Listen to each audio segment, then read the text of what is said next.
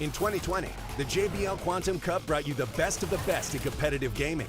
Watch this year's top teams compete, play with the pros, win JBL products and cash payouts. JBL Quantum Cup. Watch, play, win.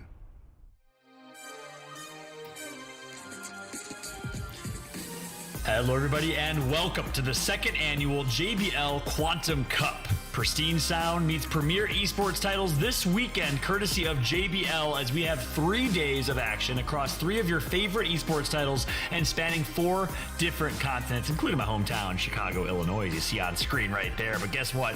We are in for an absolute treat. Not only did we have the Fortnite European broadcast this morning, before that, we had the Fortnite APAC broadcast. Guess what? Now it's time for North America, where we will have an absolutely stacked lineup of players. Well, more on that in a little bit, but trust me, you're not going to want to miss this one. In addition to Fortnite, let's take a look at the schedule for the overall 3 days of competition, as we have Apex Legends and Counter-Strike Go as well. And Fortnite and CSGO both featured open qualifiers, which you love to see, an opportunity for really anyone to qualify through and play against the other invited pro teams. In Fortnite, it's 25 duos from opens, 25 duos invited.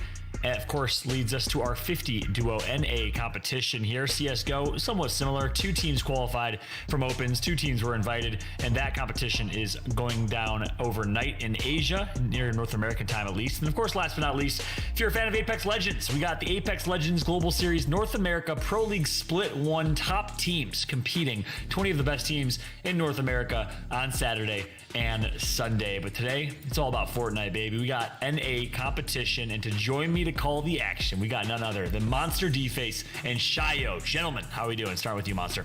What's happening, man? Yeah, happy to be here. Definitely excited to take a first look at Chapter 3, the new season, right? High-level competitive action for NA. I mean, we've got a small glimpse of the roster here, Shayo, so I know we're in for a treat.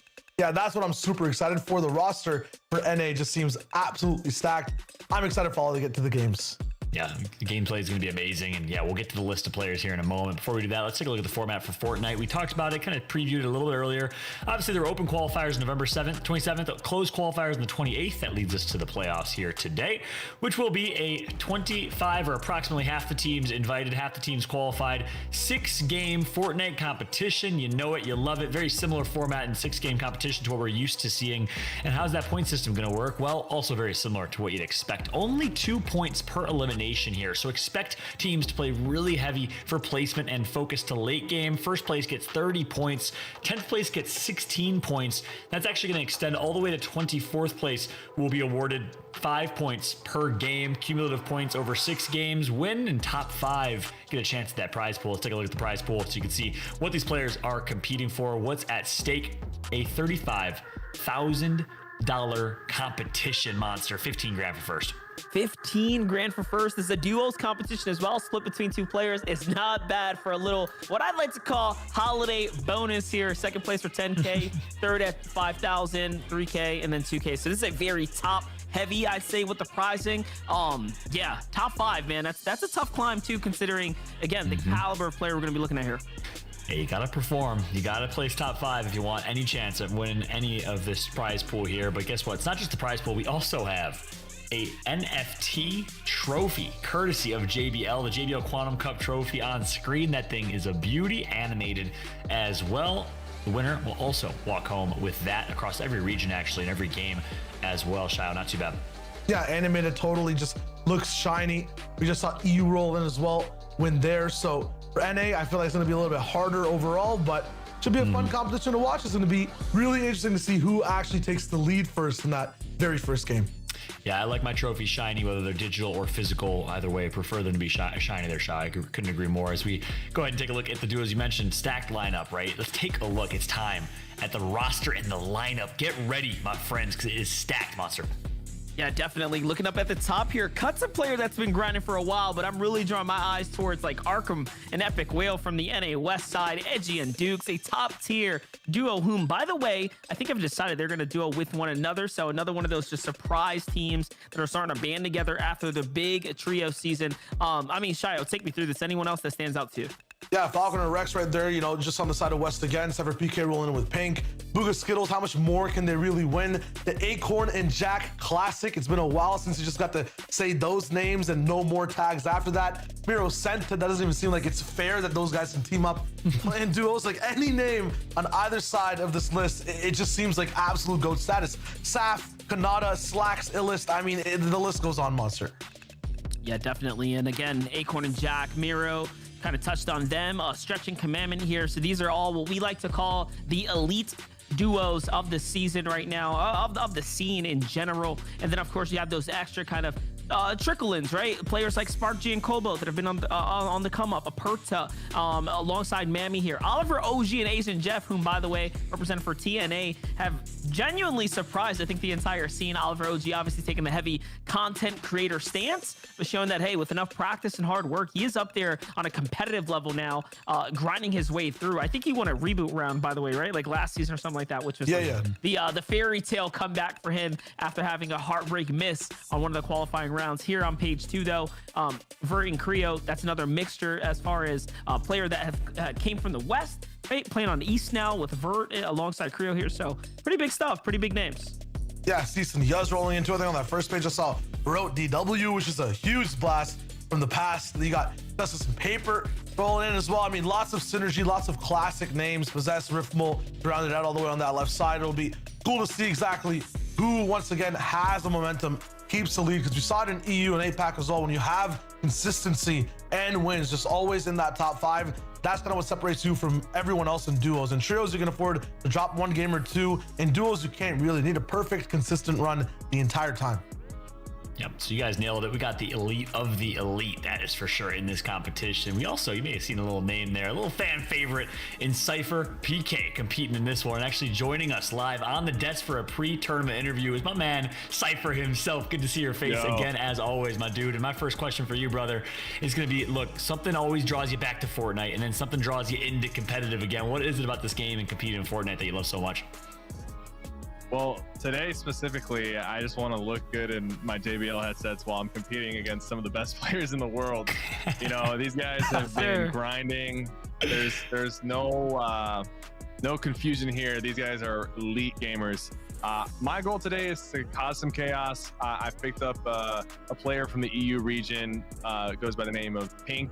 And he's a very strategical player. He's very smart and tactical, and he's going to try to lead us to the end game. I'm just going to follow instructions and try to look good while doing it. Yeah, Pink is the homie. He's dope. And so are you, Cypher. I want to know, man. All right, so you're here to cause chaos. Where are you landing? Who are you going to drop on? Like, what's the plan here? Are you going to stay dynamic or what? Yeah, I think we are contested. I am landing on the Guaranteed Llama. There is a Guaranteed Llama in Chapter 3. I've been landing there in my usual games. It's just a good way to start off with some mats and the spicy splashes. Your kind of center map almost as well. So that's where we're going. I think we are contested, but we, just gonna beat them on the drop and try to outgun them in the early game, and then play for the end game. Nice. Yeah, lots of cool changes we've been putting out content for Chapter 3 as well. Cypher, do you have a big favorite kind of new addition for Chapter 3 compared to Chapter 2 that you like a lot, that you're going to be experimenting with today? Are we playing with the Spider-Man mythics in these matches? We are indeed. Yeah, they're in. And I'm excited to see how that plays on a higher level. We've played in some arena matches and some public matches, but I think I'm really curious to see how pro gameplay looks with Spider-Man mythics. That's going to be fun.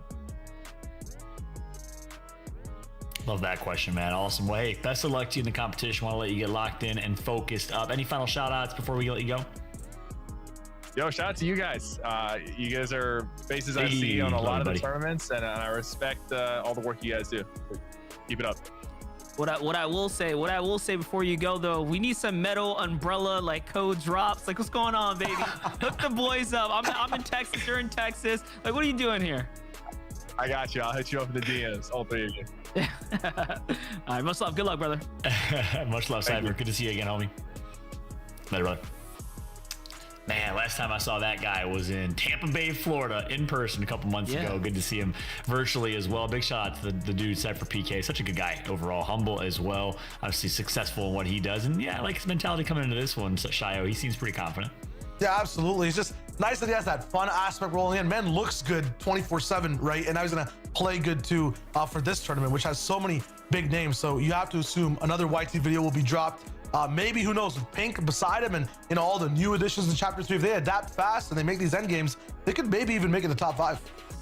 Love it. I also loved his JBL shout out, looking good. And of course, he's going to be hearing well this competition. But guess what? It's not just the players that can win this prize pool or Cypher rocking the JBL headset. You can as well. Guess what? We got a giveaway. Type !Gleam in the chat for your chance to enter and win quite the hookup from JBL. We'll be blasting that all stream long. So once again, !Gleam in the chat for your chance to win today. Just for watching, just for hanging out, you might get taken care of courtesy of JBL, the most premier sound in esports, that's for sure. But we're getting ready for this competition. Game number 1 is around the corner, boys. But hey, I want to ask y'all, what can we expect from this one? Obviously, Shy, we saw some great things in EU, but for maybe people that are joining us for the first time in this NA broadcast and didn't have a chance to catch it, what can we expect? EU, I feel like, was a little bit more fun, a little bit more show matchy. People were experimenting with stuff and it was going wild and crazy. I feel like for NA, we're back to serious business. There's a lot of duels here and they like money. They like the prize pool. So I feel like it'll be a lot more surge tactics, a lot more fine FNCS type comp gameplay. Yeah, just to piggyback on that, though, I was gonna say, talking about like serious play, you have players like Macwood who occasionally, when they show up for these tournaments, don't mess around, right? If you're having fun, you're trolling, he doesn't care. He's gonna sweat, he's gonna double down, he'll ruin your fun experience, and that's kind of the tone of NA in the recent times. Yeah, it's about this big cash money, and we have a whole new map to kind of play off of. So, as we all know, these maps kind of lead into things like, you know, again, rivalries, right? That's so true. Absolute facts. We'll see rivalries. We'll see the top tier talent in NA Fortnite go live and battle in this 6-game series. That's going to be a ton of fun to watch. I'm excited to break down the gameplay after this one, but guess what? Game 1 is ready. Blow it up in the chat right now. Let us know who you want to win here as we kick off the JBL Quantum Cup with Edgy and Bank. Over to you guys. Awesome. Let's get it rocking. Back on the south side going towards Sleepy Sound, or on the bottom of your screen up at the north side going to Sleepy Sound. Edgy, and towards the lumber yard. So already see a little bit of that north side being claimed by a few duels. And that's one of the most interesting things, Monster, is about seeing where all our classic players we love to watch end up in new spaces and journeys in Chapter 3, right? Every POI is basically changed. We have a few classics with new twists, but they're starting their journeys all over again. Yeah, they're gonna have to hit the drawing board as well after game number 1. You saw the Rocky Reels area completely uncontested and wide open. Over to the east, that unnamed location where all the islands are, also just open playing ground. So hey, there's a lot of money on the line. You'd hate to throw it because you want to play this general area with what, 4, 5 duos here? This is just not viable. Yeah, in EU, Rocky Reels actually had, I think, the best average placement overall. That was Trulex landing there completely uncontested, had so much loot, and had back-to-back VRs as well. So when it comes to NA, if that spot's not claimed, it's trouble. But you know, in NA, they like to do a big monster. They like to claim the largest types of POIs. Sleepy Sound already, 3 different duos sharing it, one off in the distance, and then one coming in from the left side. It's about to go crazy. Let's watch it go down right now. Bank and Tahi here, looking pretty good so far. Players in sight. This MK7 rifle, definitely one of the more powerful additions to the new season here. It's just a shredder. I mean, this thing puts holes in things like Swiss cheese. It's pretty quick with the fire, and it's been the preference of choice. We noticed in a lot of the competitions as of late, players are just opting out of a shotgun as a whole. So that's just showing that MK7 plus SMG is the way to go right now. Yeah, that's what I was ready to watch today, but also noticed earlier in the day, a lot of people still carrying that strike shotgun. Maybe it's just the guarantee of that easy shot all the way in the end game. It's not like Arena where you're forced into just having box fight after box fight. If you need to just say hi for a second to a player, that shotgun will always end up packing a little bit more with the punch. But in NA, you know, they like to grief a little bit more. They like to push for that fight sometimes and go all in, especially with Miro and a bunch of top controller players in the business. That double Stinger SMG meta might come through a lot more in this region than every other one. Let's watch it all unfold here. Again, this is going to be one of the more contested, I should say, more contested drop spot in the map. On the other side, over at the Bugle, it looks like another big fight going down here. Asperati has not found any shields over to the side, but it's Roati and Pruda who has the, I'd say, the advantage of the general situation here. Seems like they have the pulse on the ground. Revise and Osp trying to get their heal on. Here it is. They are going to find some additional heals to go and get their split off. So pretty good, but so far pretty calm here. And yeah, look at the player count. Only 4 have dropped so far. So things are staying pretty stacked so far, as no one's truly committed to battles just yet. I haven't seen any second surge zone or any second zone surge at all today. And the Bugle hasn't even been that active on any of the regions. Right here, though, once again, 3 different duos. There's so many traps you can kind of lay all the way up top around the mountains. Buga's just popping off inside the feed. Riverson gone. Jivan also gone. That's 2 different duos that he's taken out. Epic Well also slaps Pump in the face. Meanwhile, in the newsrooms, not too much action. Not too much here. Remember, this drop spot is definitely a viable one, mainly because you want to get those Spider-Man mythic gloves, right? Which we know can open up some serious access to that mobility that you can use in all kinds of situations here. For Revives and company, it seems like the pressure that once was those 2 duos have kind of evened out here, balanced itself out as things come to an order. This is that early game pacing that we expect, though, as teams really start to focus up on finding the loot, right? Mastering the drop spots, getting their routes down. This is the first take at it as well. So game 1, notoriously the type of game that is going to ease players into things here. But it looks like Booga and Skittles have actually found themselves a battle early on, and they're at the winning side of it. One big fight. And that was, I think, against Jivan and his duo mate. Past that, Shocker Speedweight's huge in terms of value for anyone. Has some of the easiest metal to farm. That's one of the biggest things of this new chapter. Metal kind of scarce all around the map, but just like Gus from chapter 2, you can end up farming out those tires, any of these scaffoldings. Plus, you have whiplashes that have boosts, plus shocker tires, 4 of them waiting for you at this POI. And that's huge for people like Booga, like Skittles, that like to just roll around fast, go from point to point, fight to fight. Yeah, definitely. Vehicles being one of the more dominating or one of the more prominent ways you could rotate here. Look at the zone, though. The zone seems like it's heavying the favor to the north side. Shocker Speedway is honestly one of the more kind of southern locations. So for them not to kind of catch the zone here, we're definitely gonna have to see some rotates coming out soon. But a little bit of time on the clock as they're trying to get their loot on, max out material count, then get the rotate through. The big Booga coming off a successful streak of season, for coming out of chapter 2, I should say. Just big wins, man. Nothing but W's for Booga lately. Can we call him the chapter 2 champion instead of the World Cup champion? Or is it too soon? You know, let's not take the glory away just yet, right? He did dominate towards the end half, man. That was actually just insane to watch. Colossal and Class, though, this is a duo that used to dominate what? Like the viewer charts? Everyone was just so hyped on this duo, on Colossal as well, kind of pioneering a very dope way to just stream the competitive content in game and perform well at the same time. They're back. They're running it again. This feels super nostalgic. Yeah, this is a point in time where it looked impossible, right, for a competitor to actually be live and do well. And Colossal kind of took that narrative, flipped it upside his head, going as far as even, again, broadcasting his scrims and stuff like that. So putting the whole playbook out there, and even that wasn't enough to stop him when he was on fire.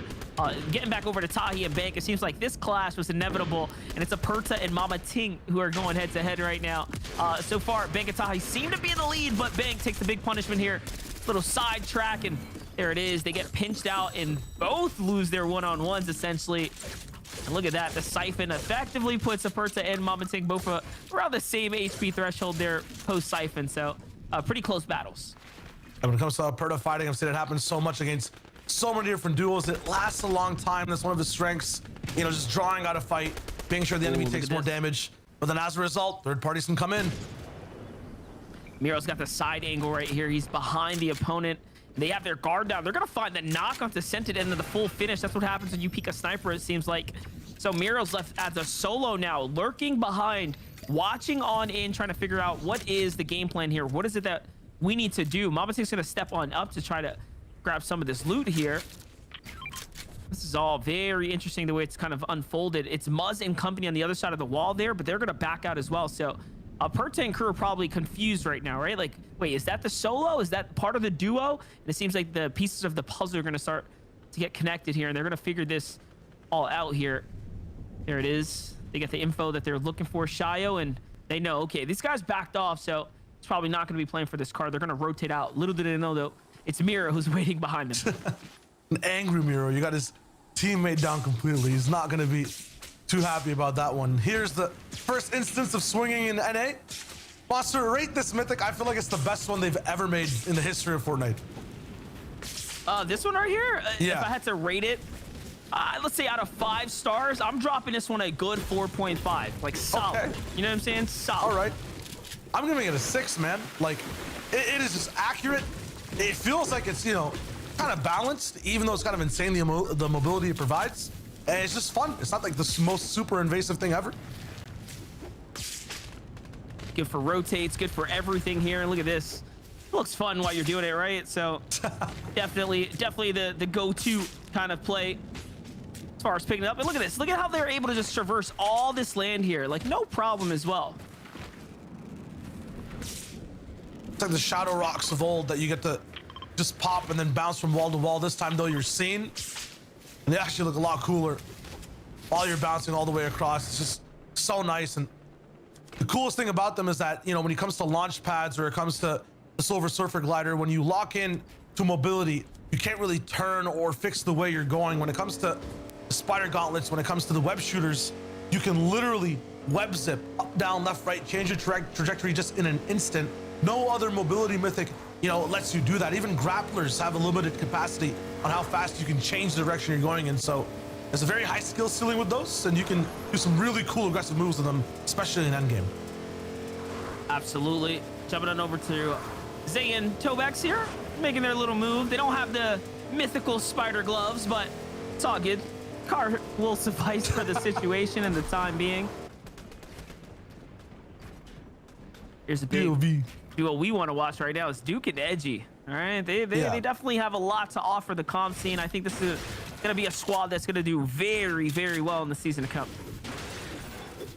Duke's honestly surprised me more so than any other player, like in the existence of Fortnite. I feel like I had such a low type of start overall in terms of, you know, the placements that we're rocking in and the attitude towards the game, and then suddenly over the seasons just got better. Mentality got better.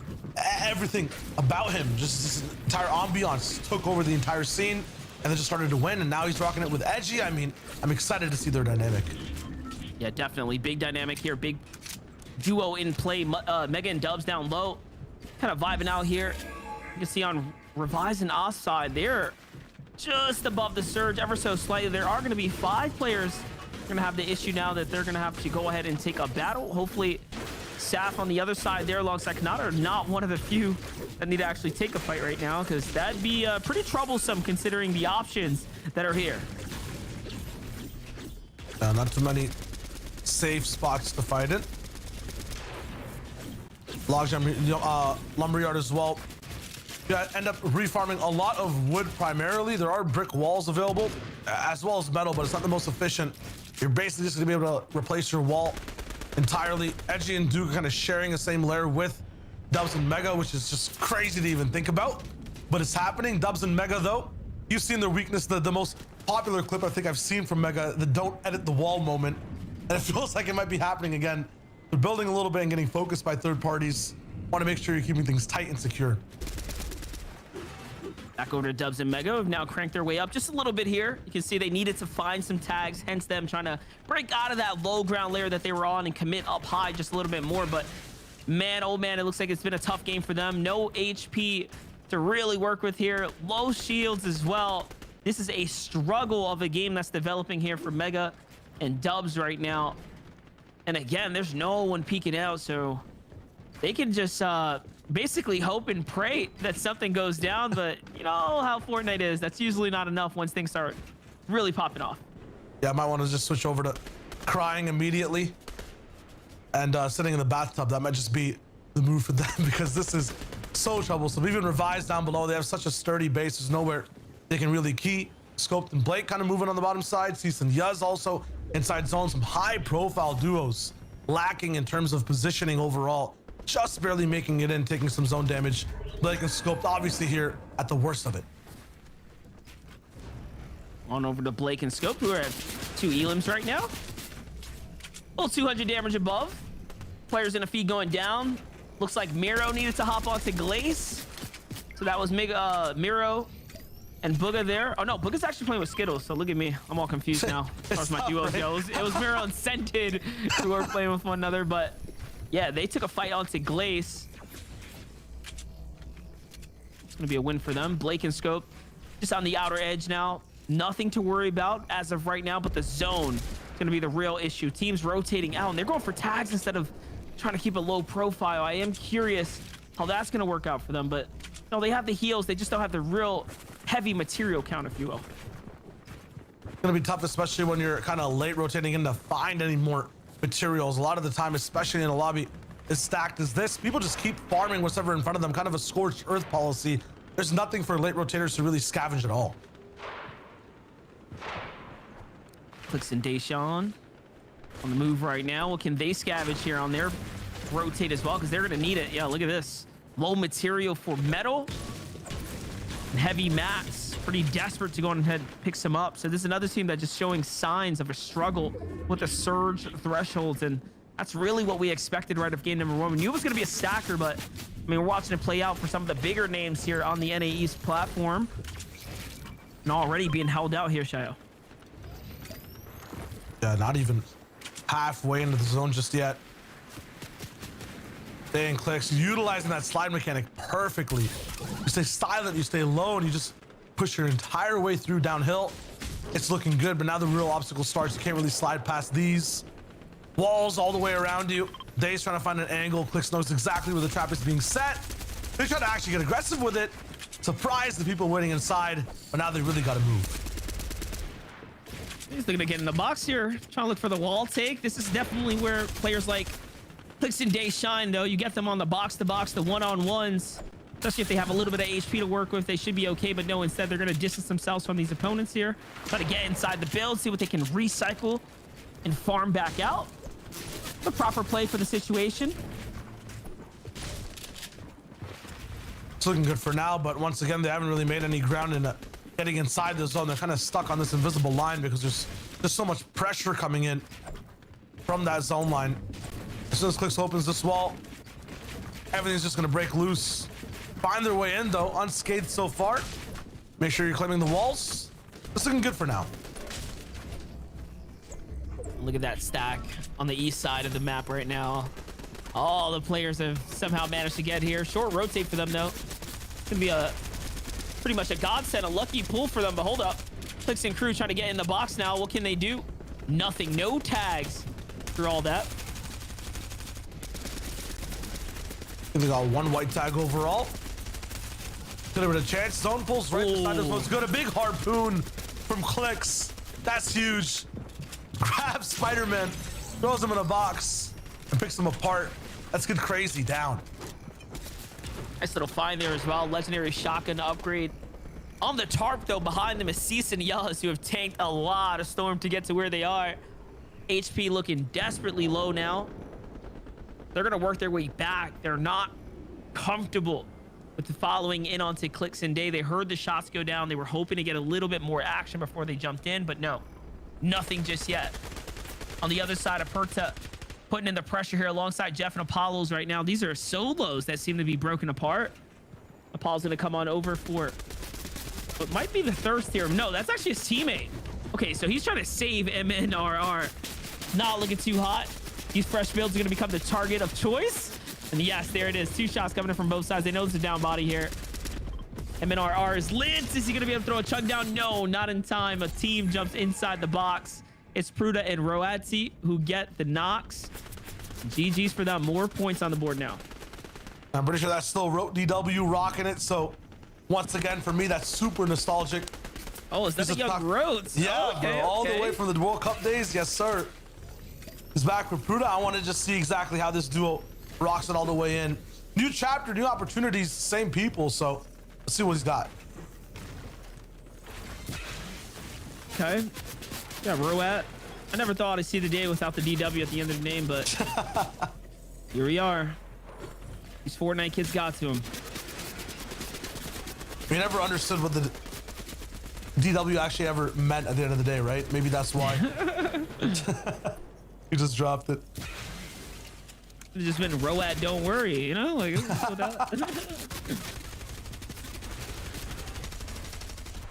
And the sounds from this season, it's all just sprays rattling against builds. Cease is picking up a few in the feed. Camarino does not survive. Pruda, you need to edit. You need to go somewhere else. Change the layers out of hard mats. Completely just has wood. And Ro is down at the same time. They're just going to get bullied by Mark 7. So over and over. There's nowhere to hide. Look at this. Off in the distance, you have Illis and Slacks there on the mountain. Muzz and Speedy with one another. Cypher PK and Pink on height. He said he'd be following the lead there, Pink, and it seems like it's working out for him. Comes a counter fire. My gosh, you cannot do that. Not on this season. Just doesn't work the same. These red dots don't play. They don't miss. Seriously, they don't. It's just like literally super hit scan. We've seen some long trades overall today, and like it doesn't go in either player's favor. It just becomes a complete damage fest on both sides. Aperta and Mama end up just holding this entire zone perfectly. Dead center of it. Duke Edgy will be right at the edge, but everyone else is gliding in, making sure they have it home before the end game starts. Listen, they get a little bit of the high ground. They're going to be one of the first to position up. On the low, we already knew that Cease and Yuz were looking for some refreshers. Seems like they found something. About 3 elims. Here comes the launch pad. It's going to be the high pad as well. Getting deep into the zone. They might be the first team to play for true height now. Let's see if they decide to set up for it. They definitely have the key advantage and the spot to do it. No one's really looked up to claim this. It's a large investment if they want to build up and even go for a few more shots. If they just stay here, chill, use their launch pad, maybe they can claim it in the 7th zone. Oh, look at this fine. Little mini pickup right there. That's 6 minis now. Nice. Okay. How much else? Everyone's just waiting. I see Pink and Cypher. Yeah, you're right. All the way up top, they are the highest. That's why Cease and Just can't really build any higher. Clicks and Day, you'd assume they'd be having a much more comfortable time. Their loot is looking really good, but overall, the position they're in, their mats, I mean, not the best monster. Yeah, I saw in the feed there. It looks like Clicks took out Pledge just a little bit ago, so opens up the refresher for them. There goes the rest of the loot they wanted. It was a couple of big pots up above.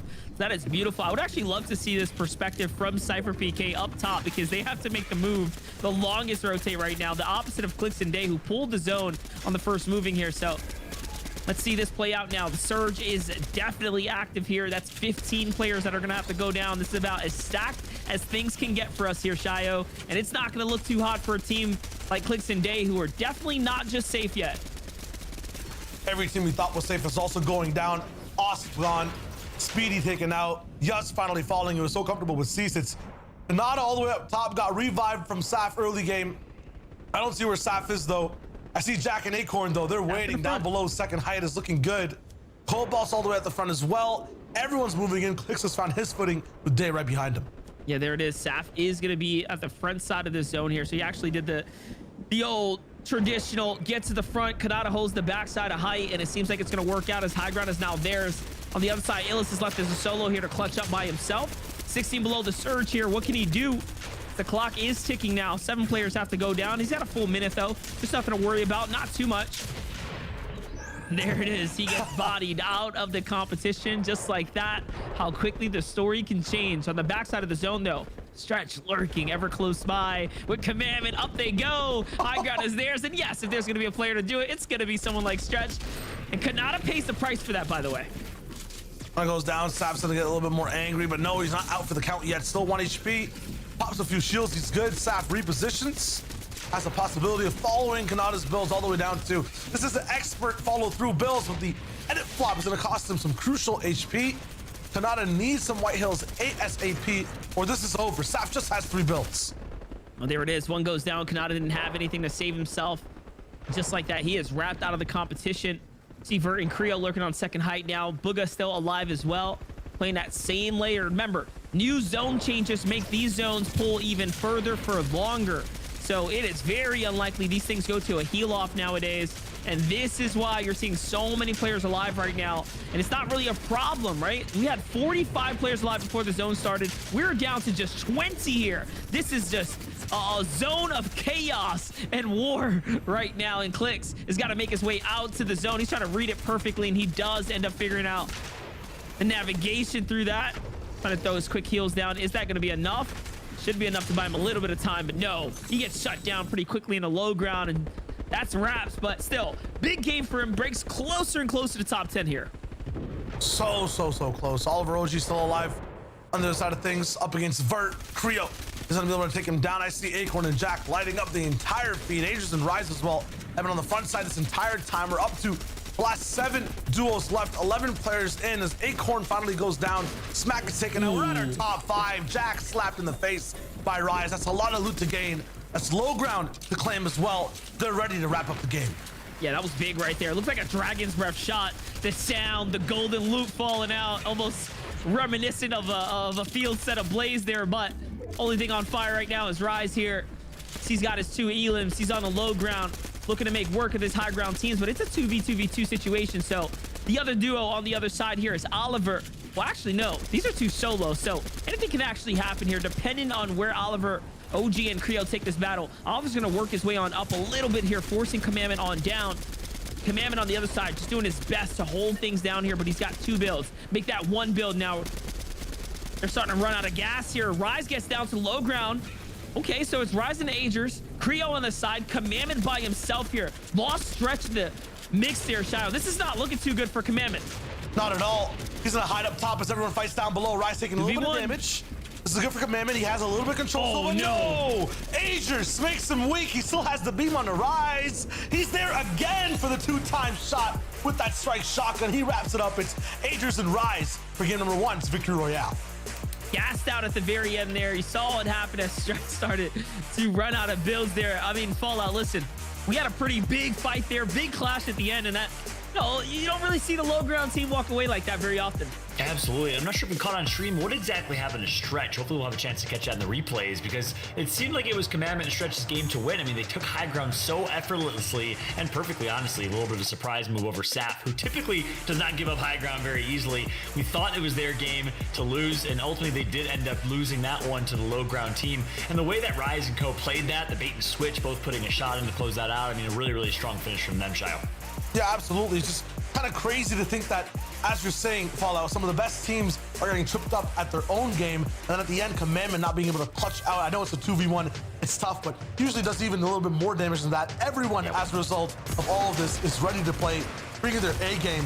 If that's just game 1 of NA East, I'm scared to see how the rest of the day goes. Yeah, that was a fun one. That was a fun one from start to finish, and obviously this is what we'd expect in this lobby, right? A super competitive lobby and a really, really stacked late game, but we did get some early game action. Aperta doing a good job getting quite a few elims early, and of course we get to see the debut in the big competitive tournament, at least in the Spider-Man's Gauntlets, the Mythic. That's been fun to watch, and Cypher didn't even know that it was in the lobby going into this one. Yes, indeed it was. Yeah, Cypher's that kind of player. He spends a lot of his free time inside the normal playlist, so it's hard to separate the difference in the two. But hey, man, this weapon sneaking its way into the arena settings has definitely caused some interesting plays. We saw him play in the early game. You don't really see it come out very often in the end game. Here's a look at Pruda, who gets to pick one up towards the end game, and even then he gets taken up before he can actually utilize it. Yeah, Pruda was unfortunately the chosen one, and not in the way you like to be. Unfortunately, he gets taken out and couldn't really do much as the solo trying to revive their teammate. Meanwhile, Aperta continued to kind of make this push here. 4 elims because of that early game aggression. You saw Dubs and Mega in the elim feed. You saw Blake kind of doing some Blake things, not able to make it to late game, unfortunately, either. Blake, the controller player. And here's that situation here. We'll see in a moment. Kanata on high ground doesn't even recognize what happened and lost it. Yeah, it's just all about timing on the height retakes more so than the flashy builds. And Stretch Commandment just had perfect timing the entire time. That's kind of their specialty. Cypher, though, dropping down, even though he did that much damage, but it's insane. Look at the elims Stretch Commandment are getting in the feed, though. They're kind of wiping out the rest of the server that's still alive. Rise picks out 1. Commandment still trying, though. It was a gray strike shotgun he was using the entire time.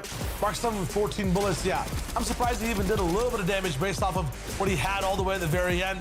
Super impressive. And they get second place with 4 elims. Still the stars of the show, Rise and Agers, winning out that game 1. Yeah, it's a big performance from them. Agers with 2, Rise had at least 3 or 4, I think. So massive, maybe more than that, massive showing. But really, we saw right there, it was Agers, I think, that was able to hit Commandment with a brick, it seemed like. At least 120 damage, got Commandment to about 15 HP. And at that point, not much Commandment could do, but he still put up a fight, tried to make it happen in the 1v2. Ultimately, Rise and Agers, who basically worked their way to ultimate low, took that low ground, got a couple elims out of that, were able to come out on top with the dub. And obviously, we'll We'll see if we have updates on standings. We'll keep you all up to speed if we do. But nonetheless, a lot to kind of break down there. I mean, Monster, I want to ask you. You obviously have watched a lot of Agers in the past. You know, some Rise. What makes them so great as a duo? And talk to me a little bit about those two. Yeah, definitely one of the newer duos to go ahead and band together. Rise in particular has had his highlights this last year, being one of the better ones for him. Definitely earning his way to the top of the food chain as, I hate to say it, but a rising star on the scene here. Definitely, it's just one of those things. He's got the power behind him right now and the momentum, right? That's really working for him. So you have players like Duke, players like Rise, right? And now they're earning their way to play alongside of these top tiers like Agers, who have had, again, some of the best teammates out there. And yeah, they're just on fire here. So that's right. The new generation, or the new era, that's for sure. It's been fun to see the rise up. And again, it's because of competitions like this. Kudos to JBL. They could have easily invited, you know, the biggest names, the biggest streamers, and made this an invite-only competition for Fortnite. But they said, you know, we want to stay true to what Fortnite's all about, open competition for people like Duke, like Rise, to be able to rise to the top. And it's exactly what we've seen over the last few months. So kudos to them. Good first game finish. Just a quick update for y'all. I want to be transparent. We won't have standings after game 1. We will have standings after game 2 and throughout. But we're actually hard at work, obviously, in getting those standings calculated. We wanted to give you all an update. Obviously, you could expect Rise and Agers most likely on top unless someone else popped off ridiculously in Elim. Shio. Yeah, I mean, from what we saw at the very end, maybe Commandment Stretch with that second place have enough Elims to kind of rise up and take that spot all the way up top. Sometimes that happens. The second place team has a little bit more punch Elim wise, but the Victory Royale usually means a lot, especially if they were also getting Elims towards the end of the game. Past that, maybe Saf and Kanata had a chance too, but it could go any which way for that first game. Monster, quick question for you. Obviously, we saw the rise of some great performers. We saw Saf and Kanata do their thing. We saw Commandment and Stretch take high ground. Any teams that you maybe expected to perform in game 1 that you didn't really see in the late game?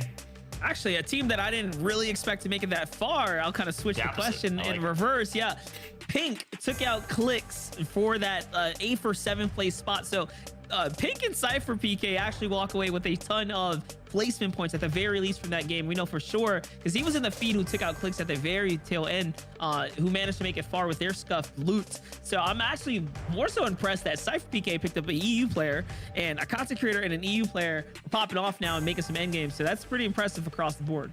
That's a good point, Shio. Either way, you can flip the other side of that coin there. Anyone that you expected to perform but didn't, or opposite? For me, it was just the surprise of Kanata Saf losing that height in a very crucial moment where it felt like they had absolute control. Past that, seeing Booga also fall slightly earlier, the fact that they had such a solid early game, had their spot ready. Chonker Speedway was at the south side of the map, so I understand it's a hard rotation to make all the way up top. Even Miro and Scented especially going down all the way at Sleepy Sound. Yeah. That was very unexpected because that duo, that team is used to staying alive, used to being consistent. Had a rough game 1 right there. And you know what though? That was like an awareness check, right? Especially for someone like Kanata who should know better. You're at the front side of zone. Saf and Kanata just completely let their guard down. Lucky for us, we had the drone wide there and I saw it come from a mile away. I called it. I said, oh, look who's in the backside of zone. That's Stretch. Yeah, you don't want him on second height, unpressured, uncontested, and just again, that far behind you to be able to gather that much information on where you are. It was definitely an awareness check for them and they paid the price. And you always say it, head in a swivel. Obviously, check your back and make sure you're looking 180 degrees so no one's flanking, no one's behind you, especially that team at second height. And of course, if that team is Commandment and Stretch, as you said, that's it's likeliness that they're going to try and at least attempt to take high ground. So obviously, learning experience here in game 1. Expect more of that in game 2. Players, we just got word, are loading into lobby, so gameplay should be ready here in just a bit. And that means time for predictions, boys. Y'all, actually, we skipped that part, I think, at the top of the show. So I'm going to ask you all up tournament. You guys have a game to kind of say it and kind of put your thoughts together. Who do you think is going to take the tournament here? Obviously, a stacked one, tough to call, but if you had to call it, who you got, Monster? Oh, this is tough. I do feel like I'm in the hot seat right now. But I'm gonna go with this Stretch and Commandment here, and the good reason is because Commandment is what I like to call Mr. Highlight himself. You saw there at the very end, he has the clutching potential, and it's pretty clear that no matter what the game mode is, he can pilot his way to an end game, right? Similar to Scented and his ability to do so as well. But I like Commandment right now. I like where Stretch's head is right now, and that high ground retake was just executed so well. I'm going with them. Like that take. Shio, how about you? Where's your head Okay, I literally had the same exact take just based off of how they played that last end game right there. So when it comes to Stretch and Commandment, they have, it seems like the only duo in the scene with a game plan set and ready that's kind of a little bit more advanced than everyone else. that sneaky height retake. And they're a very consistent duo you can kind of rely on. The same thing that Monster's saying. They always have some sort of set plan for a situation. They always execute it above everyone else. And I feel like height is such a crucial thing inside duos. At the same time, Miro Scented will be the backup in case we don't want to double up. Had a rough game 1, but I want to see them clap back in game number 2. I like that call out. Miro Scented, Stretch of Commandment. Obviously, we got Saf Kanata, we got Bizzle, we got Booga, not playing together, but competing overall in this tournament. And of course, we have the boys, Agers and Rise. I wouldn't say underdogs, obviously top players in their own right, but maybe not the team you would have predicted to win the entire thing. They're in first place most likely right now. We'll get you those updating standings as soon as we can. But I like those thoughts. I like those call outs overall. And we'll see who will perform in this one. A stacked lobby, absolutely here in this one. Monster, you're going to say something? Yeah, I just want to talk about, like, we got to change the game plan though, right? That north side has 4 teams landing there. Miro and Scented being one of the few that are in the mix. You have Tahi up top there as well, alongside Bully. Like, these are players that, especially players like Bully, who are Steamy Stacks veterans. They landed there a full year worth of contested drops, and they don't back out. So, you know, just judging by the elim feed, judging by what you know about these player tendencies, I mean, other players have to give way. So I'm not feeling too good about Miro and Scented in particular right now, because if this is their real drop coming into new season, a player like Bully is kind of proven if you don't give him the drop, you're also not going to do good, because he's going to fight you all the way through to the very end. So I'm more so like worried about the future, right? Like of what's to come. And I feel like this tournament's a small little glimpse or a taste of what could be. Yeah, that's a great point. We talked about that a lot in the European competition, right? It's the beginning of Chapter 3. Things are still stabilizing a little bit. Really, real estate was up for grabs. You could pick where you wanted to land after learning the map. And, you know, over time, people will start to realize where to contest, where not to contest. We're at that scramble phase right now. So that makes for some fun gameplay to watch. That's for sure. And I hope you guys are watching and enjoying, guys and girls are watching and enjoying at home. Just for watching, you have a chance to win by entering into the JBL sweepstakes. All you gotta do is press !Gleam in the chat for your chance to enter the sweepstakes and your chance to win some JBL gear. And let me tell you, I've been wearing this headset for a few weeks now. I'm not gonna lie, I'm a massive fan. JBL doing it right, but some of the best comfort mixed with some of the best audio quality. I think honestly one of the highest quality headsets I've had a chance to ever wear. So big shout out to JBL. You get a nice knob too, right? You can just like customize your sound, you know, loud on the comms, lower for the game sound. You know, you get the sweet spot however you want it. Definitely the go-to. Are you using a headset version right there with the little... I don't got a knob, I got a stick. Hey, we gotta get you the upgrade, my brother. I'm telling you. Get the knob. I adjust the knob volume with my back because I have it like draped over my shoulders, so you can get crazy with it. You know, it's dynamic.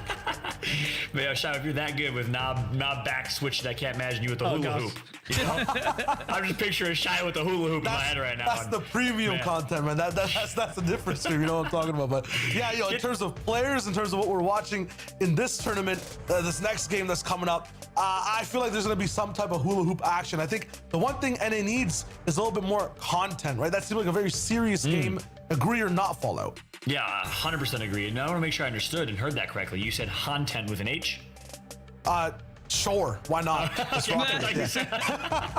thought you were mixing hula hoop with content about some rambunctiousness or something crazy, and I was like, all right, I'm about it. But no, agreed about the content. We got Cypher. You already know he's gonna make a sick YouTube video as a result of this. Wholeheartedly agree with that sentiment. But no, hula hoops, jokes aside, gameplay is ready. I'm gonna try and get just the vision, the thought, the image of Shio hula hooping out of my head over the next 25 minutes or so. Wish me luck. Actually, I don't know why I would. That's a great image, to be honest with you. Oh, gosh. In the meantime, these two are going to be calling the action. Lobby is loading. Gameplay is locked and loaded. Again, apologies for the slight delay there, everybody, as we were getting players into lobby. Take some time for players to join sometimes, but we got Chapter 3, baby. We got one of the first major Fortnite tournaments and competitions live and ready with a stacked NA lobby. My name is Fallout. Honored to be joined alongside two of the best to ever do it in Fortnite casting, Shio and Monster. Take it away, boys. Absolutely. Playoff match number 2, rocking in. This is where you try to solidify consistency. If you won the last game, if you're Rise and Agers, you want to win another one. If you just dropped in and went down, you might want to fight harder on this next drop. It's where things get a little bit more serious for all the players. Yeah, definitely. And lucky for us, you know, Fortnite has an emote for everything. So if it's hula hooping you want to see, we'll probably get a little bit of that as well here in the Fortnite world. We'll see if teams decide to start mixing it up. a little bit here, like you said, take a little more lightly, right? Go for the fun little BM moments and whatnot. But that was a very intense game. You could feel it in the game atmosphere. We had surge after surge, and I feel like it's a little bit of a new end game for the players to get used to as far as the cadence goes, right? Like in the last season, or chapter, I should say, that 7 zone, if you're below the surge, you have to fight on that zone. I feel like players haven't quite figured out the fact that the long zone draw out means that you don't really have to get so desperate the way we saw teams get in that previous game. But take a look at this, Shio. It seems like my question was answered, and they decided to say, no, forget you, Monster. We're going to land north of Sleepy Sound, and we're going to fight for it too. So no one mixing up the job just here. Sleepy Sound might be renaming to, well, Rainbow Rentals soon once again, because it's literally just like entire collage of colors with all the duos that are here. You can just see the mini map, so many different arrows. A team just a late landing onto the south side as well. Clicks is like, wait a minute, there's another one coming through. Cypher going down though at the start of this phase. Mega Dubs also picking up a little bit of their own on the backside, and Bank Tahi once again head to head with Mamtating and Aperta. Yeah, it's called Sleepy Sounds, but I'm gonna have to rename this one to like Siren Sounds or something, because it's gonna be real lit in here soon, and there's gonna be a lot of help needed. Looks like Aperta just gets bodied there on the play, so Bank and Tahi, that's a little bit of revenge here with the quick finish this time around instead. And I lied, I said the spot wasn't big enough for all of them, but it seems like they got their footing going here for Clicks and company. I mean, shotgun and pistol in hand, it's not bad at all by any means. A well-rounded loadout, and now the water side here too. So look at this, Clicks actually aggressing for the fight with no material in the water. Questionable to say the least here. Very questionable. I don't even think he can just swim back either. He's kind of stuck on this island. He can't pad now. He's out of mats.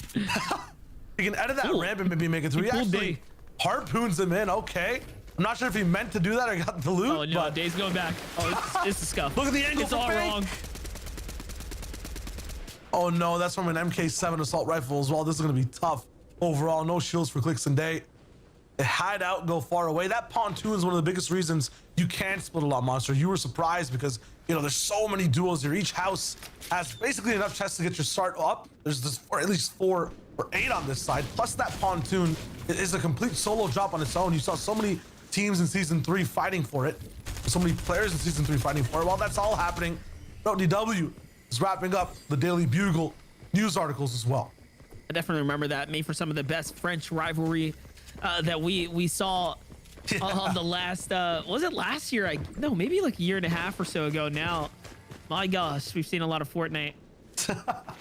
Take a look here. Back over to Day and Clicks to make their rotate on out. So it seems like, just again, chaos amongst the comms there. Things didn't really work out the way they kind of planned it. So here comes the disengage. They're just going to go in and get on with the get on. Forget it ever happened over there. Want to play off the land now. Limited as far as the resources go, but not too bad, right? Something to work with for sure. Yeah, one big thing about this map and the fact that it's duos is that no matter what happens, you can just kind of move in between POIs, pick up a lot of scavenger route type loot, and there's just so much available inside POIs as well, right? Before, you were taking away so much loot because there's 3 players overall. Now you leave a sniper or 2 behind. Sometimes there's ammunition you're not picking up because you want to make sure to get out of your POI as soon as possible. Other times though, you lock down, you really go for the fights, and they last a long time. Pump versus Riverson. Pump does not want to go down. He was taken out fast. So was Jeevan last game. And no, Riverson finally wiped out. Bizzle and Pump get to see another day. Yeah, Pump and Bizzle. Bizzle being down now. It's going to go and get picked up here. So it looks like things are going to work out for them for the most part. Definitely not the way you want to see the early game go. But hey, if you get your 2 elims, you don't have to play off the reboot. It's definitely a net positive for them because they're going to get the points. And remember, the way we saw this map kind of divvied out and broken out on the wide shot there is not many players in this general area. So this is going to be I guess I would call it a unique tournament for them in the sense that they're not really going to have much other clashes on their rotates. They should have pretty easy, pretty calm rotates because the north side of the map is really what's congested here. When you got 4 to 5 duos in one spot, definitely. The thing about not being contested is that it's just that much more tempting to fight than to really lock in the 1v1, or I guess the 2v2 face-off right off of the spawn. And this game definitely A little bit more lighter, a lot more experimentation from all the players. 68 compared to the 81 we had at this moment the last time we were watching. See this play out here. Justice and Paper looking pretty solid right now. In between the crossroads here. Hold up on over to Smack and Eclipse. A lot of loot on the floor there. Strep gets stuck between two barrels here. And oh, I see. It's another duo up top. Makes sense. No Eclipse here in the mix. So this is pretty troublesome for Smack now. But he has the mythical Spider-Man hand. So, I mean, what can he do with this? Can he actually get out? Can he box his opponent up, buy himself some time is the real question. No, it doesn't look like he's out of mats completely now. And yep. Wow. That's wraps. We're watching a basketball game or a superhero movie because he's got the gauntlets on, but that was a complete stuff. He tried to shoot for that three, tried to hit that tree, and Slacks just said not today. Just yeah, just put out, honestly. Straight claps on the backboard, you know what I mean? Just done. Exactly. Just wraps. That's a LeBron move. No foul either. Just and one. It's over. Actually done, and they both have gauntlets too, which is huge for them to move. All right, so not bad for Illis and Slacks, right? Another big game for them here, setting themselves up for success. They get to take the field as far as the pickings with the loot, plenty to work with here. Jeff, Lazar, and Nounsy on the other side, fighting at that. What's this? Is this the east side of the map now? It seems like we're on here. I'm not too sure. Actually, no, the zone was pulling more west, wasn't it? It's actually southeast. Okay, so Jeff and Oliver OG down here already in the battle. Nancy's gonna get taken out. So this is now a clean 1v1 situation up against Lazar. Jeff gets hit right through the build there. Not looking too good for the young Fusion player here. What is he gonna do? Oh, tries to take the cone there. Beautifully done, but into the box. And yes, this is where you want your opponents. SMG all of a sudden, it seems like he's not the one who's pieced up and boxed up anymore. Instead, his prey's inside here. He doesn't have many other options to go. Luckily for Lazar, he is going to back off and buy himself some time, but that is the power of the SMG right there.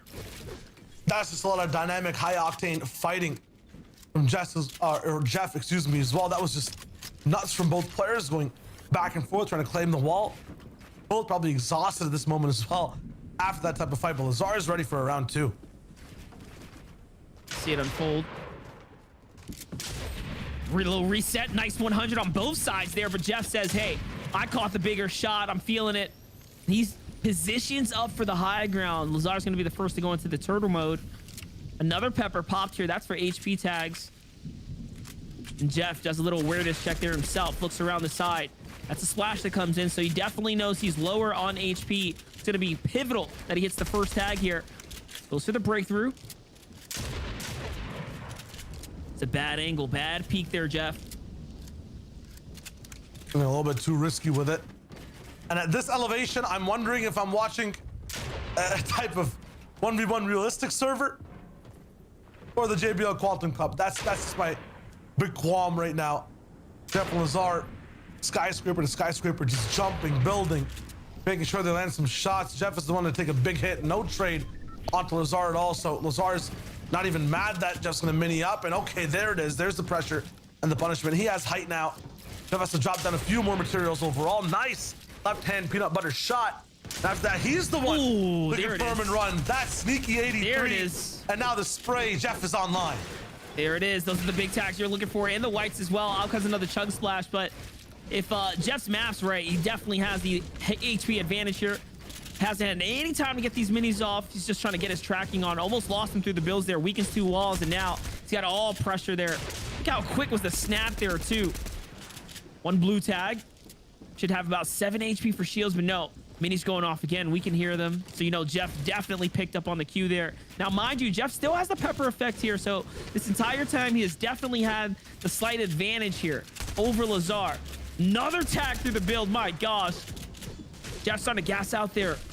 Starting to run low on ammo, but yeah, there it is. There's the tag he was looking for. And my gosh, what a drawn out battle. And look at how much he picks up off of Lazar there. Picks him up to 400 ammunition. So Lazar was just caking with the loot. There's a team coming through. They see the big bills. They saw the fresh coming out. Uh-oh. Oh, no. Just stay quiet. No. Jeff's found out. He's floored off as well. There's gonna be foggy window coming in with users. It's about to get wicked in the box, and that's done for Jeff. No chance whatsoever. He gets wrapped out. So unfortunate. You put in all that work, took a little too long, and that's a colossal build you cannot miss there. Any team rotating dead side is going to see that. They're going to read the feed, and they're going to recognize, yep, this is one that we can pick up here. Look at this Volt. Plenty of extra meds left over as well, so they weren't too worried about getting trapped in the storm if things went that far. But here we are. That would be more car gameplay overall from Saf to Nada. They just want to get to point B, C, D, all the way down to Z as fast as possible. They don't care for those early game elims, even though we all know they can take them over ASAP. They'll keep rocking it. And this is awfully close to the spawn that everyone likes to be at 24/7. Chalker Speedway. Condo Canyon is where we're at right now, though. Muzz and Speedy pick up Young Jelly as well. Looks like everyone's finally wrapping up their super early to mid game fights. Let's watch this play out for Speedy and Muzz now. Curious at the pacing of the game. We were kind of sitting on that battle for some time. Yep, things are definitely picking up here. 61 players remaining.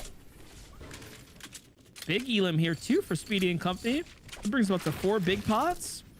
We have here a little auto shotgun and the Mark 7 to work with. Okay. Pretty solid. Solid for now, but how effective is any weapon in a car chase? Speedy and Muzz get out in record time. Only 2 teams in fallen, but here's the danger of driving vehicles or even just using any mobility of the system. That Mark 7 first person red dot sight, it just slaps so hard. There's not much you can do from any position, even if your arm is exposed. Yeah, I kind of hate that they jumped out so early. This is only zone 2 and they picked the edge of zone 2. Could have definitely stole away with a little more there, but Creo just backs them down and basically puts them in a defensive situation to be held. For Kid Crazy and company, they're also being held here. Oh man, the edit course coming out for Kid Crazy as he tries to get his way through. Seems like 2 teams got angles on him. Yup. It's a pretty rough situation.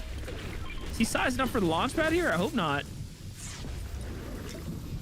I mean, that's kind of what it looks like overall. Not sure why there would be a single thing. Okay. Yeah, exactly what it is. Sprays from 4 different teams though, and wood builds when you land. That is a recipe to get eliminated fast. Oh, there goes the mobility. Now they're on the outer edge. They definitely were chunking by the zone, so the team's looking in. They're gonna be thinking about whether or not they want to full focus them out, but seems like the pad is gonna be worth it. It's gonna buy them some more time. Rather use it than lose it here type of situation. What's the next play now? Who's up on the mountain right here? Depending on who that player is, what duo that is, to determine their game right now. We all know some players are definitely ones that'll hold a grudge against you if this fight started in the zone. So, hey, Mitro is not playing right now. We're chilling. lucky us. Funny, none of us really predicted Day and Clicks because sometimes they give us these wild card performances, especially in third-party tournaments. Even if 1 or 2 games go wrong, they do the Clicks game 5-6 classic and just end up popping off. Oh, looks like my commandment pick was taken out in the feed there. It's truly unfortunate. The backup was what? Miro Scented? Miro If they're sent still in. alive, yeah. If they're still alive, I'm mega happy. Talk about Clix's on and off performances. That's definitely true. Seems like once he gets really rolling, he doesn't stop. But I'm thinking they've been on a bit of the off season, right? These kids coming off travels, just coming out of Cali here, so probably still stuck in a sleep loop. I don't think he's been grinding much lately. I am curious if he's a little rusty right now. At the same time, I feel like it's Clicks, right? Like, even if there is some degree of rust, it only just puts them barely on par, like right above par with everyone else. The Makes it natural fair. instincts, right? Yeah, it makes it fair. Like, the way he just is normally, non-rust, like, it's just insane. Yeah, watching like the big clicks in grind mode, that's the scary Scary clicks.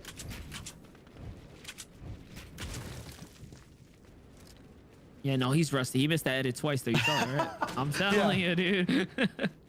What is like the biggest rust effects though? Because I feel like your shot, at least medium range AR tags, don't go down with the rustiness. I feel like the builds and the edits do, but the shot somewhat stays the same. I would say most importantly, we're looking at a new map, right? New season, like not really knowing the intricacies of the zones are gonna be troublesome. The thing about a lot of what like scrimming, practicing, playing every Cash Cup does is it puts you through endless simulations, right? You kind of learn from your deaths. You learn from, you know, what worked and what didn't. When you don't have those experiences, these are all like clean takes. These are like, you know, guesstimates, if you will, with very little actual training time in the environment, you know? So I think that's the real problem with not playing every day.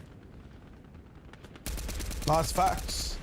So you maintain improvement is how gonna have to be at a professional level.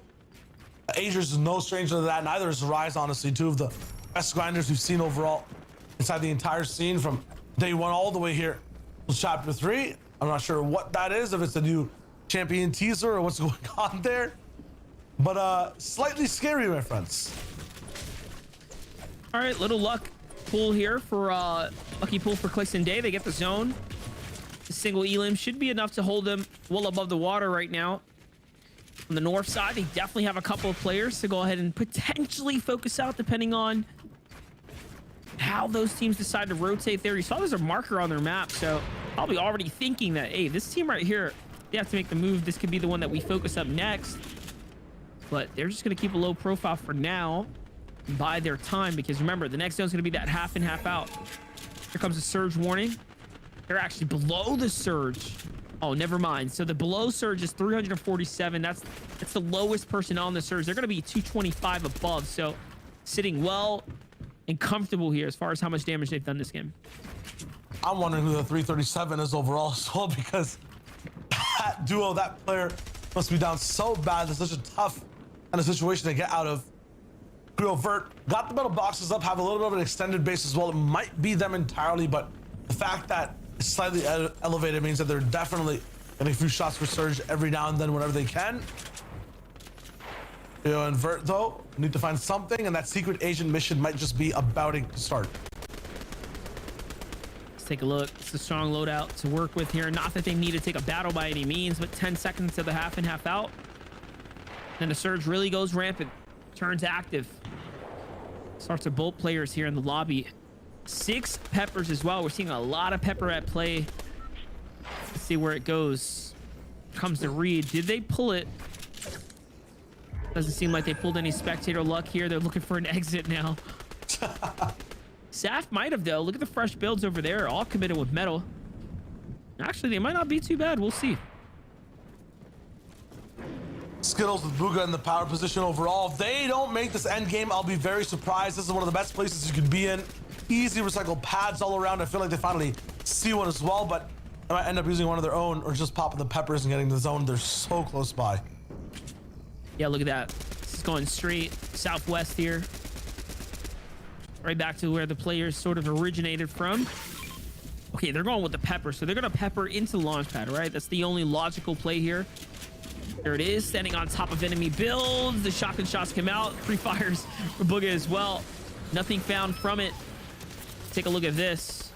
We were correct. All those fresh metal builds were the teams just finding themselves inside this new zone here with the early stab. But man, that launch pad there gets used by everybody, and no one's positioned up to actually punish players for taking to the sky. So this is going to be another stacked end game, a big rotating zone to come right now, and this is when the pressure becomes immense, right? It really starts to turn online, and we saw in the last game, a 45-man moving 7th zone is potentially underway here.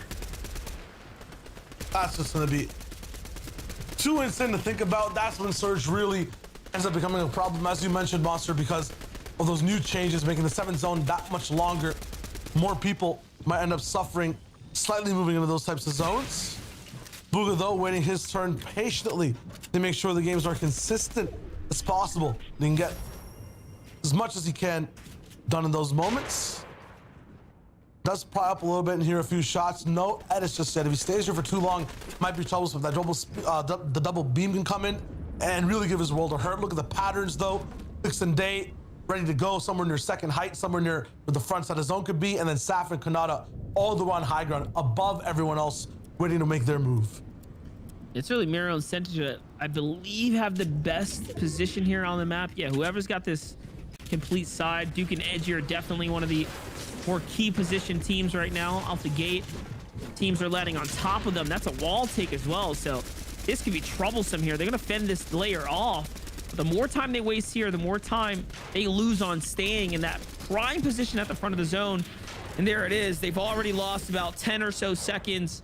They have to make a move here and now. Kanata cranking right back on up to height with Saf alongside Saf, and that's gonna work out for them. They're very much positioned there. Rise and Crew go for second height, so seems like things are starting to settle in now. Crit with a last second revive as well. The cost of which was just so much damage, and no, he doesn't find it, doesn't stick it, but he has a lot of loot to work with now. The chunk splash is there. Why is he using so many? What's the problem? They've got 2 stacks. We are chilling. And a pepper to boot as well. There's not much else that you can find for the moment. Still running in, still trying to do the most right now. Go try and get out. Has now obstacles that are not just positionally based, but it's gonna be the bills in front of him he has to go through. Meanwhile, all the way up top, it's Saf versus Day, all the way going for height. Kanata's up there too, looking really good, blocking Day, but then Day still pushes forward. Saf finds a way to get up there, clicks. No chance for him to chop it down. He fights Arkham and Epic well all the way down, and Saf and Kanata hold on for now at a huge cost to the materials. Oh man, you know Saf and Kanata are so upset right now. What is this guy thinking? A solo going crazy. That's what's going through their mind right now. And Day here, still, by the way, in a great position as far as this overall loot goes. But no, tries to get away with a little too much, and just like that gets punished big time here. But quick heals here are going to buy him a little bit more HP. No, it's not where he wants to be, getting ticked down. This might be a free layer, actually. This could work out for him, and somehow gets to his old builds as well. So wait a second now. Might actually have some room to play with here. That's a player back there too. Will he go for the edit here for the quick siphon? Oh, doesn't matter. This guy wants to come on in. 116, beautifully done there, but no, couldn't get the rest there. Another pre-fire was good, but not enough to get the full elim. Saf and Kanata are set up for the win here. And this time around, there's no crazy teams. Satch up height, doesn't look like it. Not right now, not just yet. Few launch pads still untold. This is just the 8th zone. Usually it's the 9th one locking in, but they have been extended for now. Azers taking out Mojo. He's still up top inside this game. Kanata broken down. You said Monster, there's no chance, and immediately someone's kind of moved up and is looking for their chance to win it all. It's Kanata though, who has a little bit of a trap of his own. It was just one layer that they were on. Broken down, he goes and chases for the shot. That's Illest going down. Kanata and Saf still have it. Slacks, where is he at? Is he gonna get slapped in the face? No, there's just an AR reaming all the way up in the sky. It's a spinning top, just left by itself, but it's all good now. Saf actually goes down all the way below, so it's all up to Kanata to hold on up top now. Yeah, mega unfortunate. He slips through the build and gets all the way put into that low ground position there. Kanata's by himself. Now here's the problem. He only has a single AR bullet, and this shotgun is not shotguns for the previous seasons or chapters, so I'm not sure if it's going to be enough to carry him. We'll see for Epic Will and Arkham, though. They're proving to us why they're one of the best here. Rise is going to get taken out there. 4 elims now. Working a low ground. Seems like this is their domain for sure, for sure. They have control of it all here in the power position to play out. Kanata clearly doesn't have the mats to play this high ground, so he is taking his time here, sitting on enemy builds right now. What a rough game for him. It'll be tough for the moment, but he's still looking good in this position. Epic Will fighting down below. Trash getting knocked all the way through by Pump, though. He's getting trapped down below. It's going to be tough for him to make it through, but what will happen next? There it is. Epic's going to jump in the box there. Seems like him and Arkham do what they need to do to go ahead and take out that player. It's now a 2v1v1 situation here. It's going to come down to whether or not Kanata can win this engagement here, but Arkham and Epic will waste no time to hop on into the chaos. Kanata's going to get punished there, and that's going to be wrapped there as Epic finds a nice side angle and shot to put down the animal. Just like that, they get that. What's that, a 6 elim victory royale? Not bad by any means. Absolutely insane, and the fact that it just went back and forth the entire time as well, the consistency was there the entire time. That's what we're talking about, and that's just a pop off towards the end. That's right. And in the end, it's going to be Arkham and Edgy who do it. They take home the first, well, not Edgy, and a different member of NRG. They're going to take home the first place finish in that one. And again, similar story to game one. Kanata and Saf with high ground. They get challenged. This time, they hold high ground, but at such a significant cost of mats, of resources. Ultimately, Saf gets taken down, and that's what really cost the monster. Yeah, definitely. And I mean, it was a good game for them up until the moment that they decided, you know what? I'm going for high ground right now, and I don't care how you feel about it. They couldn't take him out when it all unfolded. That was honestly the story she wrote there, and that was Raps, right? That cost them their material counts. You saw there in the very final moments, Kanata was desperate. He was like literally standing on enemy builds or cycling anything in his power, and it still wasn't enough. Must have been what hurt them quite a bit. But hey, guys, talk me through the rest of this matchup, what we saw throughout the entirety of this one. Shia, walk me through it. Yeah, still a big game though. I think Shio's setting himself up right now. But listen, Jeff was on fire, right? We saw this fight here. Jeff did a great job, Fallout, in a long, drawn-out battle against Lazar. And man, we hate to have battles like this go down, and then you rotate out and you just get taken out immediately, right? Like, to all those hard efforts just to get sniped down like that, definitely feels bad. Feels bad indeed. And just to confirm, is that Asian Jeff, same Jeff, or different Jeff? Yeah. Okay. Same Jeff. Seems like he's on new org, right? He's just going by Jeff now, so I'm digging it. Drop the Asian. I don't know how I feel about that much. I'm not gonna lie. Hey, you know, yeah, I don't know. I was gonna try to come up with something clever, but I think I'd rather not. Stay away from the brand risk. I was gonna say, just stay away from the brand risk. Have fun with it. Yeah, that's exactly right. Shai, we got you back, brother. Yeah, we're chilling. Awesome. The game is just so intense, you know? All the way up until the final moments, back and forth. But yeah, Epic Will Arkham, I feel like every challenge they face, they're at a defensive position, and they shut out any pressure. Absolutely glorious to watch, especially at the end of the game. Even Kanata and Saf at the essence of that when Illis went for height.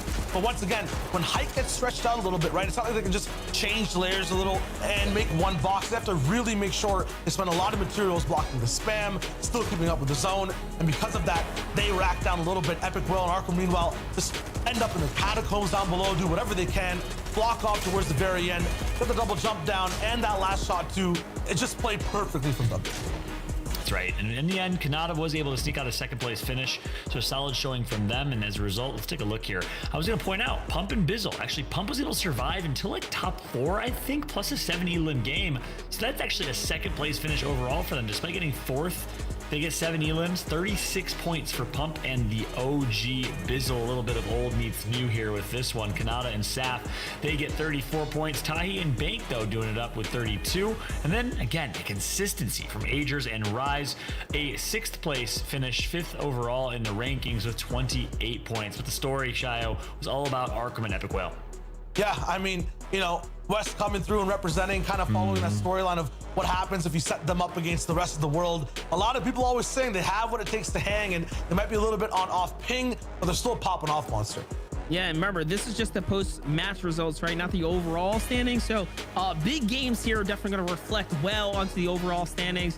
You can see on this second page, you see some of the early fallen soldiers there. We saw Stretch and Commandment go down pretty early, which is unfortunate considering they had a great kind of showing for the first two, but we'll see how it ends up turning out. My Blake, I might be tripping or going crazy here. Muzz and Speedy, are those APAC players? Nah, those are OCE players coming over there. OCE, I meant to say, yeah, APAC and OCE, yeah. Okay, yes.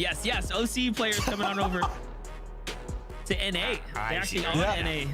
Yes, nice. sir. I didn't realize they made the move, made the switch. I casted a lot of those gents over in OCE. So yeah, okay, there you have it. Kudos to them. But more importantly than that, we got the overall standings. Agers and Rise on top with 70 points. A margin right now, Shio, 22 points over the second place, Creo and Vert. Deshaun and Clicks have kind of been silently performing in the third place, finishing them Kanata and Saf with 45. Arkham and Epic Will had a really, really slow game 1. Big game 2 puts them in the top 5. Right now, they get paid, Shio. Yeah, I think the big thing right now for Agers and Rise is to not get psyched by this and switch the way they're playing up. The only times I ever see people in this position in first by a large margin lose the lead is when they try to maintain it. So what they need to do is try to maintain the way they're playing right now, still take the same risks and stay ahead. If not, if they get in their own heads, that's where everyone else can just end up catching up in the standings. Yeah. And the good news is, don't worry, Monster. I know you were just as panicked as I was. Asian Jeff still labeled as Asian Jeff in the standings here. So the Asian moniker continues as we take a look at the second page of the standings.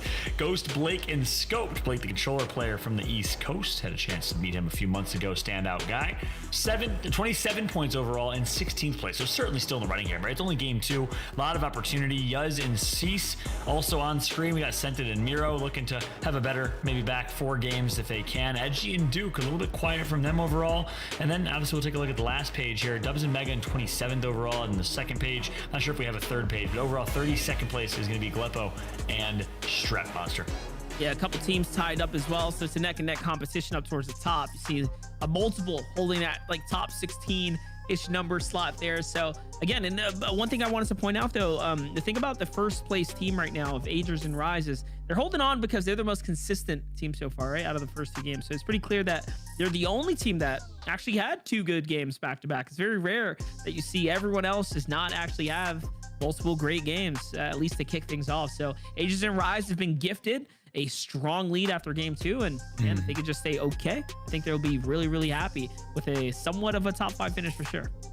Yeah, that's a good point. And that's actually what we saw in the European broadcast as well. Snipe and Co. were the ones that were able to stay consistent all 6 games. Didn't really get a ton of victory royales, didn't pop off in multiple games, but consistent top 7s, top 5s got them a first place finish. So we'll see if Agers and Co. can do the same exact thing here in this one. We're going to take a very quick break though as we load players into game number 3. When we come back, match 3 of this stacked North American lobby after this.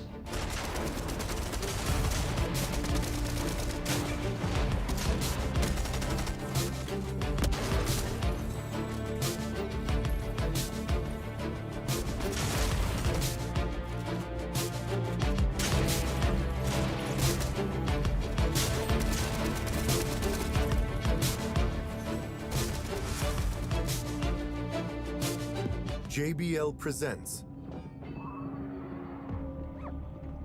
The Sounds of Victory.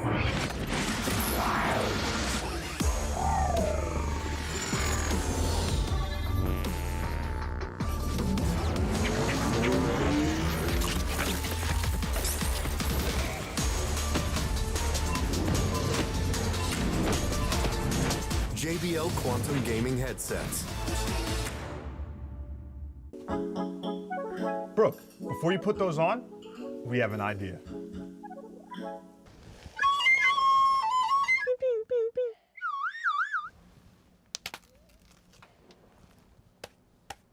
Behind you. Oops, never mind. You lose. Where were the footsteps? Should we leave? Yes, go. I'm sorry, Brooke. Go.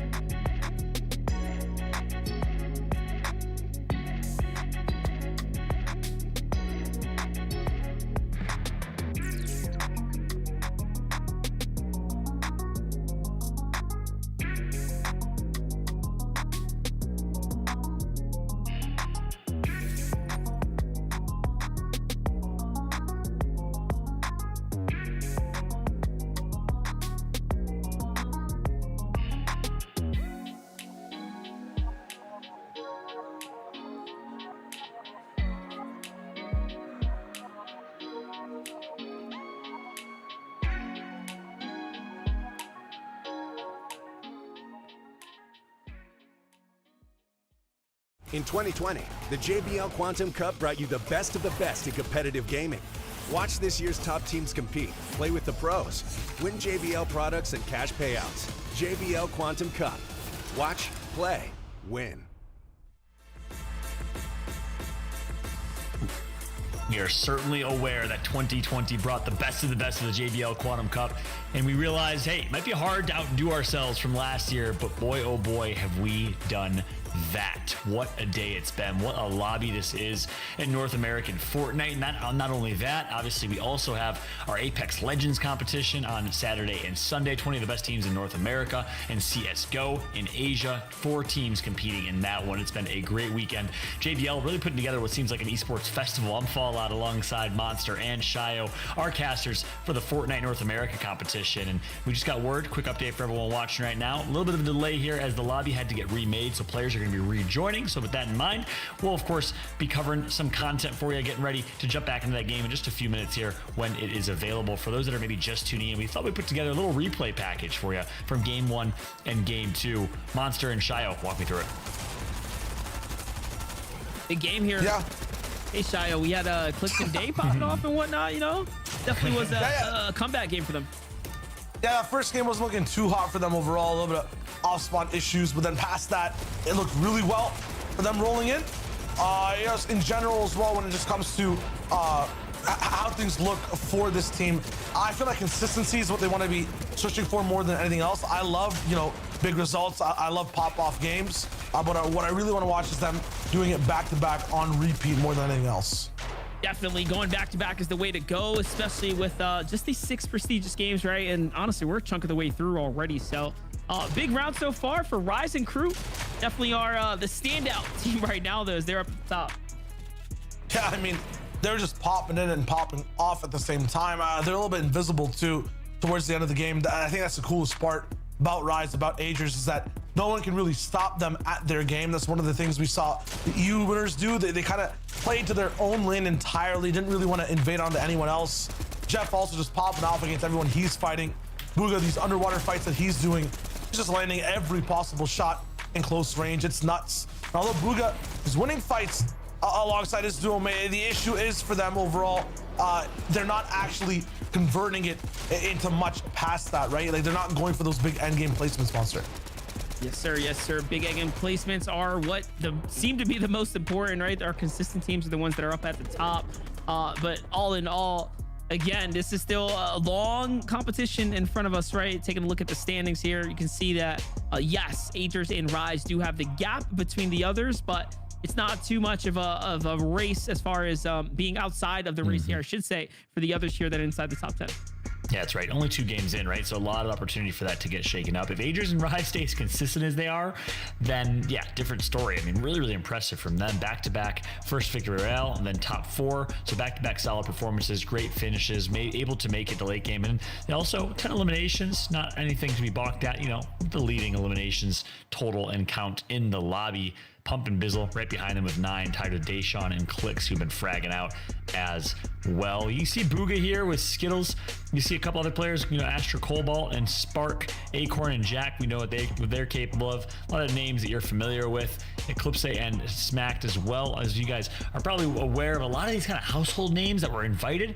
We also had, maybe if you don't recognize a name, we also had open qualifiers, which is how half of these teams were able to qualify for this tournament, which you love to see, right? Again, so many stories, we talk about it often, but so many players have just grinded their way through opens, made names for themselves because they have a chance to play against the best.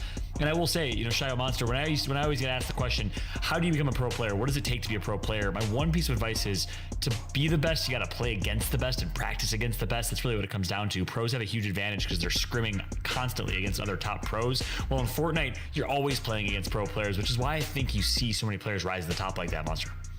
Yeah, definitely. You want to see players rise up to the top. And I mean, they all have it in them, right? They have what it takes to do just that. A team that I see on here, I remember after that first game, you said, who do I want to see do better? Or who I wish I saw do better? Actually, Charlie and Spegu, one of the few that have actually played with one another for such a long time. We're talking, these guys have been paired up and even beyond, like, we're talking like early squads days and whatnot, and then transitioning into all these new game modes. So seeing Charlie and Spegu paired up with one another, I do want to see what they can continue to do, because when it was trio season, they were up there. They were doing so well. like that. Absolutely. And then, you know, past that, must be being inside the business as well. The fact that there's so many good teams still towards the bottom and have a chance to charge up and clap back, you know, very soon. We still have 4 more games to go.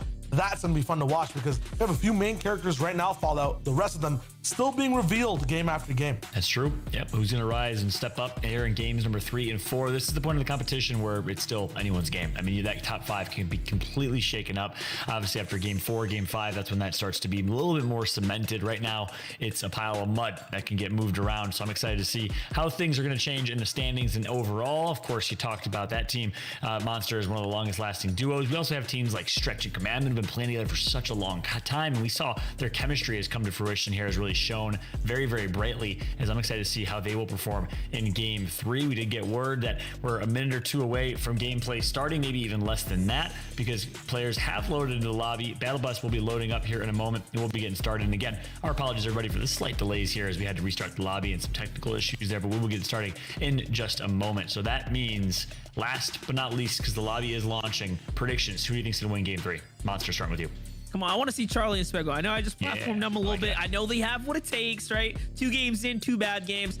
Surely they'll fix what they messed up on, right? Let me paint the picture. It'll be Saf and Kanata on height, Epic Will, Arkham low ground, and then Rise and Agers somewhere doing something. And these 3 will literally elevate up the boards game after game. We'll only see a change in the tournament, I think, game 5. I think 3-4, they still have it locked down. Hashtag Shio the Prophet right there coming in, painting the vision for what is about to happen on screen. Ladies and gentlemen, gameplay is ready. Game number 3 here, almost halfway through this competition. Hope you're enjoying it so far. Again, I'm Fallout alongside Monster, D-Face, and Shio Wager, our casters for the tournament. And on that note, let's pass it over to them because match number 3 is ready. Let's keep it rocking. Match number 3, this is where changes start to happen. If you had a backup plan, maybe start to implement it now, especially if top 5 is the only place to get a prize. That means more than 3/4 of the participants today are going to be walking away with nilch, nothing, nada. So they want to get all the way towards the top. Yeah, definitely. Here's a look at the bus. This is going to cut the southern portion down, and that means all these teams that have these uncontested salve drops are going to get first dibs to loot, get nice and comfortable, and these northern teams are gonna have much more of an issue. This is gonna really come down to who has the better drops now. This is where I guess you're tested as a battle royale player, right? Like, how good can you actually get to your drop? And on a new season, on a new map, I mean, volatility should be at an all-time high here. I don't think anyone's perfected anything just yet. Not just that, there's always those tricks, the crazy angles. I think Steamy and Misty were a perfect example on people mastering their drops over seasons. And right now, yeah, it's all brand new POIs, brand new elevation. Lots of lower ground around the map in general as well. There's not too many mountains, so it does change the way you're dropping 100%. Sure, for sure.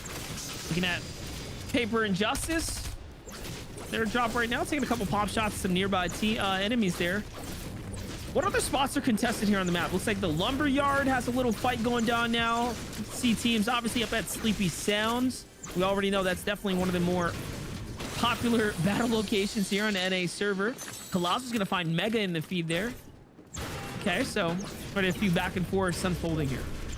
I'm getting scared for, I think, Colosso and a lot of the lobby. If Mega and Dubs continue to have bad early in mid games, they're kind of like a charged battery, it feels like to me. Yeah, at the start of competitions, they're kind of dead overall, 0% to 50%. They might not have the best fighting prowess or make a few mistakes, but they literally define the comeback mechanic of tournaments, right, Monster? Last 2 games, Mega 20, you know, Elam pop-offs inside the World Cup quals and just in general in third-party tournaments and FNCSs.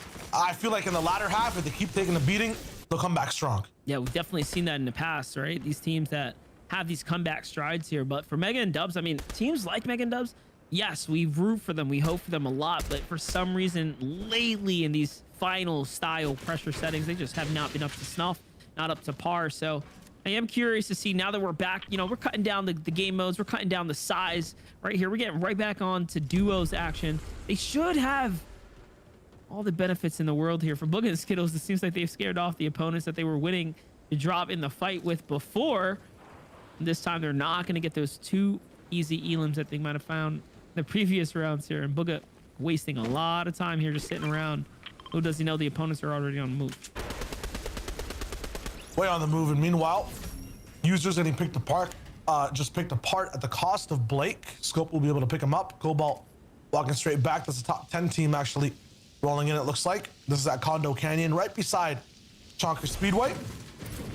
A lot more closed off and building oriented. Meanwhile, Chonkers is just wide open, so that's why Booga can kind of see over all of it as to what's going down. Scope will have the splashes to use as long as Blake hits that guzzle, and he does.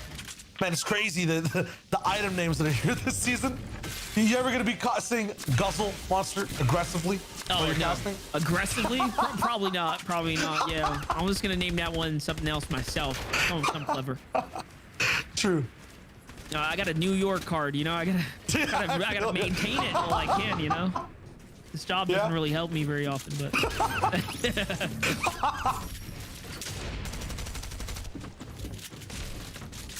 Nice scoped. Still doing the damage. Everyone's back online. And they wrapped that one out almost perfectly. Man, the whiplash is available down here. All have that boost mechanic as well. Look at that. Is that another duo in the bush? Yeah, there's a duo in the bush. It was kind of hard to tell. The green silhouette were blending in, and whoever that player was, he just got bodied, rolled right into Bizzo and Pump, and just devoured. And just like that, they earned themselves a nice cheeky set of points there. All for being in the right place at the right time. Didn't build, make a sound at all. That's kind of unfortunate. The whiplash just come crashing into the barrier there. Then again, just get boxed up. His little launch pad picked up here for Blake. So they definitely have what they need. This Condo Canyon's a very, very, again, dope drop spot here. This is where the old, what was it, Paradise Palms would have been. Instead, a little bit of a facelift here. Now the Condo Canyon taking its place. Lots of really, really good loot here. What's the term for when like you buy property and then like redo it? Is it reallocate? Like the space? I don't know if that would be the word. Like if you buy a shop, tear it down and like build a hotel, what did you do to the land there? There's a word for it, right? There's definitely a word for it. The first word that came to mind was like refurbished, but that's not quite exactly the process here. Yeah. Yeah, now you got me thinking. I'm like render, remodel, reallocate, like revision. No, it's one of these. It's close. Yeah. In 4 minutes, chat will read it and they'll figure it out. The doctor's in chat. Yeah. That's essentially though what happened to a south side of Paradise. Still, that the essence is there, right? Of the desert. Less hilly overall. Yeah, it's definitely gone through its adjustments. Here you see Cypher and Pink. They've been playing like mountain to mountain. I definitely like Pink's playstyle here, the way he's kind of approached the game. Oh, look at this. Jeevan gets in the box. Oh gosh, before I can finish the sentence, deletes Skittles there, and now Booga's left with no shield. That's the play of the season right now. That is like the meta wrapped up into a Fortnite play. You SMG your way through the northmost point of the box, and you go straight through. Just done. That's all it's about right now for Booga. Let me know if you get this one, Monster. It kind of seems like he's in a very inspiring type of off-spawn situation, you know? You get what I'm saying? Inspiring. No, I don't. Season like I feel like it was all the way in season 5. Off spawn the beef with the whole props that were happening. I think it was during when it was Moisty Palms. Booga's trio versus Inspires. Oh, was it here? I guess Yeah, it was you're in right, the desert. huh? You were crouching Like, and you turned into a prop. Yeah, I think it was during the prop meta, but what I'm basically alluding to is that he's not having the best time off spawn. Over and over again, there's a different team fighting him, and he might be winning one fight, but then running into an Inspired type of situation where there's another team just bullying him straight up and not letting him, play the game out entirely. It's unfortunate. They're basically not being able to fight on their own terms when it comes to Skittles and Booga for now. Hopefully they can fix that. It's the same thing though for Riverson and Jeevan. They're going back and forth. Neither team coming in from Chonker Speedway really has a consistent run today over the 3 games. And there's another team just to the east now, rotating a little bit later here. It seems like they've sneaked up right behind Booga and company. They might be opening up. You can see the crosshairs now just going in circles there. Yeah, the cursor's refocusing position there. So Booga and crew definitely caught in a pinch now. no moments, no opportunities here, like you said, to get comfortable and really do things on their own pace. For Riversan and Jeevan, they've created enough chaos and out they go. Free of charge.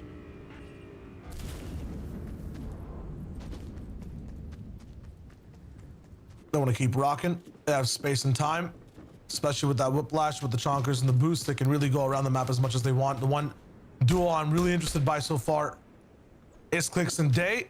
And then beside them as well, Acorn and Jack, both very different types of flavors moving through the game. Clicks and Day, it feels like Monster, they want to run through everyone. Acorn and Jack want to avoid that confrontation. Clicks and Day are definitely in a pretty key position right here. But once again, we see Clicks with a pretty makeshift loadout, right? Like where are these guys dropping? What are they playing off of? And why is it that it seems like they're doing more of a shambles drop?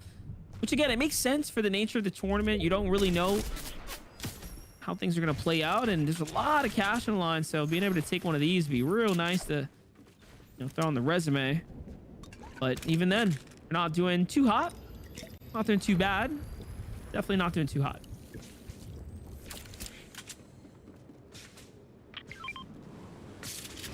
Got time to roll with right now. This is where things get a little bit hairy though. So many people following in and around. Now and Zealand's RP have the drop on Arkram at the moment. This is gonna be tough. Way up high in terms of the leaderboard. Him and Epic Whale have a chance to really solidify a spot inside the top 3, but if they go down here, it's trouble. 96 from Arkram. He doesn't get that perfect score of 100 in the fight though.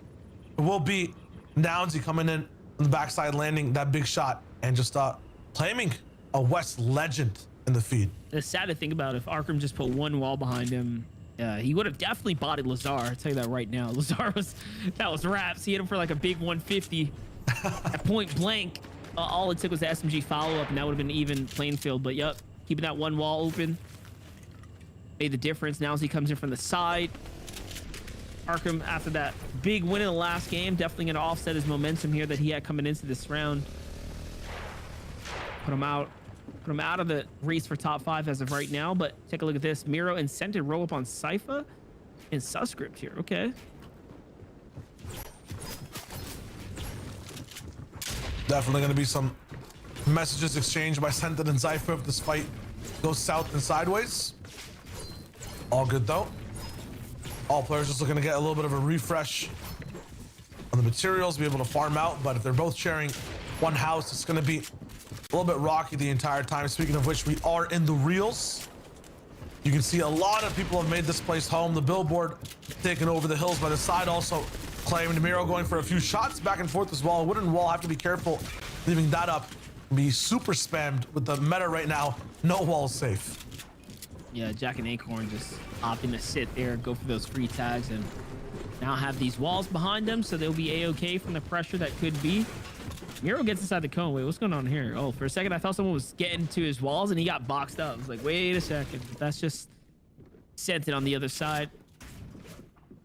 Buying some time here as things are going to settle down. Minute and a half on the clock. No reason to get hasty here.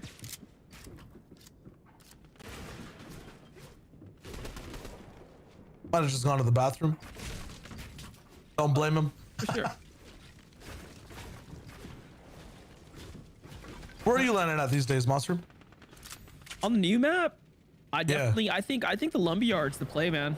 I like the north side. I like the lumberyard. You know, big fan of the material that's available there. You have rifts kind of in the general area as well, which is kind of sick, you know. Yeah. And then there's a mountain like nearby with the ATV, so you know that's always sick to kind of yellow off that. Try to get your boost on across the field, which still possible. It's not as good as it used to be, but still possible. I dig it. What about yourself? What are you thinking? What are you feeling right now on the maps? Chonker Speedway, the whole way, man. Oh yeah. Yeah, you are in and out so fast. If no one spawns there, you're just in a whiplash. You're going somewhere else. You're spot checking greasy. You're up in Rocky in an instant. See, well, but I did start both of our lumber drops. run. I was gonna say both of our drops are something similar. It's big mobility town. You know what I mean? You get to those rifts and you're gone. You know, you get to decide what you want to do at that point. Same thing for Chonkers, right? You get that vehicle and you're speeding. Yeah. You're bringing a POI back though. There's space on the map, right? Right in the center. You're bringing one back. Which one is it? I'm bringing back Lazy Lake with the tunnel though. Like when the islands was all broken up and you would actually be able to fight up there and then wind tunnel your way down. I love that season. It was just so much fun. I like that. That's what I'll bring it back. I'll tell you that right now. Big mobility, dead center, fun place to battle off of, and it's just nostalgic, you know. If I had to go way back though, like like choose a real spot, like movie set Moisty Mire was also really dope and a lot of fun. Just looked cool. That's very true. What about all these maps, I think all the POIs that like I dig, like Snobby and stuff, have a little bit of identity in like Sleepy, you know. Or like Risky has an identity in Rocky Reels, so they already exist. I feel like Salty Springs, like when I had all the basements, that was the jam. That was an actual jam. Talking about when it had a 3-story mega basement, like the lab down low. Yeah. Definitely fire. I made a whole retail, I made a whole like breakdown video back in the day on how to play Salty because that was my drop. Really? Okay. Yeah, I'd land at the southmost building, right? The one next to the cliff face down With down the at garage? bottom. Yeah, with the garage. But you land on the windowsill, grab the weapon through the windowsill, and then you go straight down. Always free elims. Or you jump up to the roof because you was able to do that too. You didn't even know mats. That's true. It's pretty sick. Hop on the fence, then hop up top, or just jump off the cliff. I don't know what that was, by the way. There was a duo just waiting in the kitchen. Talk about, minute rice. I don't know what strat that is, but apparently it worked. Bank is down. Cliff stays zipping away. Smack right beside him. There's Commandment Stretch. Looking to make sure that game 3 here is actually locked in for him. Smack used a lot of that web shooter already, down to 31. They've really been rotating. I'm actually surprised they decided to put a number on it, right? Like I feel like up until now we've had like basically infinite when it comes down to these unique type of mythics. They're always just like not quite balanced, if you will. But these having like a couple shots are pretty solid. It makes me hopeful for mythics, Yeah, at the same time, like there's no way you should be, I guess, using all 50 or all 100 in a game, right? Like from what I've seen, if you're just getting really crazy with them and just kind of trick shotting or trick swinging, I guess you'll run out. But in a common game, even 29 right now, that's basically 29 short pads. Like Smack doesn't have an infinite amount of mobility until endgame. We'll see how these end up playing out. Right now, though, they're in a bit of an interesting spot, right? They're right in the middle here. They have their brick base going, so they'll be okay. Clicks and Day kind of vibing up right here. Looks like there's an airdrop, lone drop off on the side here. Paper and Crew can possibly go for the pickup there. Might be. You can see they're kind of eyeing it up. Is there anyone nearby to go in and contest them for it? But the zone is pulling south here, so it's big time to move. Clicks has not upgraded the loadout since we last seen him, but he has been content to kind of wait this one out, it seems. No matter at all, the only times that this duo can mess up is when they get over greedy a little bit, overextend to make a play and get something to happen. To be sure for now, Clicks is just waiting. Coolest part about the season 2 is that you'll have players going for these over peaks, going for angles, because snipers, right, don't one-shot you anymore. Those little differences in the sniper definitely make it kind of fun to use, I feel like, right now, and not as scary as it once was, right? You have the 3 in the magazine now, so you can, pop a couple shots while on the move. It definitely, I feel like it fits the playstyle of the sniper a little bit more. Clicks just going haywire there, trying to see if there's a player nearby. Not sure what just happened. Ever think about like what mythic they would make based off of you? Based off of me? Yeah. Oh, definitely some kind of coffee drink, but we already have like spices and all that kind of stuff, so. Really? I thought it'd be like some type of graffiti mythic, like a spray can you could use. That is equally a part of my identity. That'd be sick too. Yeah. But my first choice, or at least my first forward-facing thing I'm promoting usually is definitely the mugs. Yeah. Vivid coffee enthusiast here and mug collector. So there you go. Monster D mug. Very true. Very true. I'd want a mythic that would just like enlarge your player model, like size-wise, and make you like a mega tank with like 3,000 HP. But you can't shoot or build. You're just in the business. And it just puts like fresh shades on, you know? Yeah, fresh shades and a Hawaiian shirt. Or your game colors change color. Just see red everywhere. See people through the walls. Like, it's done. That'd be nutty. It feels like sometimes Clicks can see people stood up through walls. He just knows exactly where things are. It's got to go on right huge there. grab. Big pickup right there. Okay, a little launch pad. Doesn't scoop up any of the medium ammo though, which is mega unfortunate. He's all good. 25 damage above. Okay, so wait a second. They're actually in a pretty scary spot now. Harpoon some damage. Oh no, they take some. That's the wrong way to get damage into the box. They're not getting hit though, so definitely have gone for a trade. Never mind. They're now in trouble. Oh, there it is. 14 below now, so seems like they did not get the tag on the team that was flying by. That might have been their easiest chance to do so as well, so mega unfortunate for them. Now take a look at how all the teams are pretty much based up here heavily as well. A lot of things blocking their line of sight besides just the builds in front of them, so I don't see them really finding free opportunity just now unless they get a move on it and force players to kind of open up on them. Personally, I would have let the shields completely crack, use the med mist, and then maybe Chuck Splash, but the timing is not going to be there, so they actually made the right play, a shielding all the way up. It's going to be a huge cost though. That mist won't be as effective later on. That's a risky way to walk by, but Clicks does not care. You saw the enemy edit come out, by the way. That was like not their edit. They definitely opened up that cone right there. Almost caught Dave for dinner moments ago. We called out, sent it in Miro, said, hey, need y'all to make an end game. Want to see the prowess, and I really want to see how these flavors work, because most of the time Senta does not rely on like the pop-off potential of his teammate. He just relies on the synergy and trust, right? When it was just him and Edgy, or you know, sometimes Commandment rolling in the wave. So when it comes to Scented Miro, it's a little bit more of a one-sided relationship on rotations and the big damage. I want to see exactly how that works. Miro, no, you have to think about though. Miro is a co-IGL, so maybe we can give them some more credit here, because like Scented is clearly the leader of his team, and when it comes down to early to mid game, and then typically in the past Commandment would take over, but it seems like Miro's equally filling that role that Commandment would have once taken, because he definitely leads in end game, because before this he'd depend on Verse 2K to get them to end game, right? For mids and early, so quite possibly just an upgrade across the board, right? You get Scented now with Miro. That could be like a scary tree. I didn't really think about the synergies there, but as far as like what they typically pair well with, or who they paired well with in the past, this might be a good combo of a team right there. They're stuck inside the zone for now, but finally find a way to make it in. Now's right behind them too.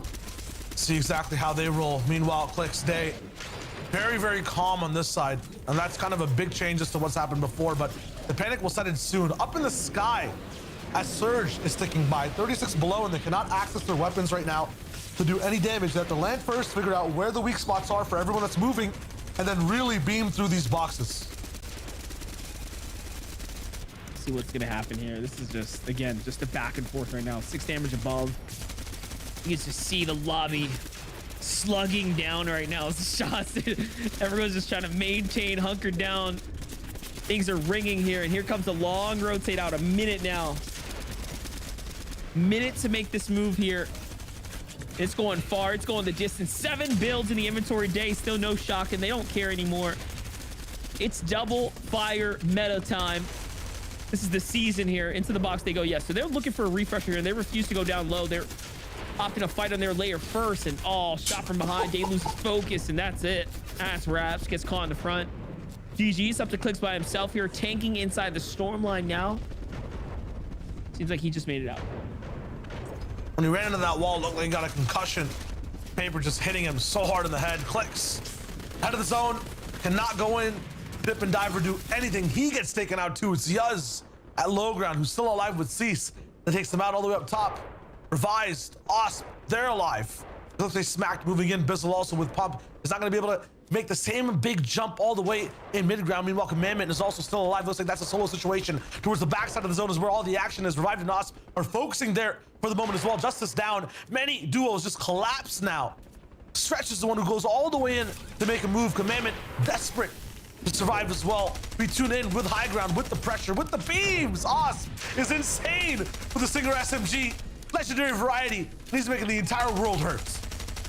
Definitely big shots here. 5 elims already, and look at this legendary slash mythic loadout. It's big, it's powerful here, and it looks like it's working out for them. Almost inside the top 10 here. Commandment just falls shy of the top 10. Unfortunate for him, but he's made it very far. Charlie makes an end game here too. Okay, we've seen a couple people show up now. Already another elim there for Revise. He picks one up too. Down bodies flying here. This is that power of the SMG though, Shiloh. Like, look at how quickly it breaks through these builds here. You do not stand the chance against the legendary SMG on height here at this close range where no one is looking up to even slow you down. Even if you do end up looking up, that's just an easier headshot chance for Osp as he's raining down. They do get broken out though. It's not that far away. A quick rebuild. They've barely even used any mats. It's all just been wood as they're moving. Osp now though, down to 260 at that 9th zone, finally locks in. 2 minutes of playtime now before finally that zone closes. This is going to be a long drawn out one. I'm not sure if Height has the mats for it. Meanwhile, down low, Miro's fighting. Sentence all the way on the front side. Miro now doubled up with Trashy. Miro goes down. Acorn clap. Lazar in the zone. He barely even makes it in. Sentence fully confirmed too. Lazar is sitting on 1 HP and finally gets denied by Osp. He knows everything. He's all seeing.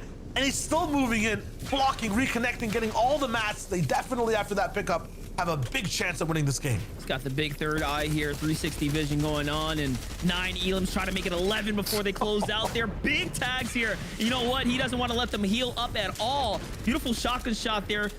Controls the walls as well. He's trying to get the read here. He can hear the tags down low. That's a great wipe. But wait a second. Osp is risking it all here to get in the zone, and it is going to be enough, though. It works out. Revise is still up. And just like that, Trashy gets thrashed. And they find themselves in 11 elimination victory royale. Great way for them to come back up and stay in the running right now. I just love the fact that Revise is building everything out for Osp to just use and abuse. Zero stress from him.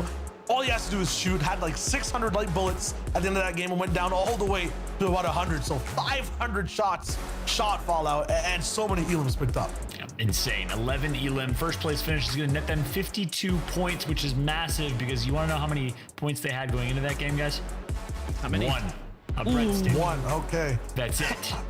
Massive performance from Osp and Revise. They needed that one. 53 points is where they'll be at overall now, which should bring them into the top 10. We, of course, will find out when we can, but a huge showing for them. Trashy, well, they get second place. They had 1 more point, I think, or maybe 2 more points. They had 3 going into that one. So a game that will certainly shake things up, and my favorite type of game, because that means coming into the second half of this competition, guys, we have an opportunity for maybe 9, 10, 15 teams to place top 5 still, maybe even more than that. So it's going to be a crazy finish and a crazily competitive lobby monster as we take a look at the replays from game 3. Yeah, the other thing, it just proves the resilience, right, of our pro players that we're looking at here, even coming from the bottom to strike big, come on up, pick up a victory royale, and not really just give up after 2 bad games. I mean, that shows much more than anything else now. So, you know, if anything, keep your eyes on them, right? This could be the momentum shift. This could be the change in pace that we could have hoped for them to have. We've seen other teams do this in the past. I mean, most notoriously, you think of anyone like Aqua and Nyrox, right? Their comebacks in the late half, like big wins are possible, and anything can happen in these tournament settings. Definitely. Yep. I mean, there's a chance for all players around. The thing is, though, the more they get activated, the harder it is to track who's where, who's doing what. Yuz in this game was picking apart every solo. We saw Miro trying his best all the way towards the end game, and Osp finally showed up towards the end. I mean, where was this man in games 1 and 2? What was he up to? Because right now, follow, they're looking like the best in the entire server. Yeah, and I believe Osp is a controller player, so obviously Stinger on the controller player, that's exactly what you want to see. Plus high ground, you're going to melt every build below you, and you're right, they went absolutely crazy in this game, popping off 11 elims. You did see FaZe Scented alive alongside Miro in the late game here. They ended up getting, I believe, third or fourth place, but in the end, Osp in the 2v2 against Trashy, and they are able to take that one and take the first place finish in game number 3. So we'll of course get the results ready for you in game 3 as soon as we do have them. But yeah, a 52 point game, I think I said. I think it's safe to say they'll be in first place in that lobby overall. I'm not sure how many limbs Trashy and them got, if they were able to pop off, and anyone else in your eyes kind of pop off in that one in terms of the limbs there, Monster.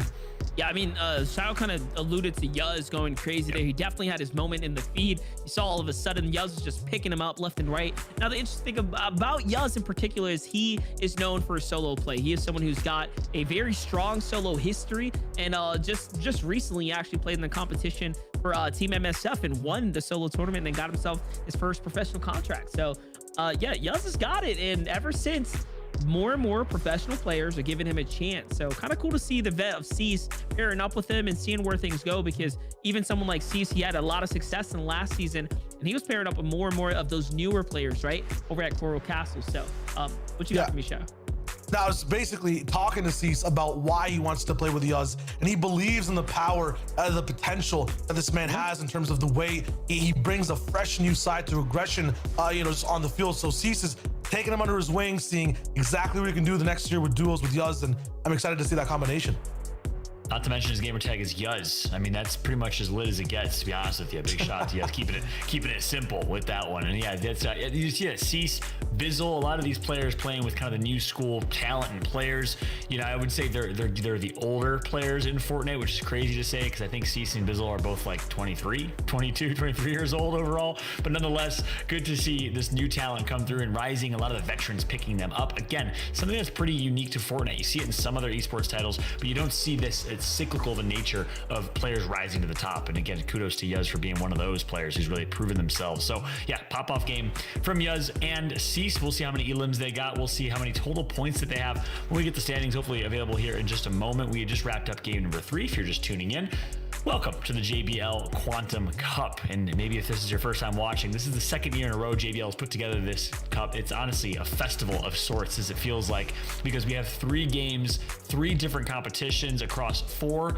different regions. That's right. We got continents, actually. Australia, we have Asia, we have North America, we have Europe, all competing all weekend long, not just in Fortnite, but also in Apex Legends and in CSGO. The Apex Legends tournament will start tomorrow, run through Sunday. We'll have 20 of the best North American teams from the ALGS competing in that one. That'll be fun to watch. But right now, we wrapped up our Fortnite Europe competition.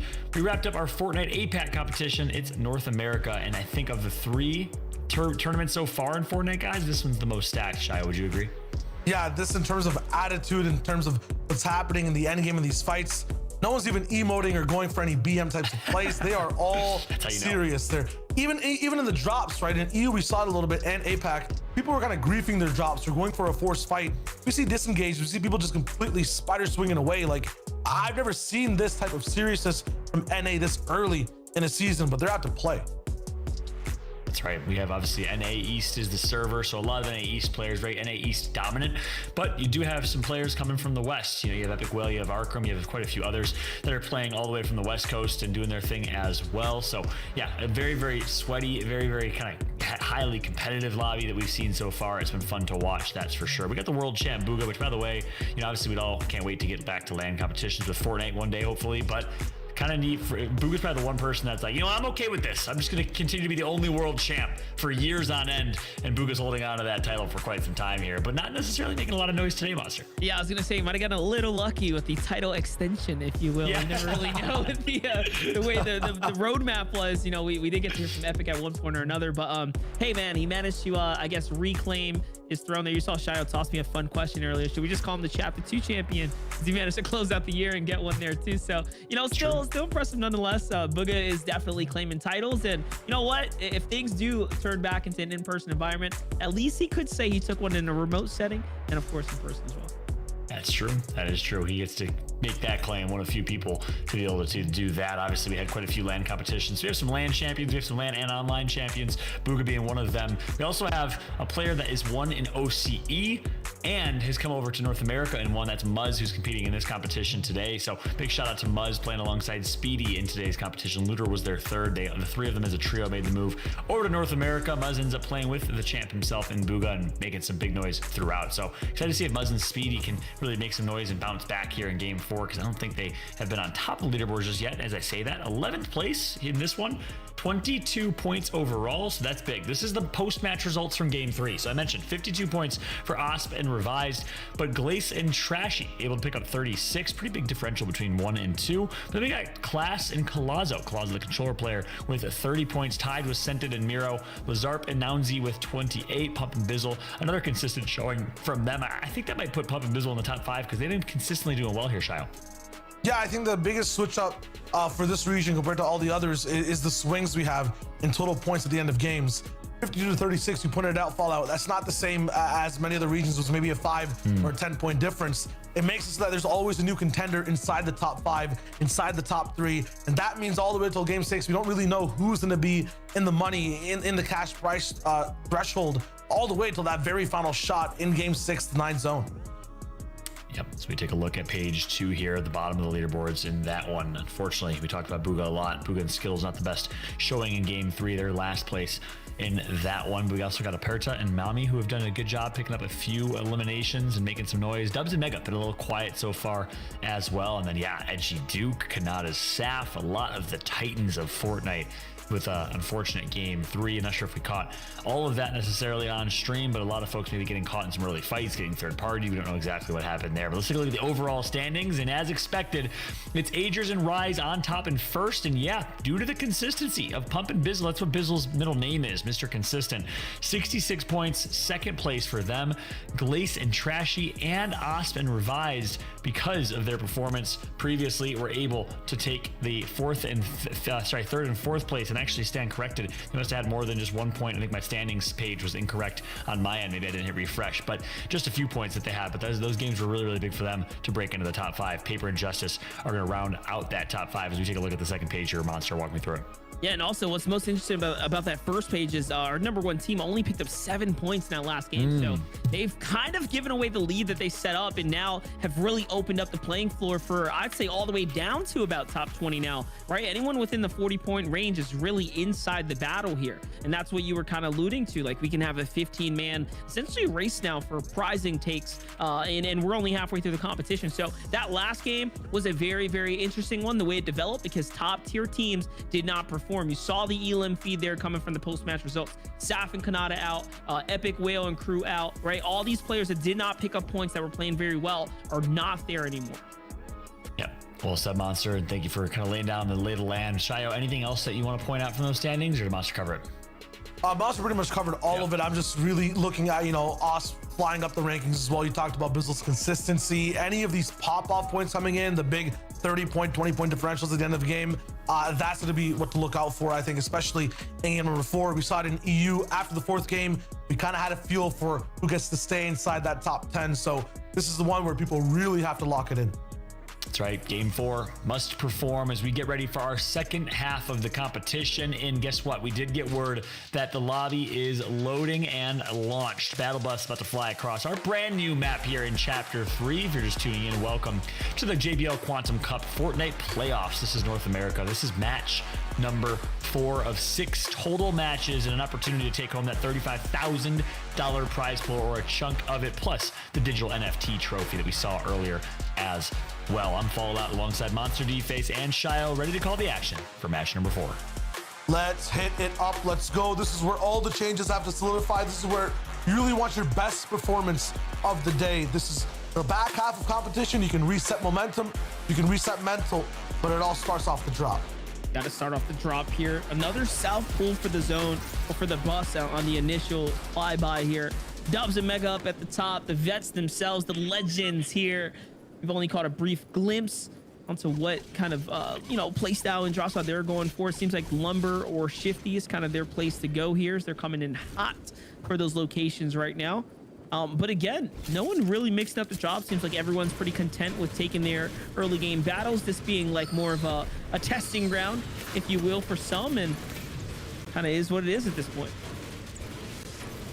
Yeah, everyone's kind of spread out. Maybe they're looking for their chance to lock in a game. I think North side is the only one that has a crazy contestation. Even Camp Cuddle, that was so contested in previous regions, is just chilling right now with one team. It's going to be Shifty, Logjam, Sleepy, and the Bugle. They're heavily contested, and that's not changing this game. Not at all. Jack and Acorn right now, touching base over here. Just getting their loot on, trying to get comfortable right now. Jack and Acorn, what can they do leading into New Year is going to be the real question. Seems like that fight up north is definitely taking place there. As Bank is going to be the first one to get knocked. Kind of seen that a few rounds now.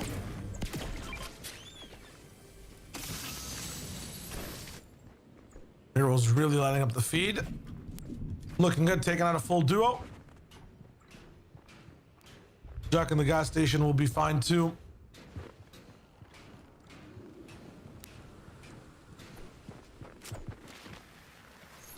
Let's watch this play out here, though.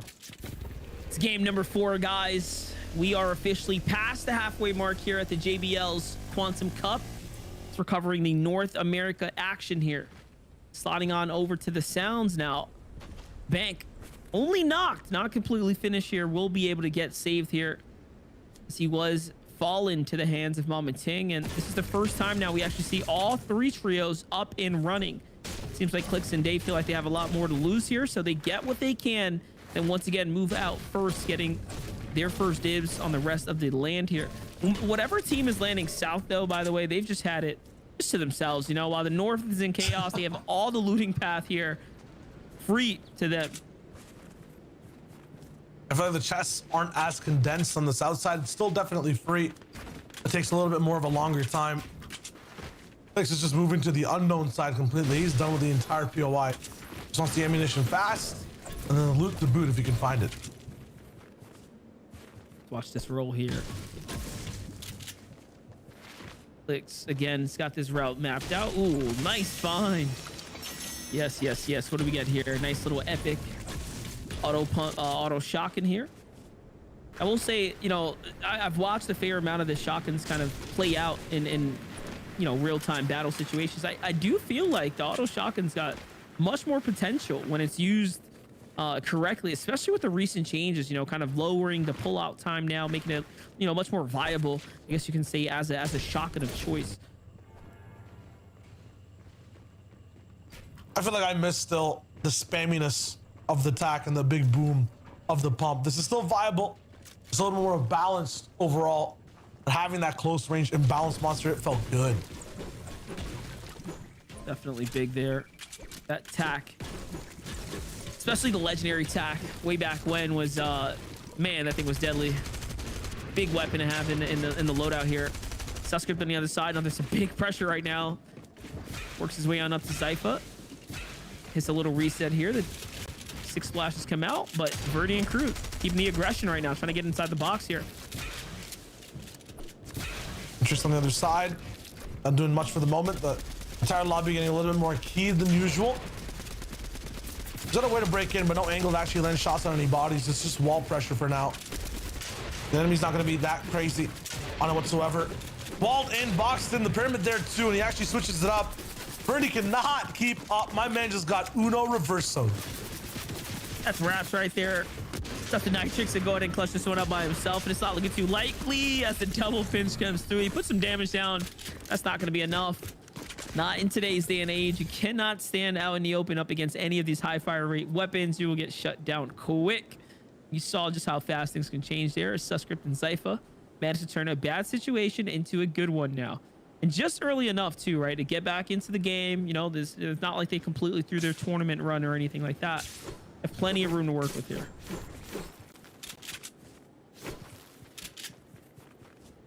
Thing is, though, even off spawn, I've seen them get a few eliminations before, maybe 1-2 stragglers.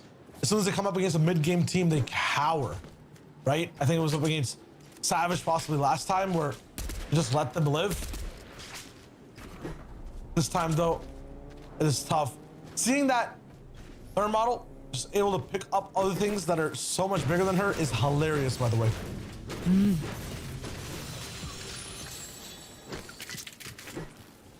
Suskript now trying to just get his bearings back in place here. I mean, we talked about how players can end up, you know, pretty much wasting the mythic shots from the spider hands here. And seeing about halfway through. A lot of time between now and end game, so I'm not sure how that all happened, but maybe it's just a part of the looting pass nowadays, right? You get to cover much more ground and cut players off, but I feel like that introduces more room for error, right? Crossing past an opponent and getting choked out. Yeah, I feel like over there, I definitely don't have a defense for the way my man Subscript is using those gauntlets. It seems wasteful. Cool thing is, even though they have a number, Monster, that number is shared, I think, on your account for all Spidey gauntlets to pick up. So it's not like, you know, you can use 100 in a game, pick up another, and then use 100 more. No matter what happens, you have a set limit based on the game you're in as to how many you have left, which I find really cool. Those set limits definitely, again, are very interesting the way things kind of roll out here. But back with Osp, okay? Osp, who was in what was near dead last, has that big pop-off round, 11 eliminations, putting him up straight to the top. The difference between him and the other teams at this point is the fact that they didn't have that consistency via placement, because not a lot of teams have actually picked up that many eliminations, right? I think a majority of them are just coming from winners overall, towards the end of games. So it's really cool to see exactly how that switch up happens. Dubs and Mega now also looking a little bit more organized overall. Not in boxes beside any other team. At a bridge by themselves, kind of in their own element now. I was going to say in the distance, Kanata, I saw his HP just get ripped apart by Pink and Cypher PK. So it's Kanata and Sav versus Cypher PK and Pink just off in the distance. Those are the shotgun shots you heard off to the west here. I'm staring at the feed right now as I want to see what's going to happen. Okay, someone launch padded out. Who do you want to bet it was? I feel like that's Kanata leaving, scared. Ooh, okay, we'll Cypher find shots out. too strong. Nope. It actually ended up being Cypher PK and Pink who ran. Kanata and Saf are still there at the gas station. In come Dubs and Mega. Wait a second. They're getting aggressive. They want to roll up on the fight. The entire tournament, they've been playing on other people's contracts and words. Now it's time to take things onto their own terms and be aggressive first. But are they going to confirm with it? Yes, I see shotgun shots being dealt down too. 6 chuck splashes from Pink. I'd just be able to third party this entirely. I wasn't even looking at the loadout. I thought maybe I needed to go all in, but nope. It's all good. Doesn't even land the sniper shot. That's unfortunate. Oh, surely he was going to hit that one. Looked like a dead giveaway. Yeah, he's still feeling it. Little bit higher. Here we go. And now. Okay. Well, you know, it's okay. We can see through the wall. Now? Our timing's better. There's no way that player doesn't know. Wow. Still too low. Yeah, that's the difference though. The new snipers, you know, bullet drop. It's hard to gauge. It's Eclipse A off in the distance there. Imagine just had straight up hit scan snipers. Like the big boom ones. No, I refuse to imagine that. Sorry. Refuse. You're saving yourself some mental anguish. Very good tech. Don't want Very it. nice. Rebuked.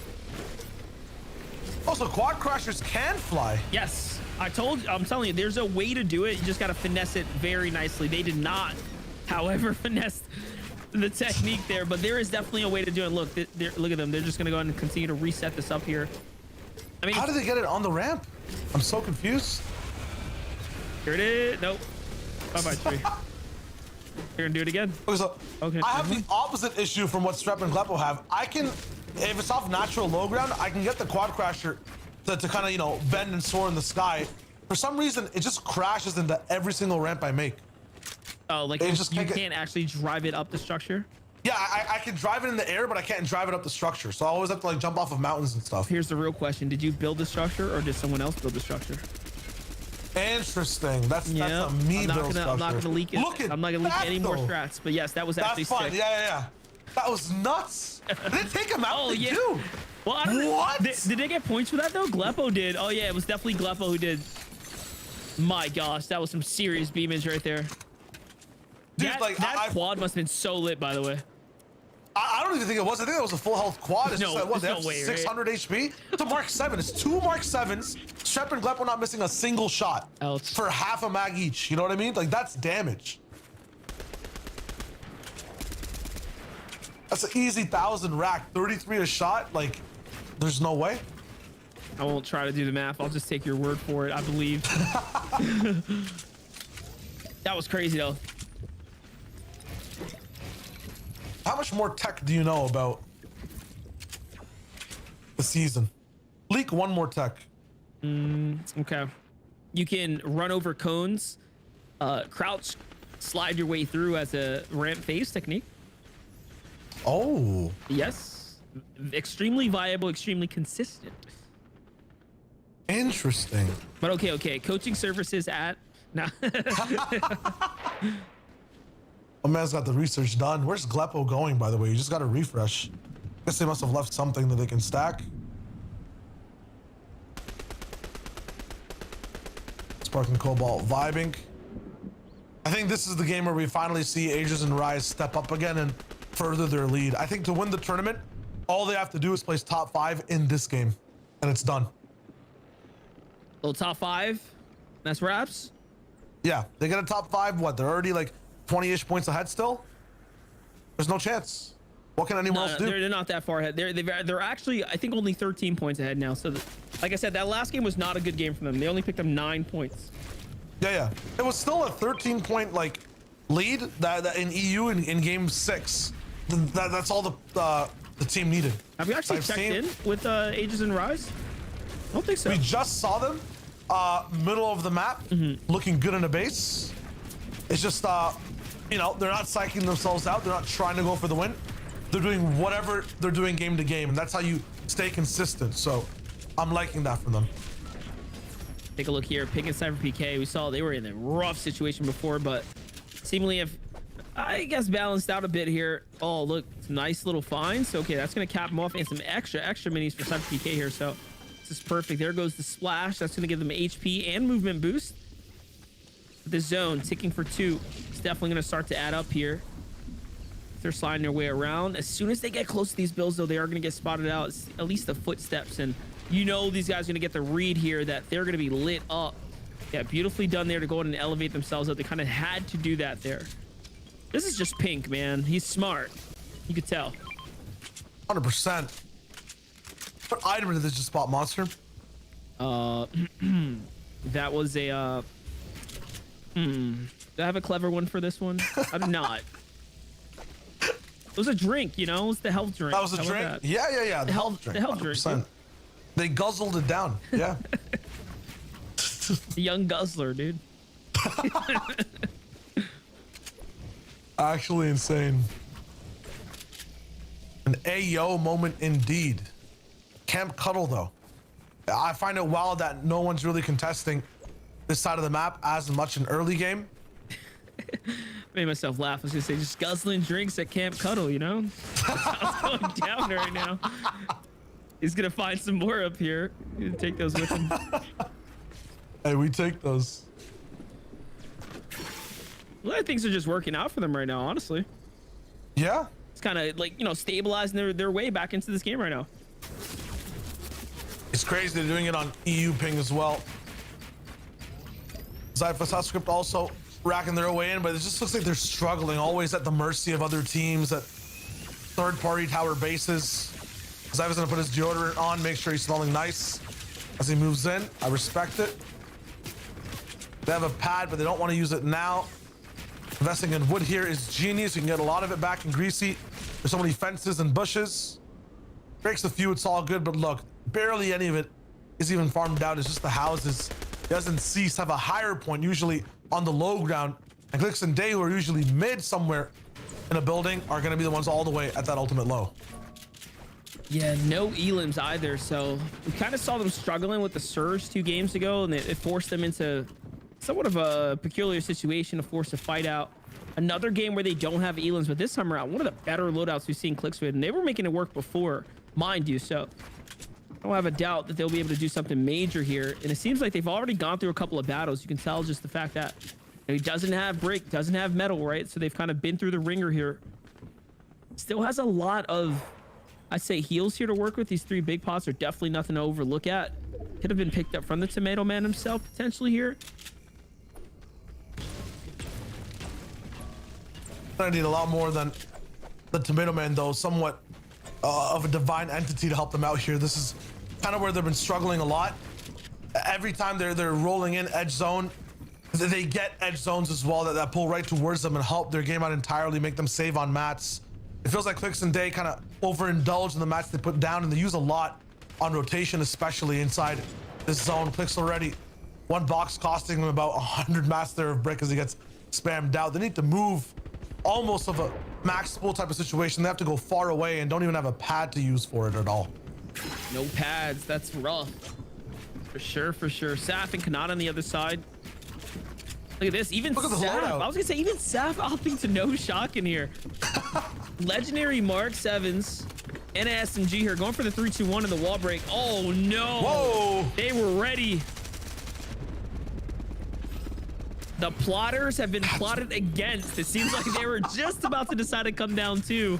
That was, I was gonna say that was Lazar, but no. Don't know who that was. Siege. That's how fast it happened. The game itself blinked. Sav was confused. Kanata's like trying to build and put his stairs up. He has no idea what's going on. Two people in a box and they're spraying. It's over. Yeah, we're gonna need a replay. Yeah, we need 100% replay of that towards the end. How's Mega still alive? Which is nuts. Dude, Cyber became pink. Look at them. On the move right now. I want to see more out of Duke and Edgy. This is one of the duos we were hyping up, right? The essence of greatness from them. They're both such good, wild types of players. Never really lose a fight, but looks like right now they've been suppressed so far in this tournament. Mind you, coming out as a 0-point game 3, so definitely had a rough game 3. This is match 4 now. Things are starting to, you know, take shape here. We're in an odd spot here too for Eclipse and Smack. These guys decided to go to the water side. You know, more often than not, the zone's not going to pull this way. So I am curious to see what they know, what kind of hunch they have here, because this is quite the spot.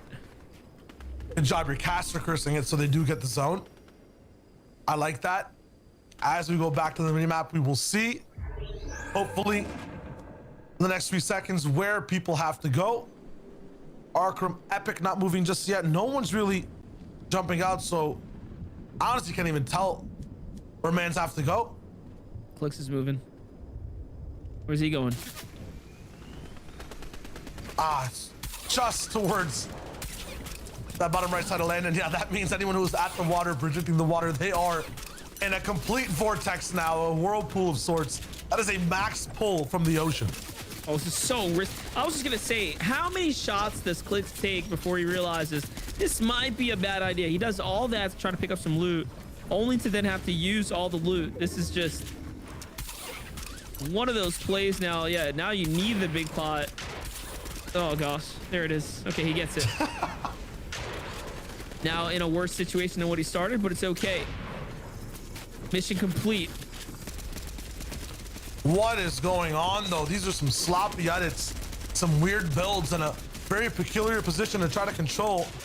Super ultimate logo. There's a person beside that left box as well. That's basically hiding inside their base. Oh, that's There's a about knocked body? Hello? Yeah, there goes the thirst here. Now he's gonna try to look for the wall here so he can grab all this loot. There it is. That's actually Rice. Whoa, so that means Azers is the player on the other side of the wall here. He thought he had his teammate safe enough to box up. Instead of going for the heal and controlling the walls, it's gonna be the thing that backfire now. Look at that. Snatches up some loot. What an angle from Clicks there to find a 54 tag. And off he goes to the races here. Great job by Clicks. Where is Azers? Actually, is he still up? Might not be. Oh yes, he is. He's at the front side. Yeah, he's gone. He's gotten onto that spot. Did not want to be next to the aggressive Clicks and Day there.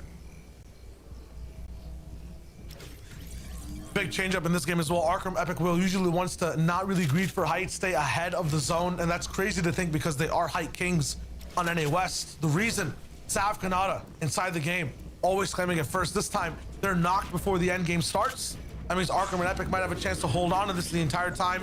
They go for a big rift that's going to be huge, but Arkham's going to take a lot of damage going for it. Down to 22 white HP. Epic well closer to 10. This is with Mark 7's in the business, with Miro alive. I mean, hey, Good luck, guys. You have 15 seconds of pure anxiety. That felt like a crazy, crazy play to make. But you know what? Arkham's one of the best when it comes down to like leading and decision making. You know, paired up with the Epic Whale is equally as good. I don't want to go against them. You know, that's just how I feel about it. I mean, it's a good feeling because they go right in. What a catch from Arkham as well. The builds to get Epic Whale inside. Who are the ones who are going to be trying to contest and play for height with? I see Osp all the way up there already. Eclipse right beside him. Riverson towards the backside. This is going to be tough to see. I mean, if Osp gets another game all the way up top, it's going to be huge, but I think he's just playing as a solo. I don't see his duo mate. Meanwhile, first place Agers, he's literally trying to keep the dream alive solo. He wants to stay asleep the entire time. A few rat-a-tats of that Stinger SMG, but he doesn't find a confirmation on any elimination there just yet.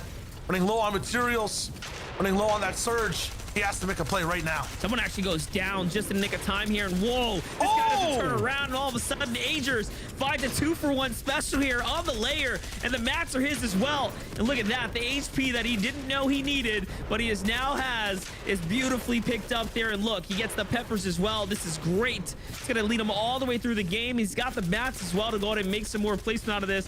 And he's just playing out of his mind, man. If there's a player that's gonna deserve this 15K, you're watching it play out right here. He is fighting for it. He needs a pit stop though. All he has is his Mark 7 rifle. After this, it's over for any type of ammunition he has overall. He needs to take a reload. There it is. Double SMG reloaded now. Mark 7 also reloaded, so the firepower's online. Popping that flopper though. One of those SMGs is only going to be at half ammunition count, so he has to be very careful and not bite off more than he can chew. Getting spammed all the way by height as well. He drops down. Agers is playing phenomenally right now, dodging every single person in front of him. The movement impeccable. A duo in front of his box. 170 mats left. He moves again, and no one punishes him. Completely open low ground, and now he's really fighting against a duo. There's some pain, but once again a layer switch. No he way. moves back into the zone with a launch pad all the way up front by himself, and he's still alive. He still has the double SMG, but no, someone's in the box. It's Day who finally shuts down the dream there before he can break into top 10. Those are going to be misplacement points there, but what a performance Agers puts on for us here at the desk. On the other side, though, Bank finally makes an end game. He's in his zone right now, going toe-to-toe with Smacked here. Clicks and Day. 5 elims already getting started here, and now we're breaking inside the top 10, inside the top 5. This is where you really start to bring it home. Nice job for Clicks here. Great angles off the Creo, and this match 4, just take a look how it's playing out now. We will have new players up at the top 10 here. Finally, big performances are being made here, and I'm seeing again fresh faces in the end game. Players like Bank, players like Nounsy, right, showing up here at the end. Also getting a big pick. Look at Clicks though. He doesn't care about his position. Sky high, he still finds a way to do that damage, and Day has made it all the way up towards the top. He has no builds, just a dream and a beam. That's another, but it's all up to him now. They actually down to fall damage. Duke is gonna be the one taken out. 1v2v2 situation. Clicks, can you make this happen? Can he get the save here? He's gonna drop the body. What's the play here? What's the idea right now? Is he trying to keep him in? Is he trying to get the thirst? We'll find out here shortly. Give him a second. Clicks has got to come down, and here's the fight going down. Beautifully tagged there. It's a one-on-one situation. He does not win or lose these. Excuse. There it is. Clicks comes ahead with the 9 elimination victory royale right there. He's an enigmatic player, man. We don't even know what he's gonna do next. If he is winning or losing the position, he's confusing us with the x-rays on. Just imagine the players fall out. They have no idea where Clicks is coming from. Dave's just watching as he's knocked, and the man's just a phenom, bro. That was insane. Yeah, Clicks doing Clicks things is the best way to summarize that one. 5 elim, first place finish, so that's gonna be at least 40 points for them, plus on any elims that Day got as well. I think at least a few, so a really big game from them, as you'd expect from Clicks. I'm excited to see the standings, or the results at least, sorry, from game number 4, but we definitely know Clicks and Dave most likely on top here as we take a look at the replays, Monster. Yeah, big games there. Respect to Clicks winning in such a crazy fashion, pulling through at the very end by himself. But luckily, like we said, it was just solos that were left, right? He had the momentum, he came down, and he just didn't let go of the foot on the neck there. That was well played. Absolutely, past that as well. Pink Cypher still keeping the dream alive and staying alive for a majority of the portion of these games. Edgy finally waking up as well. Shep and Gleppo, I feel like this is kind of the most flashy play. Some of the most insane damage I've ever seen. Look at this. Yeah, that play right there. Absolutely. What? From full HP to double fall damage. I mean, that is just ridiculous. And not only that, like this full shield ripped down too, right? So like he got down to white tags. Like that was just ridiculous. One magazine, you called it. This one here, it was over as quick as a flash. Literally gets flashbanged by a couple pump shotguns to the face right there. It's over. That's right. So we still didn't get to see the names that happened too quick. So that's a mystery unsolved. Oh man, Dubs Mega though, they tried their best at having some form of a better performance this game, but unfortunately they went down as well. Aegis though, I mean this clutch, the fact that this man stayed alive, had all the swaps as well, I felt like he was at an arcade just playing a shoot 'em up. Never in my days I would think we'd see like highlights where someone aims down the barrel with a red dot on the tunnel. The guy turned around. Like it's so like, okay, this is Fortnite, baby. We get to see a little bit of everything. Here's those final moments one more time. Clicks who comes in and again, great fashion here, makes the highlight reel. This is one of the more crucial pickups for him, right? He gets an extra amount of material to go in and work with, allows him to make this end game here. Everyone else did not stand a chance. You saw how many solos were here left in the end game. And it was actually Sus who ends up catching, or Glace here ends up catching Day there with a little side angle. But again, Clicks was a little too quick. He came on in, hit him with a quick drop kick, and that was wraps there in the end game.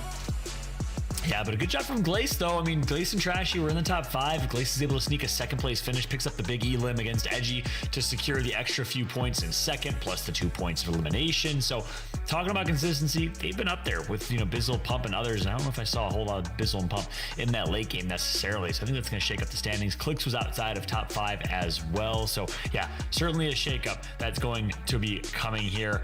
I'm excited to see these standings. We'll, of course, be calculating those and be letting you know as soon as we possibly can what those are going to look like. But nonetheless, good showing from Glace as well here for Monster. Yeah, definitely big performance, I would say, from Glace. And again, Glace is someone who's kind of had his moments, right, in the sunshine here. Definitely had high expectations with him back in the day when he started becoming a breakout pro player, kind of filling with whomever he could just to go in and get his chances at pretty much swings at base here. And now you're seeing him up here with all the other pros. He's earned his respect, being a streamer of the likes as well, right? So making the content, doing everything he has to do, try to be a successful pro. Good to see him picking up some high placing games, right? Especially in this setting, Shire. We're talking about the best of the best. We're talking about some of the greatest Fortnite has to offer for the NA scene. So this is definitely a good game for him. Yeah, and everyone's also kind of playing at their peak at the moment, right? Clicks, it's just in specific, one of the best and most efficient game styles I've seen so far. I didn't spend that long looking at a player at all. You just make sure at an angle that he's at, he'll find an elimination and then move to the next one.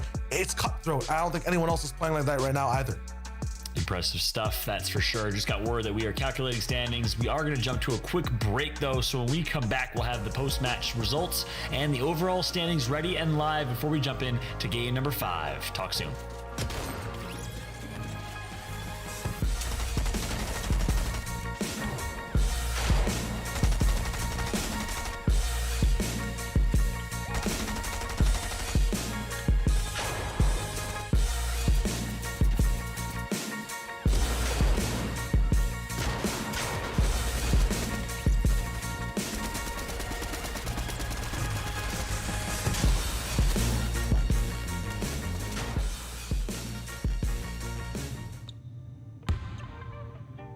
There is always a new challenge, and the hard work never stops. Strive to be the best. Make the most of your opportunities. And enjoy it.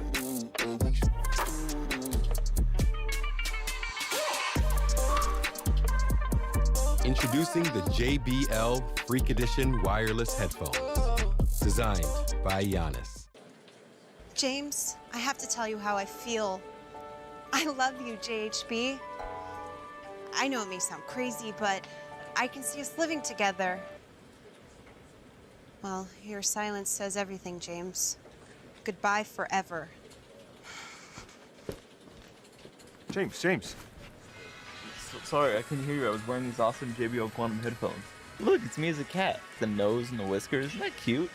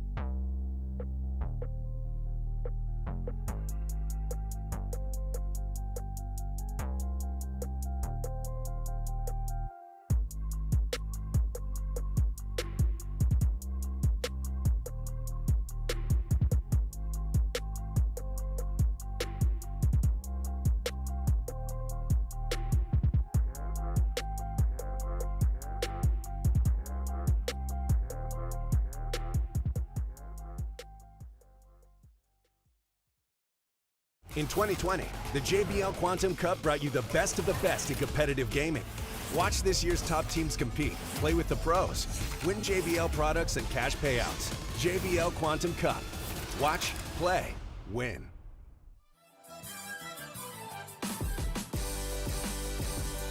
Game number 5 is around the corner for our Fortnite competition of the JBL Quantum Cup as we take a look. Nighttime here in North America. And guess what? We got our post-match results ready. 48 points for Deshaun and Clicks. Pop-off type of game for them.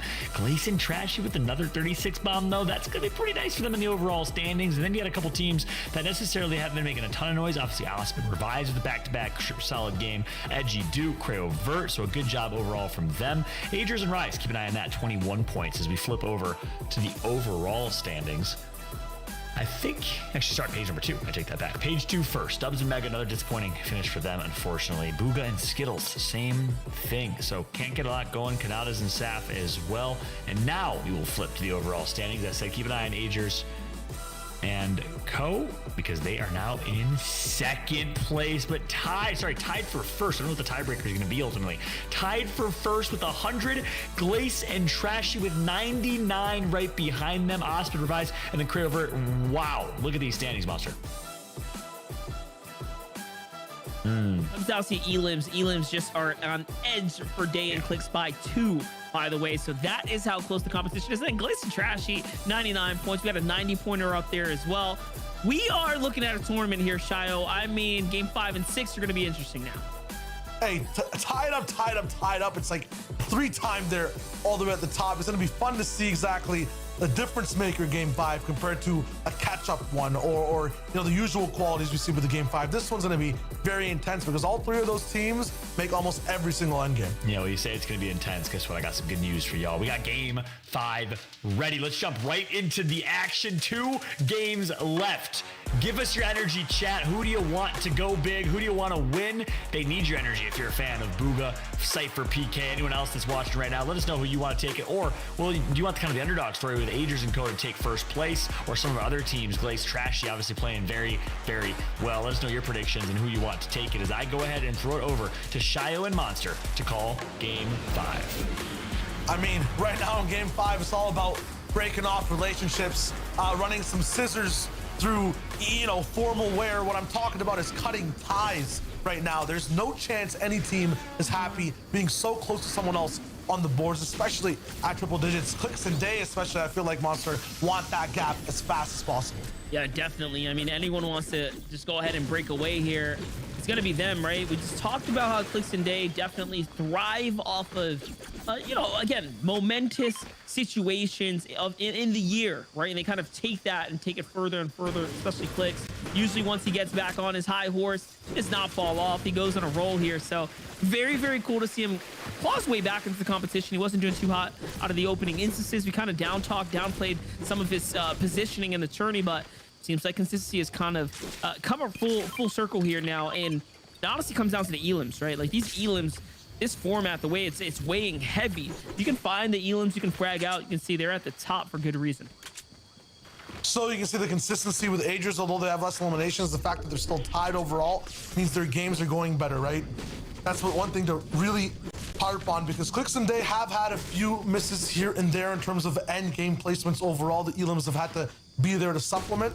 If they can't find them, that's going to be troublesome, but you saw the way Clicks is operating inside these end game layers. It's absolutely crazy. It's nuts, and he finds any possible way to get some pressure, get eliminations, and then keep moving. And crazy thing, it comes off of the back of that last big win, right? Like being able to clutch up in those final moments, go ahead and take that one home for him and Day. That's a difference maker now, as we do come down to one of the first early tiebreakers we've actually seen ever in a tournament setting, right? Really come down to the elims up at the top like that. It doesn't happen very often, which is, again, what is virtually a 3-way tie right now. Like we can put up Glace in there as well. And remember, they just got that second place, so that was literally a fight for first. Seriously was, yeah. Whoever got that last elim would have been the one rolling in. That was Mega, active right now as well. That's really fun to see, because they can make these final 2 games also very interesting. In terms of a tournament format, 5 and 6, those games specifically, 9 and 10, the last 2, they're always their specialty, so they should be in their element right now. That was unfortunate. We talked about like seeing some little BM and dances and stuff. Mega definitely pulled out the guitar.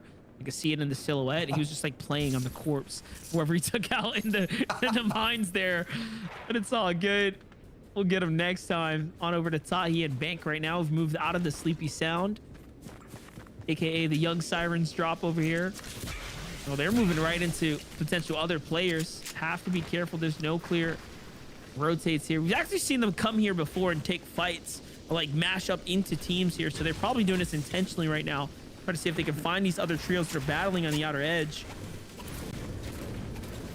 More loot.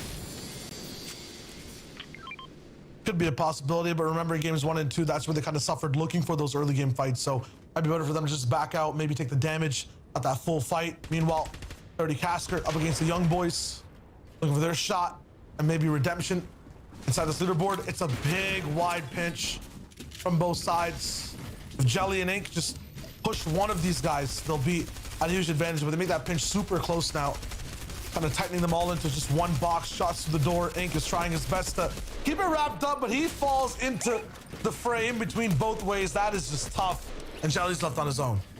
He does have the hands here. He doesn't have to stick around if he didn't want to. Instead, he's going to go to the slow ground, go on and wait this one out. This is questionable at best. He can easily get found out here. There's not many places he can hide, but you know what? It looks like it's going to work out. These guys are kind of distancing themselves. If they go just far enough back, can make a smooth escape out the side and maybe come back for the reboot card a little later. Let's see what Jelly decides to do here.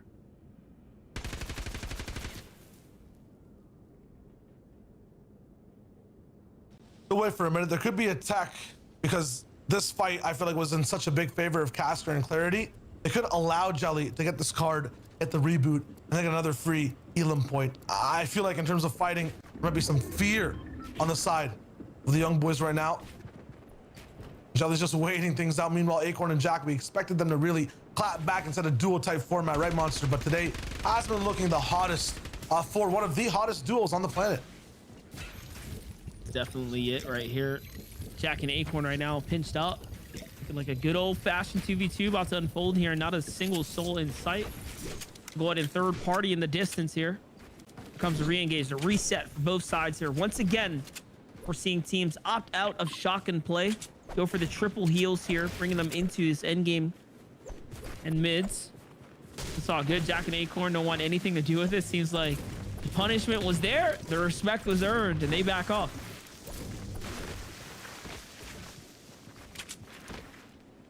We're looking fine for now. Have some of the best items available loadout wise as well. Wonder if there's any. It's actually so weird because I've actually seen it. I'm answering my own question before I ask it, so let me backtrack and do this again. It's wild that on NA you don't see any Ranger assault rifles. When we were casting EU Monster, everyone was rocking some type of striker shotgun Ranger assault rifle combination. Like Vidil, no O'Reilly, box fighters are doing that. Meanwhile on NA, everyone's embracing a Stinger meta. That's just wild to think of. It's very different. I even saw Benji Fishy earlier today. He dropped a green Mark 7 for a legendary Ranger rifle, which again, it's a big difference there as far as rarity goes, but it's still a style difference, right? Like at the end of the day, yeah, that Ranger is not gonna do what a Mark 7 can do in any rarity color, right? Like regardless of what, but he's still watching like players like that, especially on EU, opt into it. Definitely different play styles, definitely a different understanding, I guess, of where the game is in terms of the fighting style. So I am very curious to see what regions are truly ahead and are breaking away, right? Like genuinely. It'd be cool to have an international type competition, you know? It'd be great, you know, especially just maybe answer that for us. What?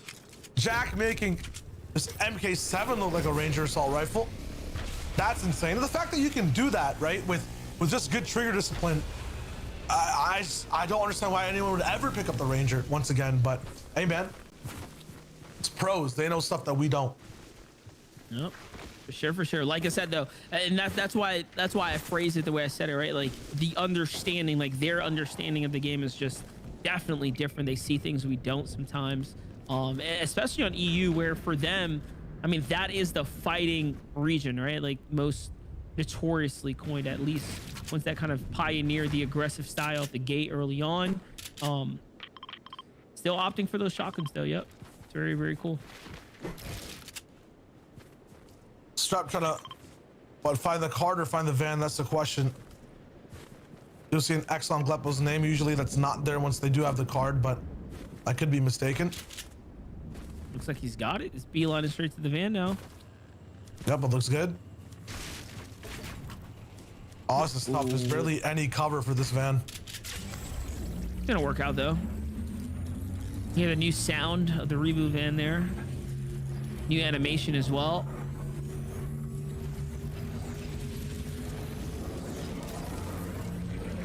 And people actually spawn all the way up in the sky for these ones. They're a lot louder though as a result.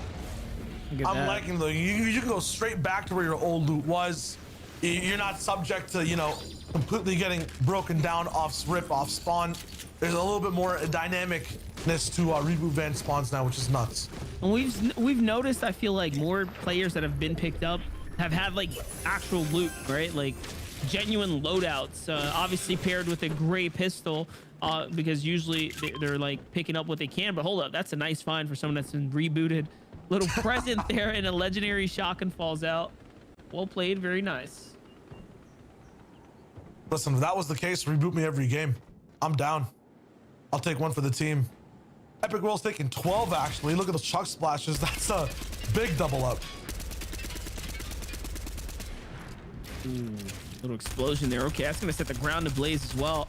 It's crazy to think that, like you said before, this SMG has faced the adjustments to lower the damage it can do to builds at distance, and still, even from this far, it's shredding through that brick while it's not freshly built. Like it just can do so much pressure.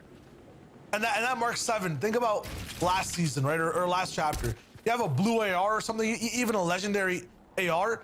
One mag is not taking out a car's HP completely. Yeah. Half a mag almost of a Mark 7 takes out a vehicle's entire health pool. And faster. That's bonkers. And faster, yeah. Way I mean, faster. How? And the math just doesn't add up, right? I don't know. Something's going on here.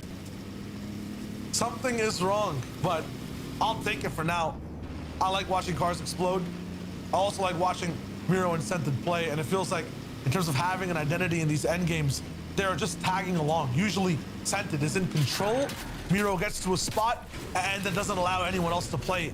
I don't feel like that's happening this time around, Monster. Yeah, definitely. And not only that, Scented and Miro coming off the backs of Mega and Dubs just now in the feed. So that's where the two elims have come from. Definitely one onto Mega, who Scented dropped. So all played for them. Big pickups here. They have all the loot they're going to need. Even parking down here, he's farming that metal for Miro, who needs a little bit more. So just trying to set him and his teammate up for that end game.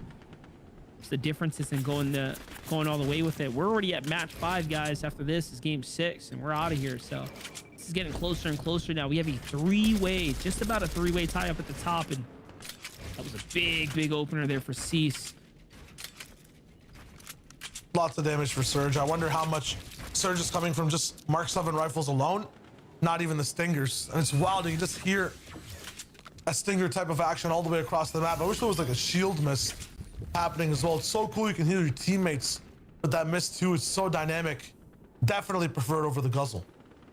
Yeah, for sure. And that's kind of cool to think about too, right? Like you said, there was like a shield miss style. I think it definitely fit into the game. And we already know the benefits of having stuff like Chug Splash to support your teammate in different, you know, odd scenarios and whatnot.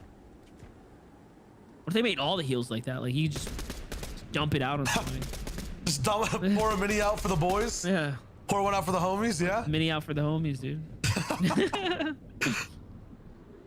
That'd actually be so cool. Looks is just waiting. This is an ominous angle. I was thinking, like, what is he looking at? Because there's like, this is definitely side west. Like, what's going on here? He's just wiping his, he's using that Clicks towel, patent pending, you know? Just making sure the sweat's off the palms. No, Click said the other day, this is pretty funny. He was like, man, I'm scared of that monster guy. I was just thinking to myself, like, why would he ever say that? Then I think back to World Cup. When I first met Clicks, it was him, Skeptic, and man, who was that? It was another little scrawny kid at the time. Slappy? Yeah, you were behind me actually when this happened. I had my GoPro and I was like, give me a handshake. And I think ever since, I swear, I intimidated them. These young, poor little boys at World Cup, terrified. Now I'm over here just like sociable as ever. Give me a handshake. Give me a handshake. And I was like, yeah, that's a tough one. That's a winner shake. And I ended up trolling. I think it was Skeptic. I was like, dude, I don't know about that one. Oh, and it was Andretto. Andretto was there too. That's actually hilarious. I just pulled those videos out, by the way, from my GoPro, so it's kind of sick. Oh, really? Yeah, you gotta saved them post all those. to PC. I got a bunch of cool ones. And post them up. I'm just gonna post them up just like that. It's gonna be great.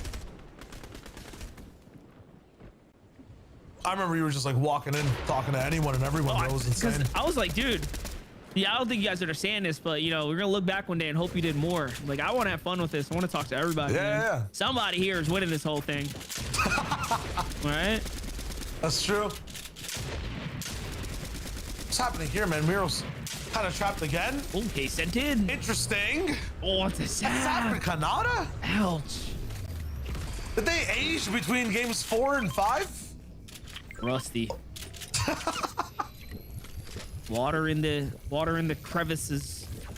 Yeah, you know, a little pain in the joints. That seemed a bit too easy for Scented all the way at the end there. But hey, spray meta, you can make anyone really look like a fool if you just strafe the right way and are in the same box as them. So actually, I didn't see if Scented picked up another weapon or if he walked into that with like two sprays or not. But if he did that all with one NK7 like mag, like that's a lot of HP. I'm still trying to figure out the damage numbers here. I know it kind of made me think about it, but yeah, that's a lot of HP he took with one mag, man. I think it was a strike shotgun plus the MK7, and he just kept rolling. This is let the reboot come in, Miro. Oh Miro, my the gosh. tech. That's 2 points, man. Oh, it's a Mega again? Mega going down. He just took. Okay. They're farming him. They're farming him. Okay, that's not even fair. Scented definitely eliminated Mega first of all, guys. So that means Dubs was alive. They picked each other up, I guess. And then Dubs must have fell, and then Mega saves Dubs, or attempts to at least, and Miro takes him. Okay. Very interesting turn of events here, guys. Not a good day for Mega and Dubs. There's some leapfrog effect happening. And yeah, it's just tough overall. All good though. I was gonna say lighter game, but then I look and it's 61 players alive as this zone closes in. It's just that we haven't seen the front side of it just yet. Once this big wide comes through and we get to see a bunch of the teams that are based up, here we go. Now we can see the communities locking in. Clicks and Day, the same base that they were in before. Let's say sharing a little bit of a base with Slacks and Illust. I still don't see where a majority of the server is. Ah, there we go. They're very central. They're not around in the edges, and no one's even left Greasy Grove yet. Boys, it's time to move out of the houses, get your own place. Greasy's not in the zone. It's not the juice. Whoever's gonna have to move out, get on into the new territory here. This is big players up right now as well. 59 still alive right now. Center zone being marked out, trying to figure out distance. Who's this though? This is Jeff and Oliver OG right now, positioned up. Solid loadout for Jeff. He's working with it right now. Here comes Flares.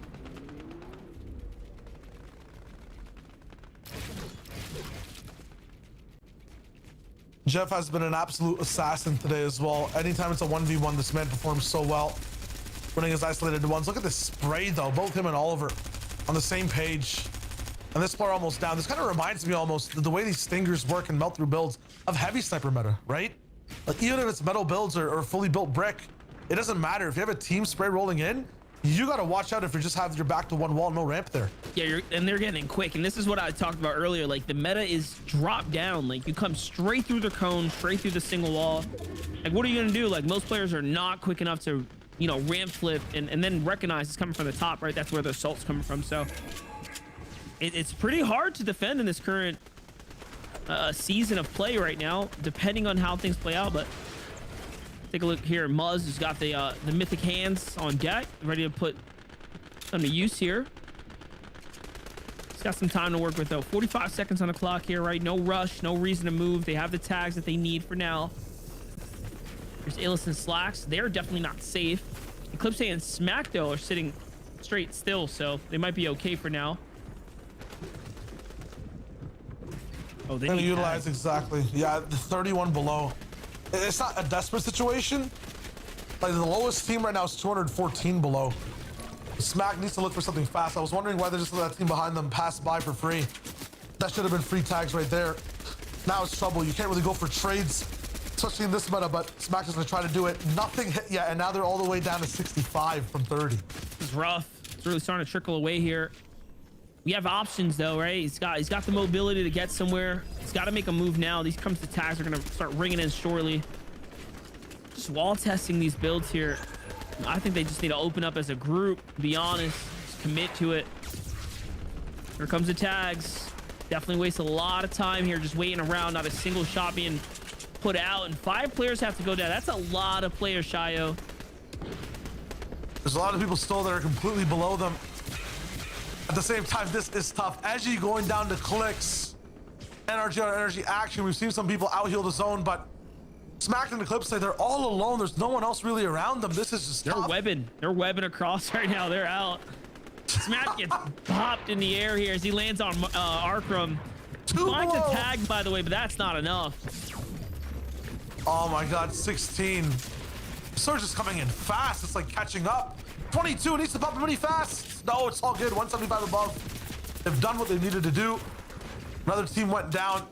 It's all looking good, but at the cost of all their shield, majority of mats, a horrible position, and Eclipse's life. Yeah, but he's still up. He's kicking, dude. That's Arkham Chug splashing up above. No distance being made here either, so definitely got to be very, very careful here. There it is. Zone's going to reveal itself. The real question is, I was going to say, what's the move here? How are you going to get to new zone? First place is the loot. Get some fresh set of hands. Okay. It's got something to work with here. Scoped and Blake are the ones on height right now.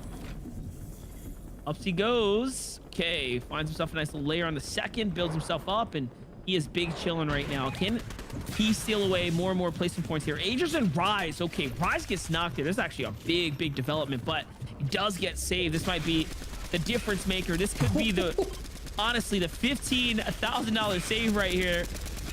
Keep him in the game right now.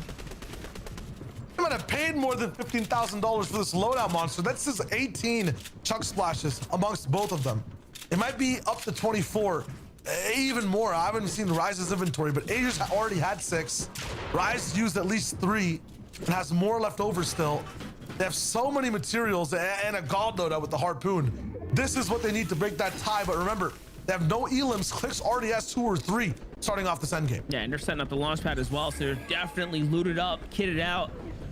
Take a look here. Looks like Miro and Sentinel are still alive. Miro falls into a weird layer here, trying to keep up with Sentinel, no! unfortunately. Agers down. Him and Rise go from the all the way backside, and they get beamed in the air. They were both at 200 HP. Agers might have a chance for that pickup, but it's Sentinel and Miro on their box. Thirsted. Unfortunate, and that's first place POV now hanging in the hands of Rise at the bottom of your screen. Now, mind you, down bodies can drop fluid. Doesn't look like he was able to, though, as Rise only has a single splash left right now.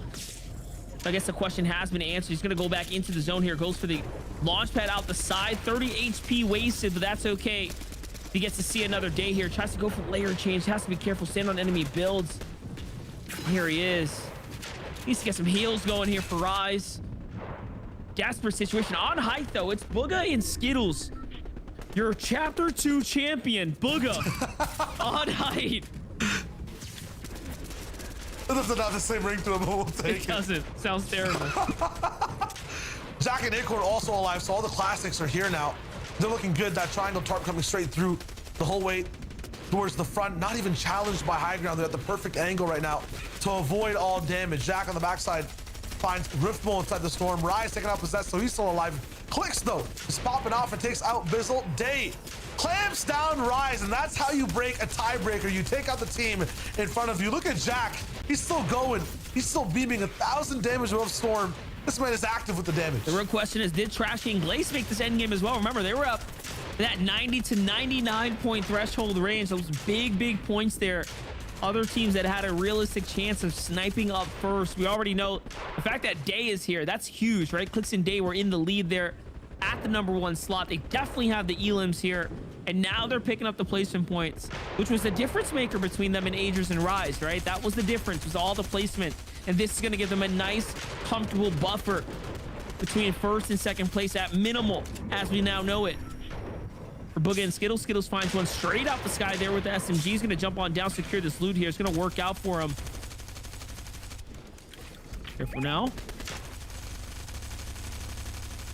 Booga's getting pressured. This is tough. Clicks is Meanwhile, down. big shot from Aperta. Charlie goes down. Day takes out Jack. Day and Clicks still active monster. Day, Clicks gets fully finished though. It's up to Day by himself now as Charlie found Clicks there.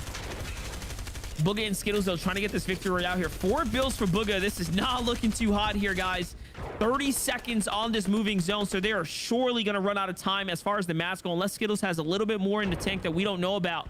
Booga puts his last 4 down in the line here. That's wraps here. Acorn sitting inside the storm right now. Look at how this can work out for you. You can actually sit here and just heal, and it takes a long time for you to go down. Actually, very impressive. Does he have enough time to charge it though? Okay, he just barely does. And now we know you need at least 20 HP to make that a success. What is going on here? He should have just crossed into the zone. Oh no. Yeah, I don't think you can swim. Rats. You can't swim and pop it. Oh, but it's a top 4. And Acorn clutches the whole way through. Now Skittles and Booga versus Bank and Aperta. 2 solos down below. And Booga's kind of delayed this the entire way. They haven't said much. The backwards beam is there. They play position perfectly, and they get that 5th victory royale. You know what? Bank might have had the biggest comeback 2 games in a row as well off that contested sound drop at the early games there. So, you know, very impressive across the board to see big names coming through. And again, another new name puts their name in the hat, if you will, fall out. Yeah, and that's a 1 elim victory royale, at least for Booga. Skittles had 2, 3 elims total. But look, first place finish is a first place finish, probably one of the easier games that they've had to finish off. And they held high ground pretty much uncontested for the entirety of that late game, Shio. Yeah, I mean, in terms of allowing anyone up, they just had a long distance between everyone, and Booga was always spraying 24/7. So for me, that's just perfect delaying for the game, making it as long as possible. Usually you want to clamp down on people, but Booga did not do that. He let everyone just kind of suffer and starve. As a result, they won out the time and they won out the game. Yeah, speaking of making something last as long as possible, Acorn manages to break, I think I was trying to track it, 4 or 5 placements just by hitting the mist in the storm and able to clutch a few more placement points there from Acorn. So hey, this is an interesting meta that we currently have, that's for sure. It's a little different than flopper meta in terms of chunking storm damage, obviously with a different item nowadays, but that worked out well for them as well. Speaking of Acorn, we're taking a look at Jack and Acorn here, Monster. Super curious about that spray. Like, how long can you stay in the zone there? Is it a full 10 seconds? Kind of felt like it, right? 15. 15 seconds? Total. Yeah, so each med mist has 150 HP, right? Oh, you're right. In the can, yeah. And it heals about, it heals 10 HP per second. So no matter what HP you start healing at, that's basically what you stay at in the storm at all times. Insane. Good math. 15 seconds times 2 for Acorn there. So that was 30 seconds of additional life. Underrated. I think it's actually underrated. You know what 30 seconds can do for you? I mean, that could be at least more than 6-7 placements if you look at those lower earlier in the game there. But yeah, you're right. You called it out, Monster. Acorn didn't even try to make his way to the zone. Just like, you know what? I'm happy taking this L. I want to actually, probably because he didn't want to get picked as he was walking. No, there's actually a reason for that. You can't actually med mist and swim in the water at the same time. Oh, there's water in front of them. Okay, I didn't see the water. Exactly. Yeah. No Fortnite character for some reason. Even the sharks and the mermaids can swim with one hand, right? You have to use 2. Use the proper form entirely, right? Form is key, and so that's why you can't med mist and swim. Okay, we need a new mechanic since now we're on Unreal Engine 5, right? Maybe you press C and instead of crouching, you roll over your back and then you float. Oh. Bam. Ooh. And you can shoot at height at the same time while Oh you're my floating. gosh, I'm so down. Epic Game Designers, what's up? Take some notes here. My man Monster, all right?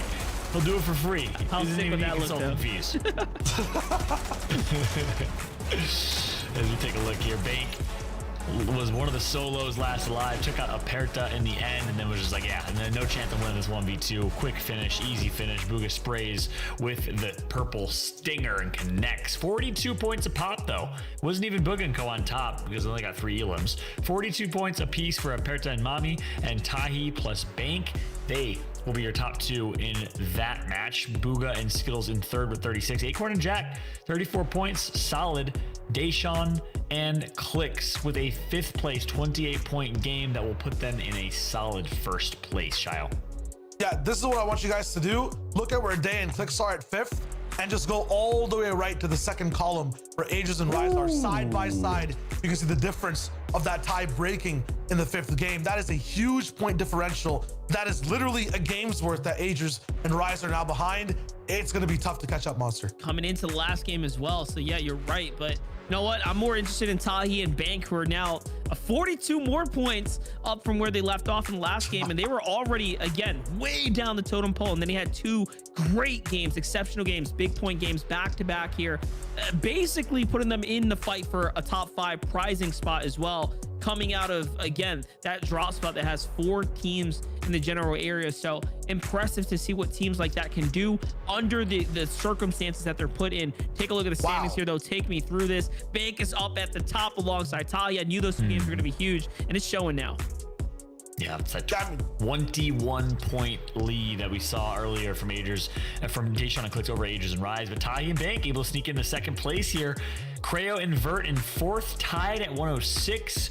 And of course, that actually might be flipped. It should be Osp and Revise because they do have the Victory Royale tiebreaker in 4th overall. 5th place will be Creo and Vert. Glace and Trashy right behind them with 101. But then look, in the 80s, all the way down to 13th place. I mean, honestly, any of those teams all the way down to 13, 14 can place top 5 here, Shio. I think all the way down to 16th, honestly. If anyone ends up missing out the end game and then the 16th place teams do end up popping off, it's huge. At the same time, I think the biggest surprise on this page for me is Creo and Vert. We haven't really seen much from them at all, at least on broadcast, right, in terms of how they're here, what they're doing. Look at this as well. Their elim count, it just doesn't belong. 13 around people who have almost near 20 or higher. They're just playing games very consistently, perfectly, I would guess, all the way up to top 10. So if they sneak out a win here, they might get even higher to 1st or 2nd place. They're right beside Rise, right beside Bank.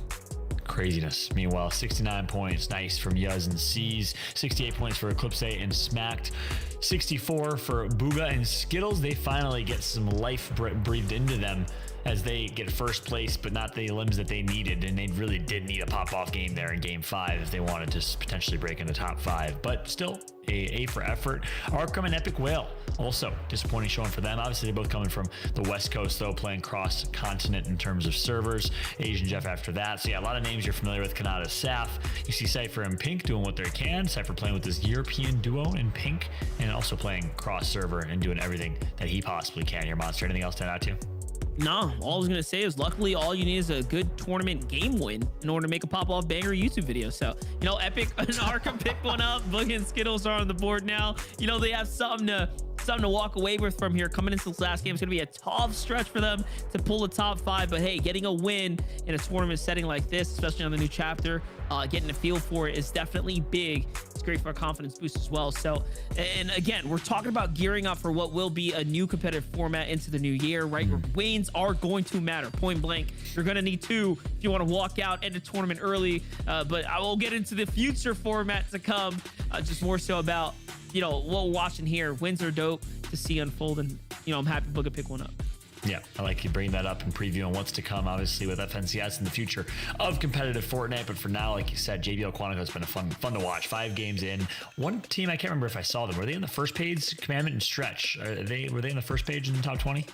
I think they have to be. I think they were high up enough to where, you know, they've played a little bit more consistently. They have to be somewhere in that top 16. If not, they have a chance to come back here, and it has to be the chance. It's the last game Fallout, right? So there's no more after this. Yeah, it is, especially the way they started in game 1. We obviously all had high expectations for them, and slowed down a little bit, but we'll see and get a quick update in terms of where TSM, Commandment, and Liquid Stretch are in the overall standings and grand scheme of things. And that leads us into pre-match analysis for our last match of the night, match number 6. I want to talk about Monster. Obviously, I got Shiloh's thoughts earlier, but in terms of current meta, what are you enjoying so far? How are you enjoying the action? I mean, it's good. Like I said before, you know, I didn't expect a day where I see a team come in, pull out the red dot, and be in a tunnel and just barrel someone down. Like in that kind of settings, it looks really cool. It's a refreshing take, the sliding mechanics, watching that all play out here. And again, it's new chapter vibes here, right, on the new map and stuff. So I couldn't have asked or better, refreshing take to Fortnite competitive. And most importantly, we got a new game mode, Duos, which is second to my favorite of Solo. So I'm down for that. Solo Duos action all year long. 2022 is the hopes. Let's get it.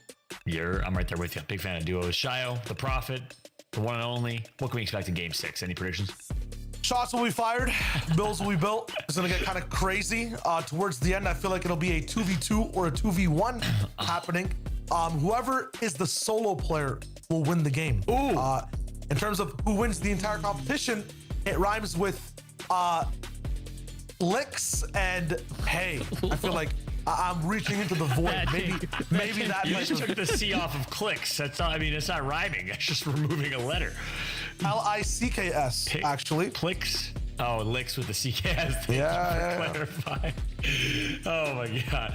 I wonder who that is. I wonder who your prediction is. We're gonna get Monster's prediction as well. But before we do that, I want to also make sure to remind y'all that are just tuning in, you can enter into the JBL Quantum Cup giveaway by typing !Gleam in chat for a chance to get hooked up, courtesy of JBL. By the way, if you're looking for a new headset, you're looking for a Christmas gift or a holiday gift, make sure to hit up JBL on Amazon or just in general. Obviously, some great headsets, some of the best headsets in all of gaming and esports. Like I said, I've been wearing mine for a while and certainly enjoying it. But now, back to you, Monster. We got a little bit of a prediction coming through from Shio in terms of what we can expect. 1v2 solo player to win it. I like that. A little hot prediction. You got any predictions here? What we can see in Game 6? So, I won't take the name guessing version. Rhyming thing. Yeah, the rhyme take. Nope, a little too close for me there. But I'll go with Agers. I'm feeling young Agers and Rise here coming up to the top. I'm feeling a little Agers and Rise here. I think their stocks are low, man. Their stocks are low. They're game behind. It's crashed, bro. It's done. So. God, what are you saying? No, you know what's done? Licks and that other guy. And talking about, right? Those players don't even exist. That's alleged players. You know what I mean? Like no one knows who those guys are. It's a mystery. Shadow's gonna start playing under the moniker Licks and Hay. That's gonna be his new gamer tag from now on. Let's make it a thing. Let's cement it. You're saying Agers and Rise take it. Shio's saying Clicks and Day Sean take it. We'll see who is correct. Will it be the two of them, or we also have teams like Glace, Creo and Vert. Not really many people would have expected given recent performances, but they're in 4th place right now. Glace and Trash also doing really, really well. I'm excited to see if they can potentially make some noise, as we did just get word.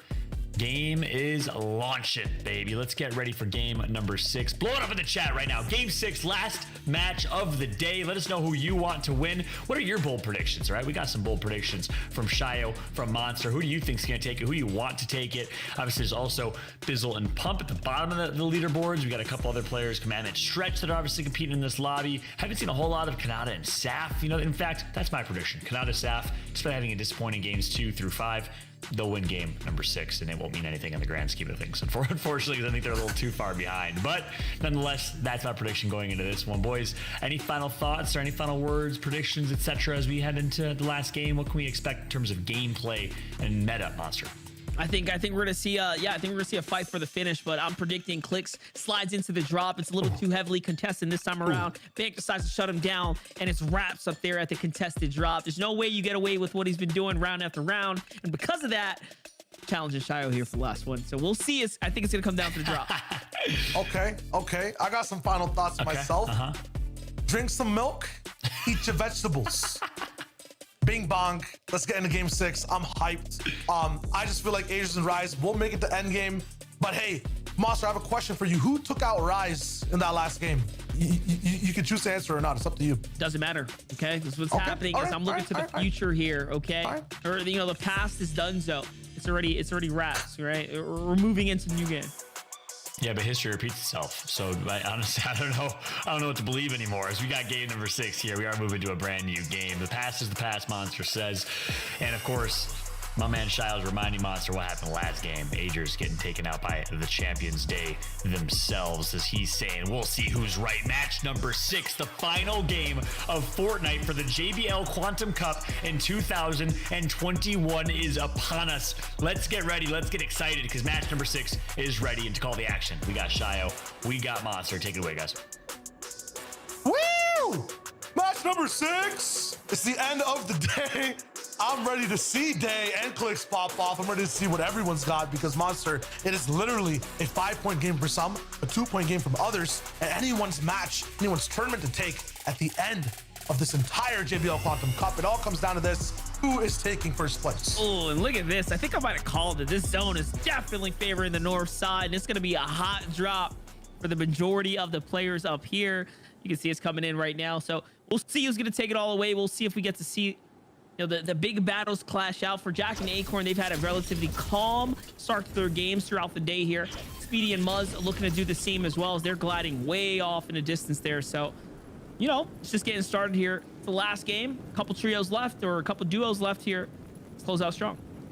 Absolutely.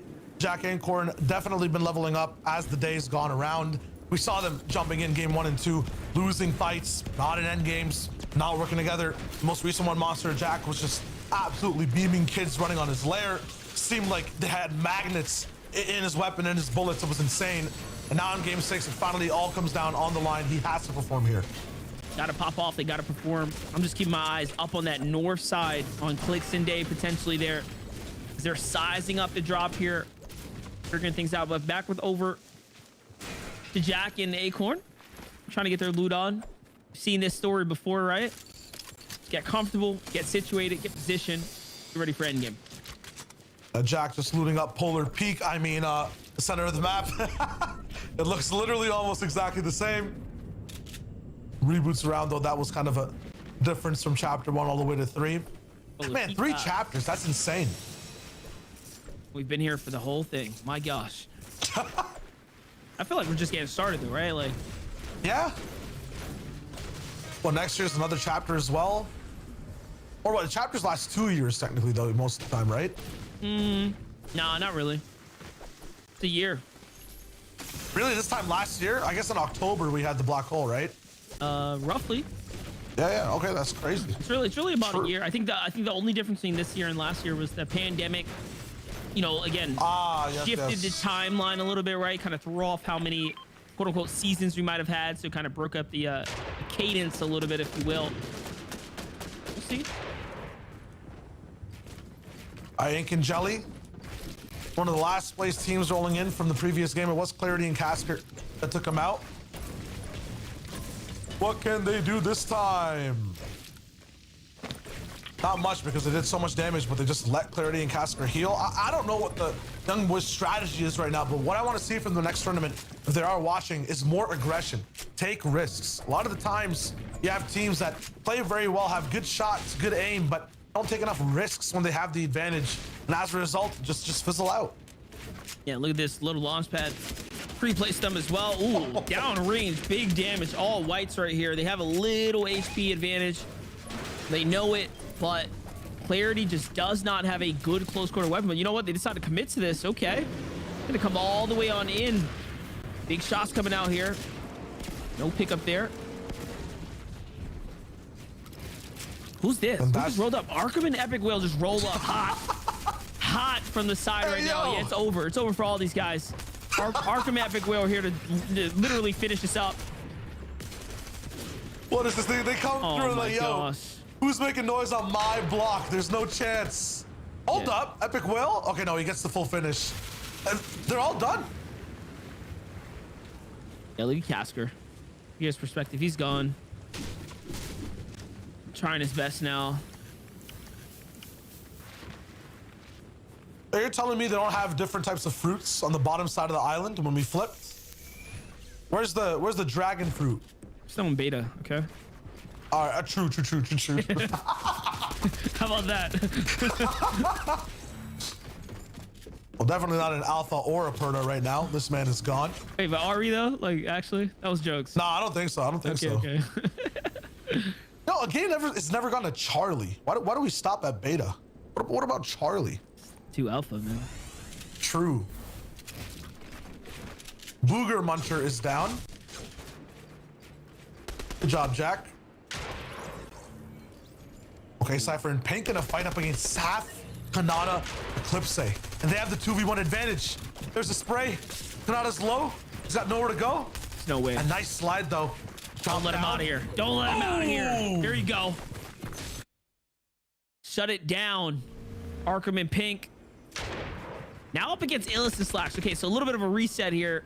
We're hyping them up because they had the advantage, but toe-to-toe with the pros. No, doesn't last long. Cypher gets cracked down there, and Pink's left by himself. This is an EU pro player, guys, on NA servers right now, getting chased down by some of the best, some of the scariest in Illis. Side angles are looking good, and there it is. It's reps. Dude, that strike shotgun sounds like you have a metal baseball bat hitting the beefiest refrigerator in the house. Like, that thing is loud. It doesn't hit hard, but it's so intimidating. That's what it is. Like, it's just so intimidating, especially in endgame. Like, it's just loud. It sounds like, you know, someone just put a straight gaping hole right through you, but like, you know, it doesn't even do anything. It hits you for like 20. It's all good. Yeah. It's the fear, man. It gets you shaky, and then you do more damage to yourself. It afflicts mental damage. It's the first different type of damage I've seen. That's something, that's my hot prediction, Monster, right? For chapter 4, and this is a year out. Clip it right now. They're gonna introduce elemental damage. You heard it here first. Oh my gosh. The return of the preseason Zaptron, which accidentally made it to the game for like 24 hours or something like that. That was removed and never brought back. So somehow that was like Donald Mustard's long game, right? He dropped it from the future. The Foundation brought it and they took it out. It's just, this is all a part of the ploy, okay? We're gonna find out it was all intentional the entire time. Leakers move forward in their chairs once we start talking about future possibilities. We've been clipped. I hope you know that. They just have a radar for these things. I don't know how they know everything at all times. Have the Batman scanner active 24/7 for words like future and chapter and mustard. Mustard.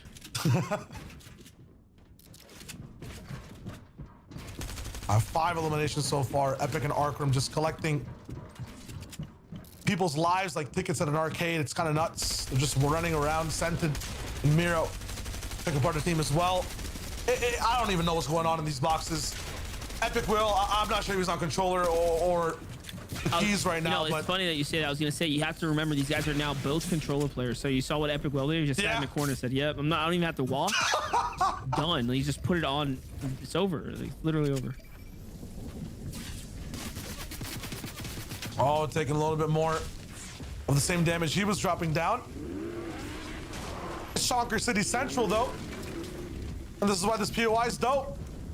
Big cars, big wheels, big boosts. Nice little play here by Epic. He's going to go on and reset, try to get the heal on. Small misplay there is going to cost him some HP, but he's not too fussed. Here's Trashing Glaze. Okay, this is a team we really have to keep an eye out on. They could be our JBL Cup champions today.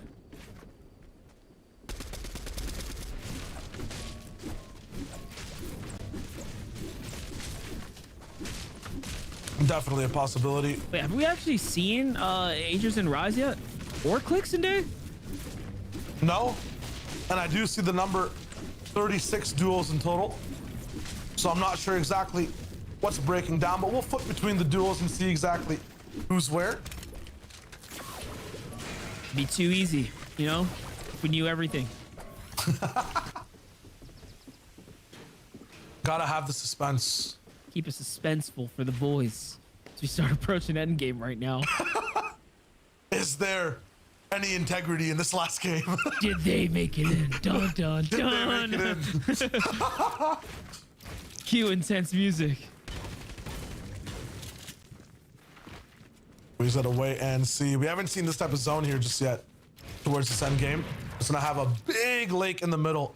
I think one of the biggest bodies of water available towards the center of the island. Obviously, on the right side, there's this huge coastal spot with many islands. I've never seen a zone go there once, so I don't even think that it exists. But towards the middle is where every single zone seems to be going across all regions today. Once again, that's Epic, Arkham Rift, Possessed. Yeah, they're not stopping. I'm still trying to look for any of those top names. I don't see a Monster. Where are they? They're there. They're just waiting to strike in the end game. Not even in the feed. Oh my god. Oh my god. Hello. Goodbye. Arkham in a 1v2 situation right now. What can you do? Against the 8 big elims. Rift Mole, nothing, man. You ever seen Rift Mole start to foam at the mouth as soon as he starts fighting someone, man? He goes rabid inside sure these about that? boxes. Okay. That's possessed. Hold up. Wait a That's second possessed. now. That's not Rift Mole. Wait for the big Rift Mole. He's coming. I don't think it matters at this point. Okay, Ark. Whoa now, buddy. Oh, whoa. Spider-Man challenge, Impossible Edition. What is this? Oh, he gets landed on by the other Spider-Man. Oh no. Oh, This he's is it. here. Riftmole's back. You can hear him. Oh my Oh, he got God. pieced up. Yeah, no. Look at him. Look at him. You're disgusting, Rift. The big Rift. Unstoppable. That's what I'm talking about. Reboot who? NA West where? Real region? Wow. I'm joking. That was a I was joke. gonna say a little too far, Shao. Okay. That was a. You cut it For out anyone now. listening. We're in this together, okay? That one. Slow down now. No. I gotta be careful. It's game 6 vibes, you know? We get carried away. Game 6 vibes. We're coming into it. It's hot. Started the day violating Mega, and then I violated an entire hemisphere of the Earth. Yeah, you don't want to do that. Have you seen what happens when you go at a region like Brazil or something? Okay. Yeah, listen, Brazil, you never touch, man. Don't unleash the West dogs. All right, you don't want that. That's true. That's true. Kind of almost did, by the way. Last FNCS, I tweeted at, so happy FNCS is over. But West was still up. You got to see the West comments. They were not happy. They were not happy that I tweeted that during their region. Okay. I was talking about my personal experience here. People rotating endgame, stopping to reply to your tweet. Ever since Faxy's been in my DMs, whenever there's a tournament, we pieced up every time. It's my boy. That's what I'm talking about. Dude, Season Yuz in the running right now. Blepo in the sitting right now. It's reps. Illis and Slacks here, trying to make some work of Strep. The Strep's gonna back off. Okay, a little reset, get the heals on. Reinitiate. Ooh. Okay. A lot of distraction. Okay. Just Yeah, they end it know, up and they know let's go. exactly where he's at, right? Oh, they Are you don't. sure about that? No, they Are you don't. sure about that? They know nothing. Okay. All right, they're out. Respectfully. That's the thing with these gauntlets. You get shot, you stop, you take fall damage. You also get beamed from the backside. Slacks just does not know what's going down. He's gonna try for another swing again. Shep is gonna follow him down. Shep is on a clock though. Look at the HP. Very, very low. Ooh, finds a mech hit.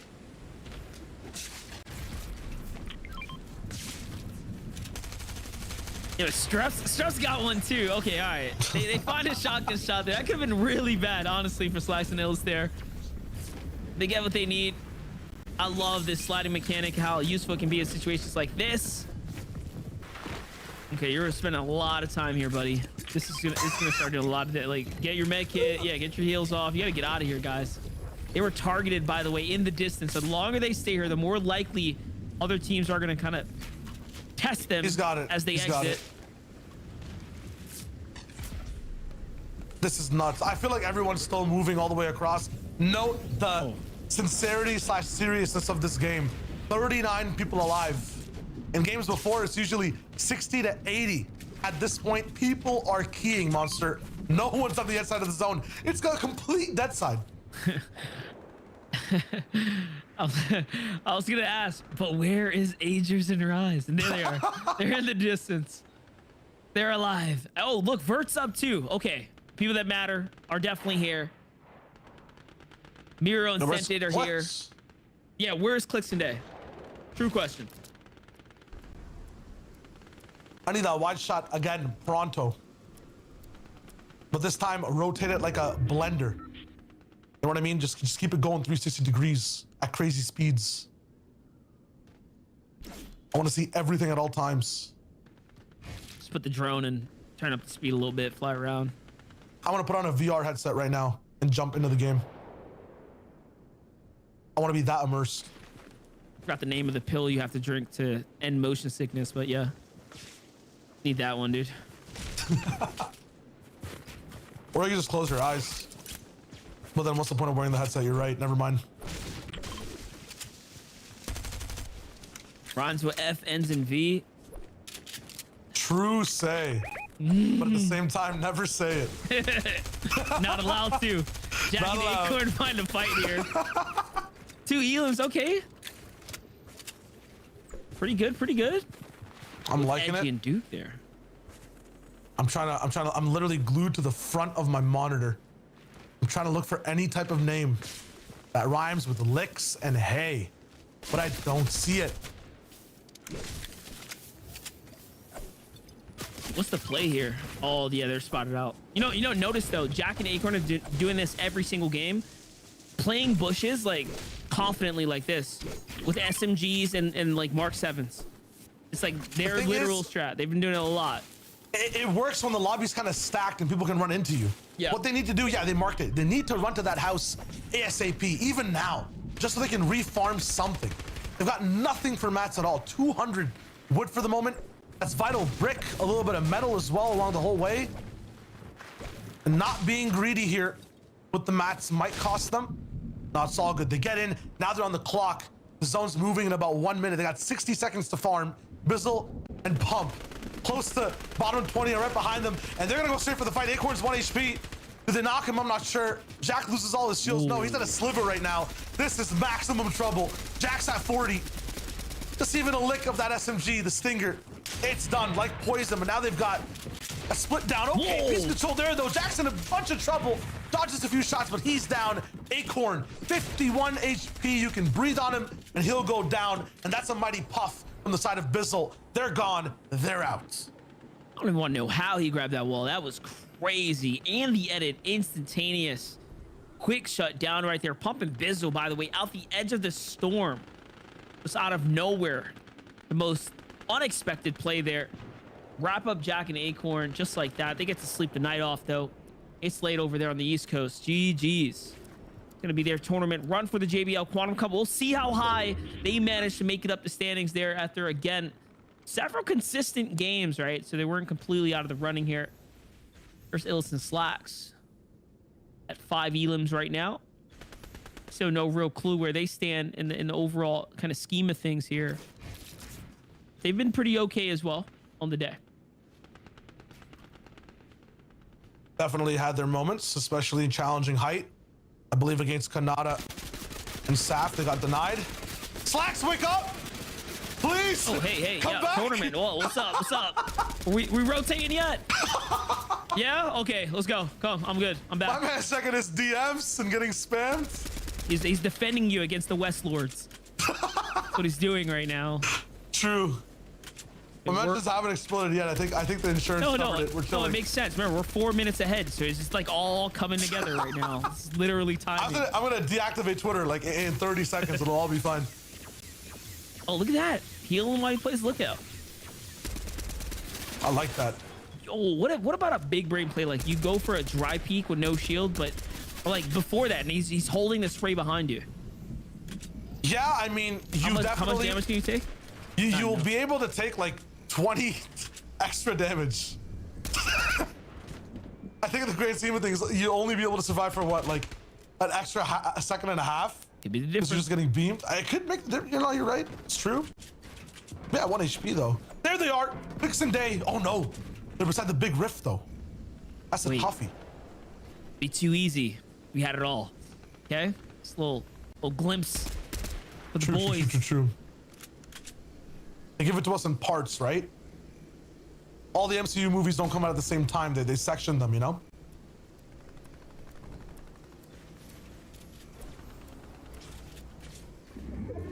Launchpad comes out. Okay, they get to recycle that. Ooh, I like that. I like that ramp trap where you think that it's a free line of sight, no POV, and then boom, Slacks just destroys it. They're all in zones, so they have to be very careful. This might not be the exact spot they want to be at, maybe just a little bit higher, but they're keeping things close and personal. Looking for the sprays and the beams. They have some of the best loot to fight close range. All they need is a mat refresh, an ammo refresh, a meds refresh. They need to fight 100% right now if they want to win this game. Slacks and Illis fighting like they can take first place from everybody right here and now. They want this more than anybody.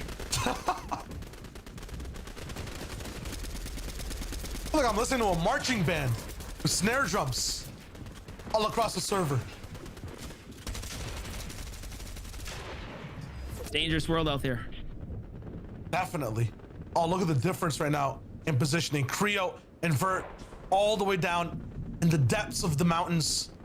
Duke, Edgy all the way up top. Big Chillink. Aegis and Ryze in one of the best spots ever that I've seen, at least. I didn't catch where Clix was exactly, but they were amongst 3 different duels, so I'm not even sure if they survived the situation they were in. You're worried too much about clicks. This is all about Slash and Illis right here. Like, they have to do this. If they want to win this whole tournament. They need to eliminate everybody. They do need every elim on the server. Definite look. possibility. Okay, wait. Vert's up though. Vert is up, but look, Clix is like winning and also up. So if they don't go down, no one else can really win. The focus here has to be on Clix and Dan. They take out the shield of Oliver OG and Jeff. Edgy behind them. They have one of the best spots all the way at the front of the server. We tuned in with Edgy and Duke for some reason. Not exactly sure where they are on the boards. This is but it. They're gonna be right beside Clix. It's important. Big tags right here. Shots. Huge right there. Duke finds a couple tags. Nothing's gonna come out of it. Okay. 22 players remaining. Day finds another one in the feed. Day is still going crazy right now. Aegis is going crazy too. Every time Day gets an elimination, Aegis is there to match it. So they're side by side. Top 12, 22 people left. If it goes all the way to 10 and Day and Clix are still alive, I feel like that might just be wraps. But if Aegis survives too, he has a chance. Men are just falling from the sky. It's raining bodies. Slash gets taken out. Picked up. Oh no. Slash is down. Where's Illis? Can't do it. Aegis and Ryze are still up here in the low ground as well. Duke and Edgy working their way out of the outskirts. So Creo and Vert managed to find one another here in the end game. Clix has got no shield. He gets taken out by Yuz, but it doesn't matter. Because we have Speedy Mate fighting for high ground in the most important fight. And there it is. He falls to Jeff. Jeff is on high ground. This is it. Versus Osp.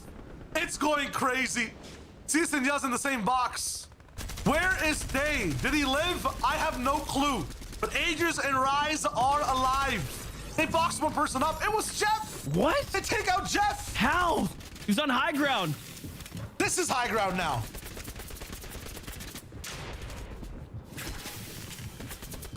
Okay, so actually though, Aegis and Ryze have a lot of runway here to do something big, and they find Charlie. Hold up.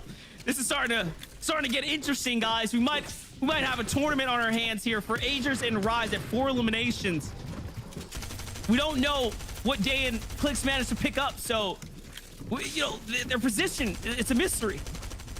Absolute, complete shock of a riddle. But for Ryze and Aegis, the solution might be clear. All they have to do is push forward and win this game. 4 more eliminations. And maybe we call it, maybe we mess it up. It doesn't matter, the spirit, it's there. Aegis and Ryze, 4 eliminations, all on Aegis right now. Steam coming out of his ears, another big hot pump in terms of speed, a big beam. That team has to have no mats available. They didn't even replace that wall. Aegis knows this. He moves over to the right. Duke's still popping off, pump right beside them too. They have so many duos to go right through. Ryze and Aegis are at the very front side of the zone. You see Vert kind of pop in there with Creo right behind. Whoever wins this fight might end up winning it all too.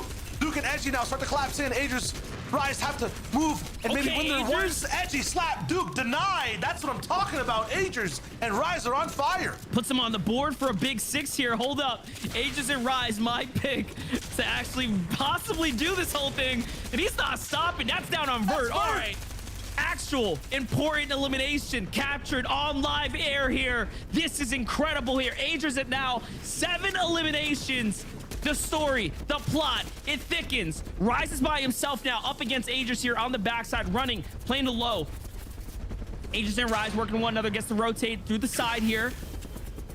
This is crazy. They're deep inside the zone. 6 chuck splashes. Aegis staying alive. What a rotation. They block everyone off. Big sprays. Oh my God, Aegis. Okay. 6 eliminations. Whoa. They're taking out everyone. Osp all the way up top. It's a 2v2. Hype versus low. It's team versus team. They've got the splashes though. They're full HP. Shield's looking good too. all on Aegis. 600 mass. He splits a few. I'm smelling a retake coming. It's about to go down. It's all coming together here. The story, as it just melts into one another here. We're getting ourselves a real standoff here. Osp versus Revise on high ground. I think they're out of mass too, by the way. Notice they stopped inching their way forwards here. Osp jumps down. He commits into the box. No way. He gets eaten alive there. Aegis is just something else right now with this SMG in hand. It's fully loaded as well. He dumps back into the storm. Rise is playing the front side. Revise backs up. Does he have enough to actually out-heal this? That was way too early. We're on a new season. You cannot do that anymore. Revise jumps back in. He realizes, 3, no, 2, it was a mistake. 1. And it was well played for Rise and Agers, who might have actually just won the tournament, by the way. The JBL Quantum Cup potential winners. And they're insane, magnificent even, huge. Large could describe what they just did. That was just nuts. They had to take out so many people to make the gap up and win the game, and Clicks and Day had to go down early. And Fallout, that all might have happened. Insanity. I mean, they had to take the game into their own hands, and they do with a perfect game 6, popping off with high elims. Now the question is, they had a 27-point deficit. Did they break the 27+ point mold in addition to whatever they were able to get, maybe in Clicks and Day in their own points in their own right? Because I think Clicks and Day got at least top 10, maybe top 12 monster. We saw Day alive at the end there. Yeah, definitely. They were in the end game all the way through, and what had happened was you saw the feed there. Day found some, and Clicks fell first. It was crazy. But I do know Vert and Creo were up too. Yeah. So, yeah. And remember, it was like a 3-way tie coming to the last game. It's actually insane. Yeah, Vert and Creo were also alive. We saw Pump alive, obviously, further down in the standings, so probably not going to mean a whole lot, but Pump and Bizzle were able to make it to somewhat of a late game as well. Crazy finish here. We saw Cypher and Pink, of course, the duo. Pink playing from the EU. Early fight against Saf and Kanata, which I said Saf and Kanata would win that game. Boy, oh boy, was I wrong about that bold prediction. I was thinking maybe I'd pull something outlandish, and it did not necessarily come into fruition here. But overall, it was a massive performance from Agers and co. Huge last game right there, as Agers and Rise are able to pop off. We'll catch that in the late game here as we take a look at Arkham Child. Yeah, I mean, Arkham, you can't really spell Arkham without, Ark. And the man was on one. Absolute demonic uprise. It was a lot of fun to watch. Shout out to the West scene. I love the entire West scene. You know how it goes. Maximum respects over to them. At the same time, Jack and Acorn, they're rolling in. Kind of getting bodied, though. It's kind of insane. Bizzle and Pump putting them straight into the kalata. That's Arabic word for blender, actually. Crazy. So absolutely insane. Past that as well, Slacks, Illis, I mean, Monster, they could have won the whole thing, man. I mean, listen. They got every elim in the server. Yeah, it was incredible. like we had that last game handed to us on a platter. We had a 3-way near tie at the very end. And then Duke and Edgy take high ground. Like, that's insane. It's crazy. Yeah. Yeah, they took high ground, but decided to give up high ground in that, with, as you saw right there with the Spidey Gauntlets. And then it was Speedy and Muzz with high ground for the time being. So many high ground changes. Ultimately, we saw Duke and Edgy do a good job picking up a few elims in the rotations here. And this is when it became the Agers and Rise show, picking up elim after elim on the low ground. It started with Jeff Monster. Yeah, just insane. And honestly, this is where things got really interesting, because now we had Creo and Vert in the end game. Yeah, Cease and Yuz, who had a realistic chance of first place. And just again, the phenomenal run. All jokes aside, like Rise and Agers might have actually done it. Like, they popped off and they close out with a big dubski. You don't really see finishes like this. And then again, just putting these SMGs to work. Yeah, I mean, anytime you found yourself in a box with Agers and Rise, there was not enough room for more than 2 people in that box, and Rise and Agers weren't leaving that box either. So by default, you had to look at it. 46 points. You go all the way down to Clicks and Day, 21. That's a difference of 25, if I'm not mistaken. So does it seem like enough? Who knows, though? Could be some genie magic in the business. You know what I mean? Maybe something wasn't tallied right. I still want to wait for that final result, but just look at who popped off in that game. Cease and Yuz are up there. Creo and Vert also putting in the effort. Jeff with some crazy high ground antics. That was a fun one. You're right. Yeah, you're right. There is this genie magic that goes on in the business. We'll see what type of genie magic there is. I mean, yeah, certainly we can't call it too early to call, but we thought that they had a 27-point lead, and that them being Day and Clicks, we'll see if it was enough for them to hold on. It'll be a nail biter for sure. But then there's also Austin Revised, really consistent play for them. Another 4th place, 30-point finish should break them into the top 5 overall. And then Charlie and Spegu, who you gave a lot of hype to, they had a pretty solid last 2 games as well, Monster. Yeah, definitely, and that's what matters, right? These post-match results here, who popped off in the game, you know, like, again, we talk about catching your highlights, catching your moments. Players did just that, and most importantly, might be the difference for our #1 team of Aegis and Rise there in that post-match. Yeah, and then Glace and Trashy in 16th place after game 6, or at least, sorry, as of game 6, not after, because these aren't the overall standings, but they were in 4th or 5th, had a big game 5.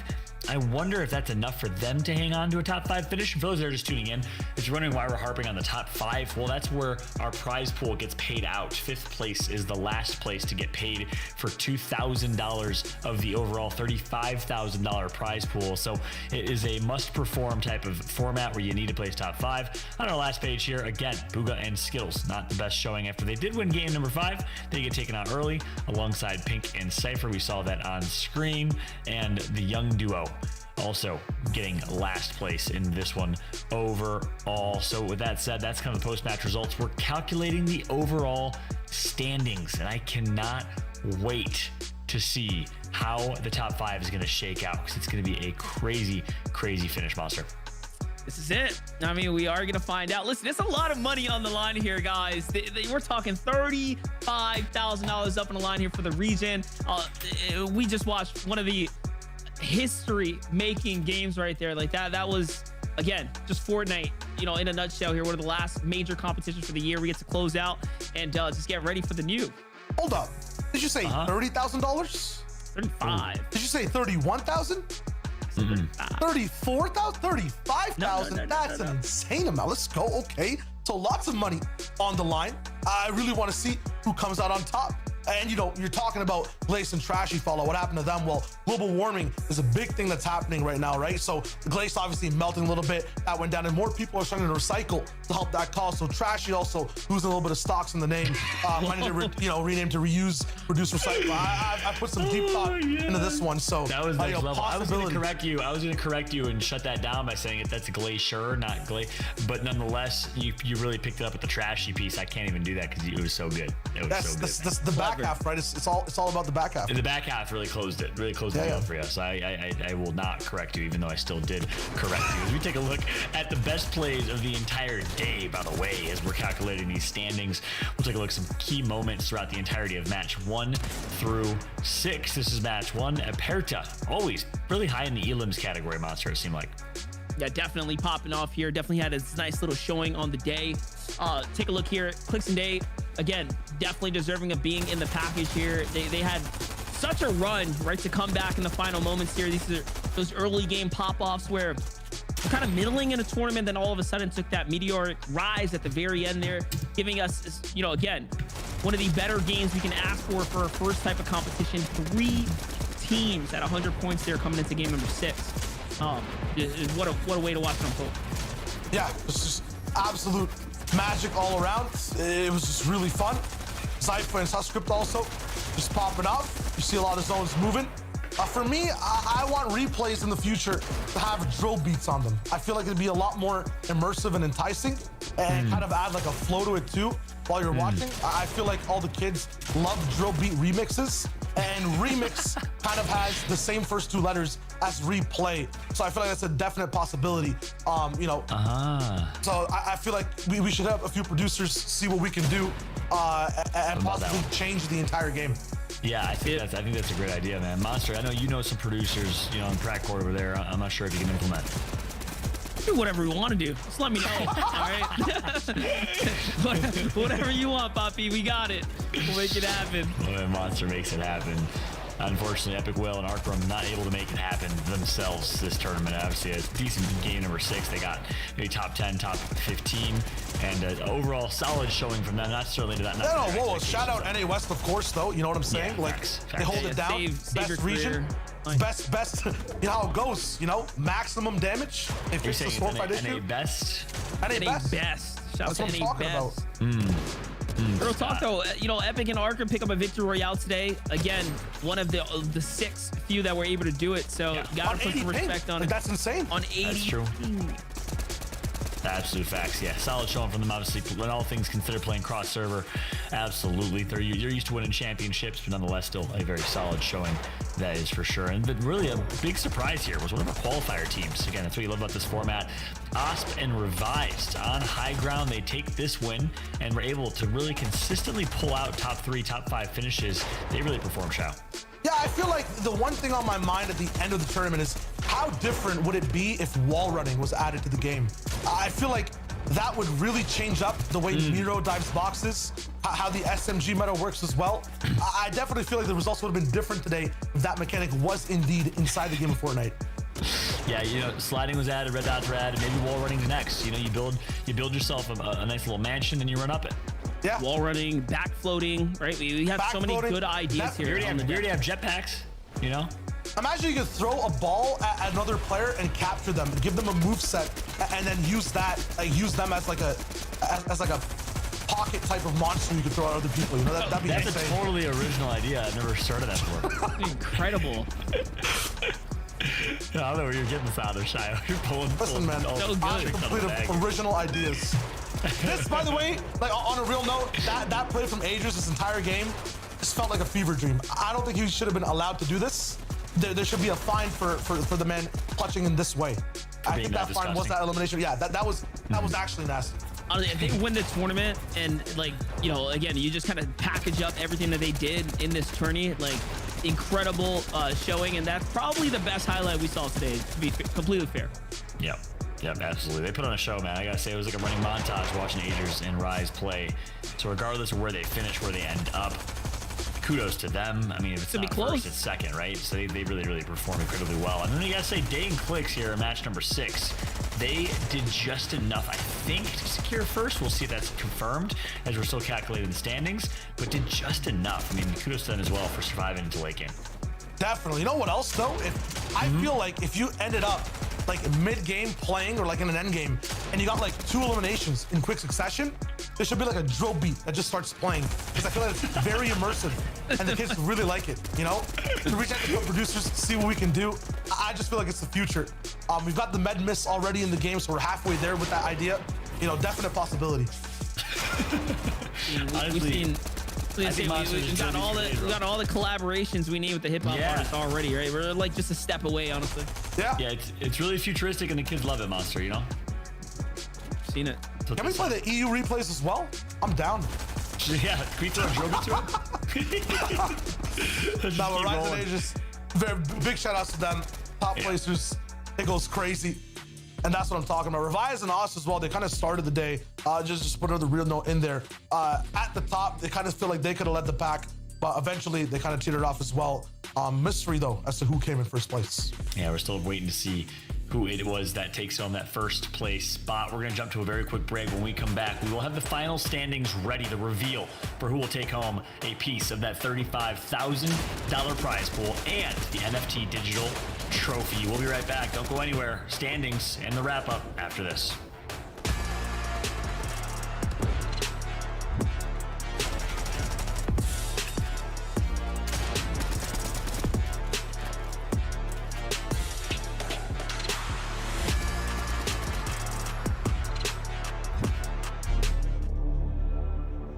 When I'm in an important match, my JBL Quantum 1 headset delivers the 3 things that I need the most: sound precision, communication clarity, and total comfort. I can hear my enemies reload, planting the spike, their footsteps, and even more. Echo canceling, make sure you're heard loud and clear to rally the troops. Active noise canceling eliminates outside noise so that my team and I can keep our heads in the game. Premium memory foam ear cushions, perfect for intense gaming sessions. JBL Quantum 1, sound is survival.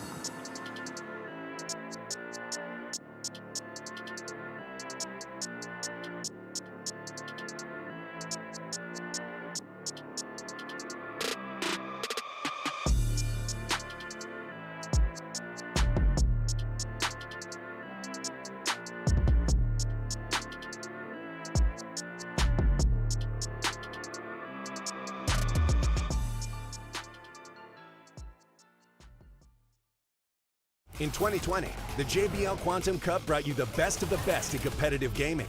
Watch this year's top teams compete, play with the pros, win JBL products and cash payouts. JBL Quantum Cup. Watch, play, win.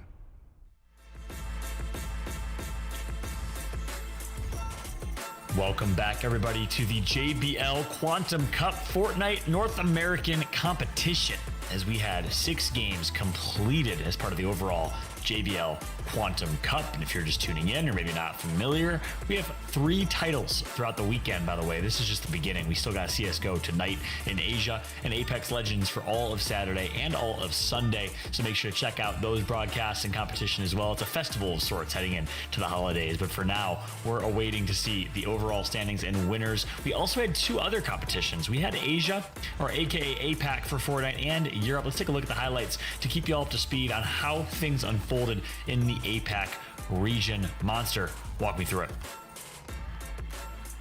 Wins taking things home here today, but hey man, the highlights say it all. You know, we had high tier competitive action throughout the week. I think the general consensus for the Fortnite community is if it's big money, big competition, best players, we're all for it. We're here for it. You can see Sorif pops off right here alongside, I believe that was Looter there. So big plays from some of OC's best, honestly.